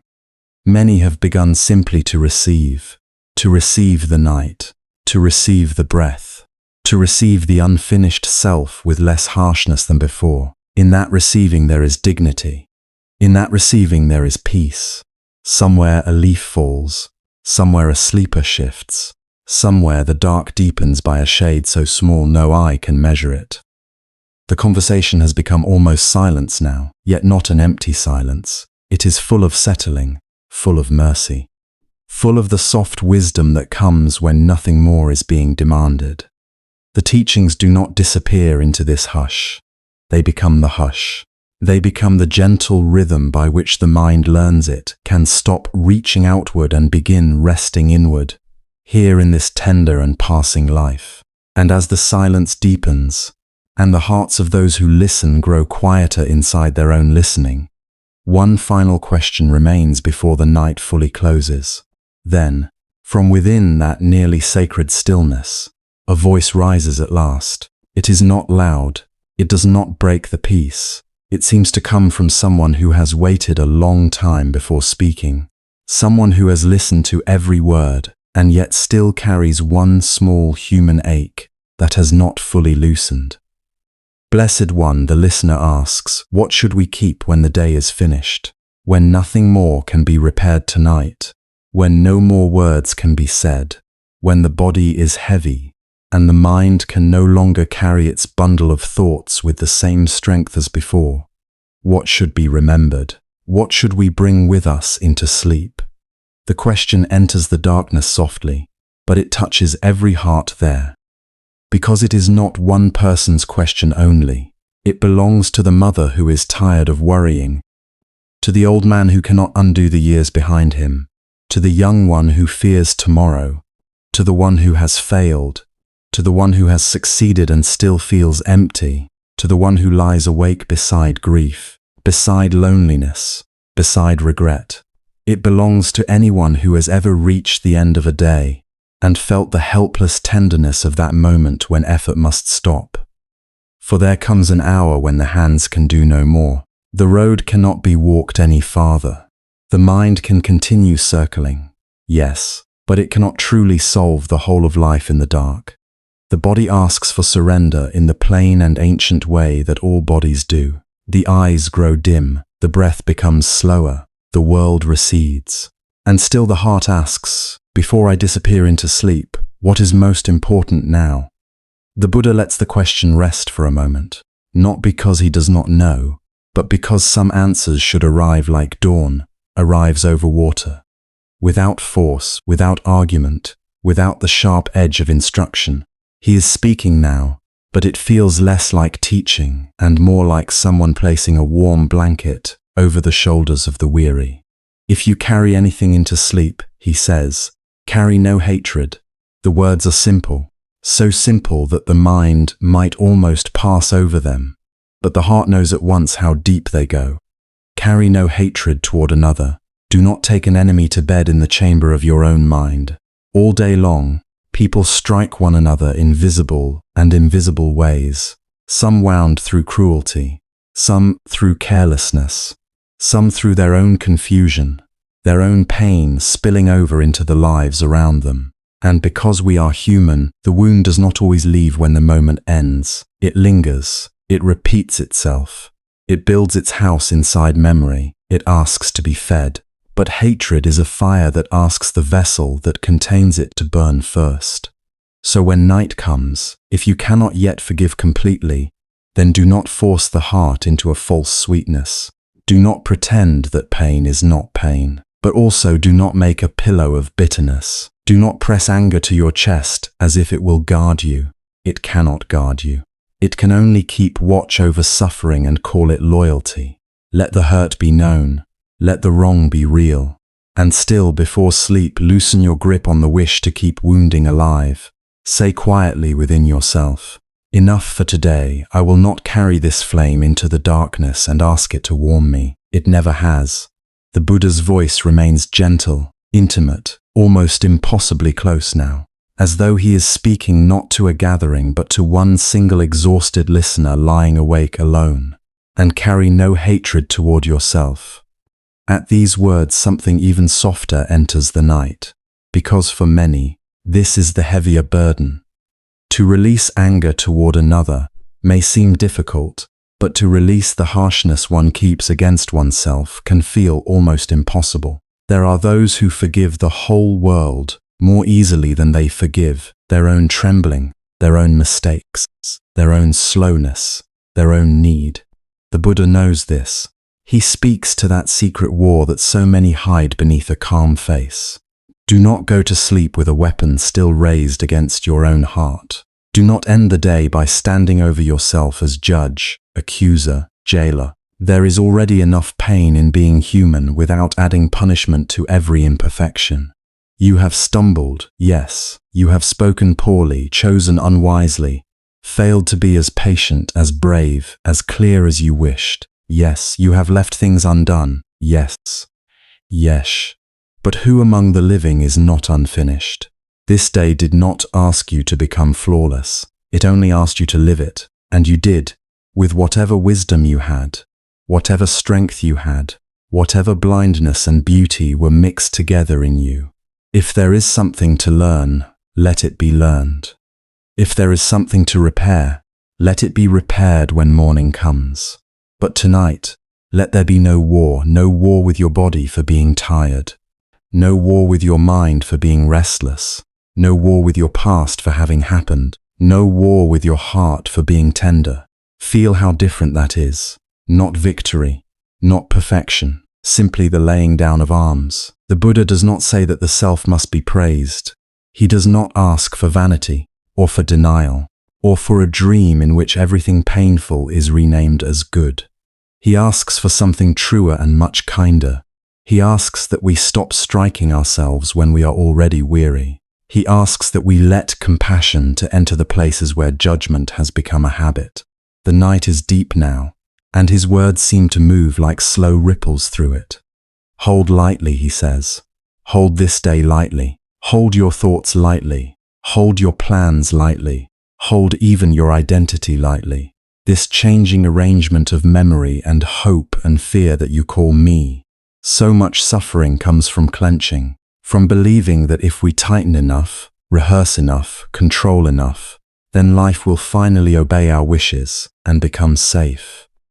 But life does not become peaceful because we grip it harder. The hand that closes around water comes away empty. The hand that opens can at least feel the coolness passing through. To hold lightly does not mean to stop loving. It means to love without imprisonment. It means to care without believing that care gives ownership. It means to let this passing world be passing and still meet it with tenderness. The day you had was never yours to keep forever. The people you love are not objects to secure against change. Even your sorrow, even your joy, cannot be frozen into place. Tonight then, let things rest in their own nature. Let the unfinished remain unfinished for a few hours. Let tomorrow stay closed. Let memory stop calling itself duty. Let your name, your roles, your burdens, your stories loosen like garments at the end of a long journey. For sleep is a small practice of letting go. Every night life asks this of you, not as punishment but as mercy. The world says, enough carrying. Come here. Be held by what does not require your effort. The Buddha pauses again, and in that pause the listeners can hear their own breathing, each one a little different, each one fragile and faithful. Breathe gently, he says, not deeply because someone ordered you to, not perfectly because calm must be earned. Gently, as you would soothe a frightened child, as you would touch the wing of a bird you hope not to startle, as rain settles into soil, as moonlight lies over a field and asks nothing of it. So much of life is lived under strain. The jaw hardens, the shoulders rise, the breath becomes a servant of fear, quick and narrow, always preparing for what has not yet happened. Even in bed, even in darkness, the body may still believe it must defend itself from the whole world. But this breath, just this one, can be different. Let it come without dragging it in. Let it leave without chasing it out. Feel how the body already knows something the mind keeps forgetting. That life is happening by giving and receiving, by opening and releasing, by trust more than by force. A gentle breath tells the nervous heart, you may soften now. A gentle breath tells the overworked mind, you do not need to finish thinking tonight. A gentle breath tells the body, I have heard your fatigue. I am no longer asking you to carry me farther than you can go. And perhaps that is what so many have longed to hear without knowing it. Permission. Permission to soften. Permission to pause. Permission to stop proving, stop defending, stop holding up the sky with bare hands. Then the Buddha gives what may be the tenderest teaching of all. Trust this moment enough to rest, not tomorrow. Not some imagined future in which all questions are answered and all dangers have passed. Not a perfected life never arrives. This moment, this breathing, dim, imperfect moment. Trust it enough to rest inside it. Trust does not mean certainty. It does not mean that nothing painful exists. It means that for now, in this very breath, there is enough ground beneath you to stop struggling. Enough life is supporting you that you do not need to remain on guard against everything at once. The earth has not asked you to stay awake in order to keep turning. The stars do not need your vigilance. The night is not waiting for your permission to be night. You may rest. If sorrow is here, let it sit nearby without becoming your master. If fear is here, let it be met with kindness rather than panic. If longing is here, let it be a quiet tide and not a command. If love is here, let it warm you without making you cling. Trust this moment enough to lie down inside it as you would lie down in a field at dusk, looking at the last color leave the sky. Trust this moment enough to be held by what you cannot control. Trust this moment enough to disappear a little from your own effort. The listener who asked the question has gone very still now. Perhaps tears have come, though no one speaks of them. They are not tears of despair. They are the tears that come when something hard inside finally stops resisting kindness. And the Buddha, in the dark, continues, as if he is speaking directly to the hidden ache in every person who has ever been too tired to continue and too burdened to let go. When the day is done, do not ask for great philosophy, he seems to say. Ask for what leaves the heart lighter. Ask what unties the knot. Ask what does not follow you into sleep like a stone tied to the chest. Carry no hatred. Keep no war with yourself. Hold lightly. Breathe gently. Trust this moment enough to rest. These are not heavy teachings. They do not ask the weary mind to climb a mountain before dawn. They are small enough to fit inside one breath, one bedside silence, one last thought before sleep. Yet within them is a vast freedom, because a whole life can be changed not only by grand awakenings, but by the quiet way a person learns to end the day. To end the day without poisoning the heart. To end the day without turning pain into identity. To end the day without making a courtroom of the mind. To end the day with less grasping, less blame, less fear. To end the day as a human being among human beings, fallible and tender and allowed, at least for these few dark hours, to be unguarded. Outside, the night seems to deepen around the listening. The trees stand without speaking. The air itself feels slower. What has been said does not demand agreement. It asks only to be felt, to settle where it can settle, to move through the body like warmth. No debate is needed here, no cleverness, only recognition. Yes, the heart says quietly. Yes, that is enough. Yes, I can put this down. Yes, for now, I can rest. And with that, the answer has been given as fully as it can be given in words. Nothing more needs to be added. To add more would be to disturb the still water after the moon has already found its reflection there. So the teaching remains for a few final breaths, simple and luminous in the dark. Not as doctrine, but as companionship. Not as command, but as shelter. The kind of truth that does not push on the mind, only opens the hand around it. Carry no hatred. Keep no war. Hold lightly. Breathe gently. Trust this moment. Around those who listen, the world has become almost entirely quiet now. The question that lingered has been met. The ache beneath it has been touched. And in that soft completion, words themselves begin to grow less necessary, as if they too are bowing to the night. What remains is not explanation but presence, not thought but nearness, not speaking but the deep kindness from which speaking came. And slowly, very slowly, even that final thread of language begins to loosen and fade, until only the living silence is left to carry everyone the rest of the way. And so it happens without announcement. No one is told that this is the final moment of speaking. No bell is struck. No hand is raised to mark an ending. The words simply come to their natural shore, and there, at the edge of the night, they stop. The Blessed One does not add another sentence to complete what is already complete. He does not gather attention back to himself. He does not try to hold anyone with one last effort of sound.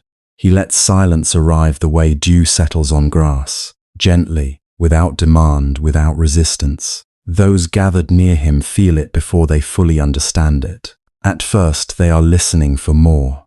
One more answer. One more phrase to remember. One more kindness to place carefully in the heart and carry into the years ahead. But little by little, they realize that nothing has been withheld. Nothing essential has been forgotten. The teaching has not ended because it has failed. It has ended because it is whole. And in that wholeness, the silence itself begins to teach. It teaches without argument. It teaches without form. It does not arrange itself into neat conclusions. It does not tell each person exactly what to think. Instead, it meets them where they are and asks nothing except that they be still enough to feel what remains when grasping loosens. The night receives this silence completely. It receives the old and the young, the certain and the uncertain, the faithful and the weary. It receives those who came carrying sorrow in both hands, and those who arrived with questions they could not name. It receives the ones who have loved well, and the ones who still regret their hardness. It receives the restless mind and the tired body. It receives all of them equally, as the dark sky receives every leaf, every stone, every sleeping animal hidden in the grass. No one is turned away from this quiet. No one must prove they understand. No one must become wiser before they are allowed to rest. Around the Blessed One, people begin to settle more deeply into themselves. A shoulder drops. A jaw unclenches. Fingers that had been curled around cloth or worry begin to open. Breathing changes first in one chest, then another, until the air among them feels softer, slower, less burdened by urgency. It is as if every person there has been carrying an invisible vessel filled to the brim, afraid to spill it, afraid to set it down, and now, in the presence of one who asks nothing more of them, they realize they can place it on the earth. The questions do not all vanish, but they become gentler. They are no longer knives searching for an answer sharp enough to cut through fear. They become like distant lanterns seen through evening mist, small and steady, no longer burning the hands that hold them. What was once desperate becomes tender. What was once tangled begins to loosen. A person may still wonder how to live, how to endure loss, how to face death, how to forgive what seems unforgivable, how to release what has lived too long in the heart. But now these questions are not chased. They are cradled, and that too is part of the teaching. Not every wound is healed by force. Not every sorrow is resolved by explanation.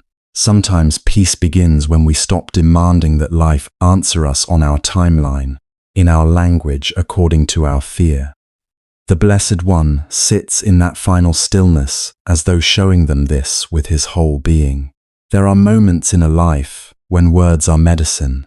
There are moments when guidance is needed, precise and clear. But there is also a moment beyond the reaching mind, beyond the need to add and add and add, where truth is no longer something said.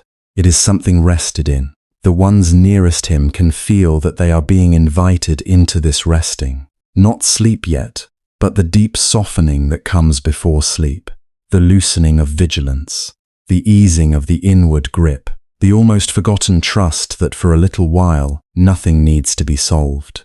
Some lower their eyes, some keep looking quietly at him, not out of hunger now, but out of love. Some listen to the small sounds around them, as if hearing the world for the first time. A leaf shifting, cloth brushing the ground, the faint movement of night air through branches, the calm rhythm of others breathing nearby. These sounds do not interrupt the silence, they belong to it. They are its living texture. In the hush, everything that has been spoken through the long unfolding of the night seems to settle into its rightful place. Release. Not the cold release of indifference, but the merciful release of unclasping. The hand that has held pain too tightly begins at last. To soften the mind that has circled the same fear 1,000 times discovers, if only for a breath, that it does not have to continue tonight. What is gone may be gone. What is uncertain may remain uncertain. What has not yet come may when it comes. For now, the burden can be set down. Compassion, not as an idea, but as warmth. The warmth of understanding that each being struggles, each heart bruises, each life trembles beneath joys and losses it cannot fully control. In this silence, compassion spreads without spectacle. It asks no reward. It does not measure worthiness. It simply extends itself the way moonlight lies across roofs and fields, touching whatever is there, impermanence, no longer frightening in the same way, no longer only the name for endings and loss. Here, in the quiet after the final words, impermanence reveals its gentler face. Because all things change, pain does not remain fixed forever. Because all things pass, even grief moves and breathes and shifts in shape. Because this moment cannot be kept, it can be loved. Because the night deepens, rest becomes possible. Forgiveness, slow and human. Not forced, not theatrical. Perhaps not complete. But something in the heart no longer wishes to keep drinking its own bitterness. Something is tired of the old burning. In the stillness, a person may not yet know how to forgive fully, but may feel the first true willingness to stop carrying the blade inward. And that willingness is already a kind of opening, already a kind of dawn. Presence. This breath, this body, this ground beneath you. This one passing moment that asks only to be inhabited. The Blessed One's silence seems to say that life, in all its fragility, is most deeply met here, not in rehearsing what has happened, not in bargaining with what may happen. Here, where the breath enters and leaves on its own, here, where the night holds you without asking who you have been. And rest. Rest not earned through perfection, but given through being alive. Rest not postponed until every fault is corrected and every fear is conquered. Rest now because the heart cannot heal while endlessly standing guard against the dark. Rest because even sorrow must sleep. Rest because the earth beneath all creatures has always known how to hold weight without complaint. The gathered people do not speak these things aloud. They do not need to. The understanding moves among them quietly. Like water sinking into dry ground. One by one, the force with which they have been holding themselves begins to ease. The mother who came carrying private grief lets one long breath leave her and does not rush to catch the next. The old man whose thoughts have been crowded with unfinished memories feels them drift farther away, not gone, but no longer pressing against his chest. A young seeker who once feared that not knowing was a kind of failure, now sits inside not knowing and finds that it does not destroy him. Someone who has judged himself harshly for too many years feels, for the span of a few silent breaths, what it is like to be met without accusation. This is how the night works on them, not by changing their lives all at once, not by erasing the human condition, but by loosening the knot enough for tenderness to enter. The Blessed One remains still, and his stillness is not absence. It is companionship so complete it no longer needs to speak. It is love without possession. It is wisdom without display. It is the kind of nearness that does not crowd the soul, but gives it room to unclench and unfold. Soon even the desire to interpret the moment grows quiet. The mind, so accustomed to making meaning out of every glance and pause, begins to tire in the sweetest way. Thoughts become slower, farther apart. They drift like late clouds crossing a moonlit sky, appearing and dissolving without struggle. No one needs to follow them. No one needs to push them away. They can simply pass. The lamps burn lower now. Their light, once clearer, has softened to a dim and amber glow. Shadows gather more fully in the corners of the space, but nothing in them feels threatening. The darkness has become kind. It no longer hides danger. It offers shelter. Faces that were once alert are gentler now, outlined by the last patient flickers of flame. Eyes shine, and then lower. The whole scene seems to breathe in long, quiet intervals. Perhaps somewhere beyond the gathering, a night bird calls once and is still. Perhaps the branches above move only slightly, as if they too have entered the listening. Perhaps the earth itself feels closer, more intimate, as though every root below and every star above were participating in the same vast wordless mercy. The conversation is over. Nothing more needs to be said. Nothing more needs to be defended. Nothing more needs to be carried with such strain. The silence that follows is not empty of meaning. It is full of permission. Permission to stop striving. Permission to be unfinished. permission to be mortal, permission to be tender, permission to let the body become heavy and the breath become soft, permission to trust that for this one night, calm can hold what fear has been trying and failing to control.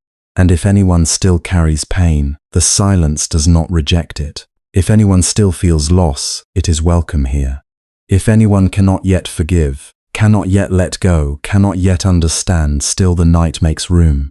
This too is compassion. This too is the final kindness. No one is asked to become pure before resting. No one is asked to solve the mystery of being alive before closing their eyes.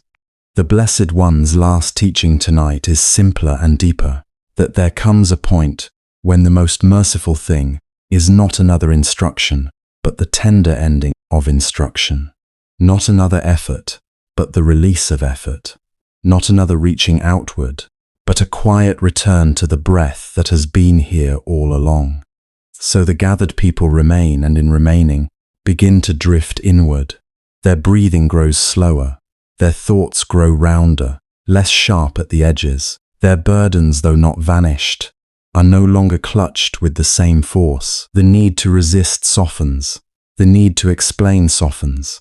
Even grief, for a little while, lies down beside them like a tired animal and sleeps. The lamps dim further. The outlines of robes, hands, and bowed heads blur into the larger gentleness of the night. The air cools. The silence deepens. And in that deepening there is no fear, only space, only breath, only the quiet knowledge that all things rest for a time in what is greater than them.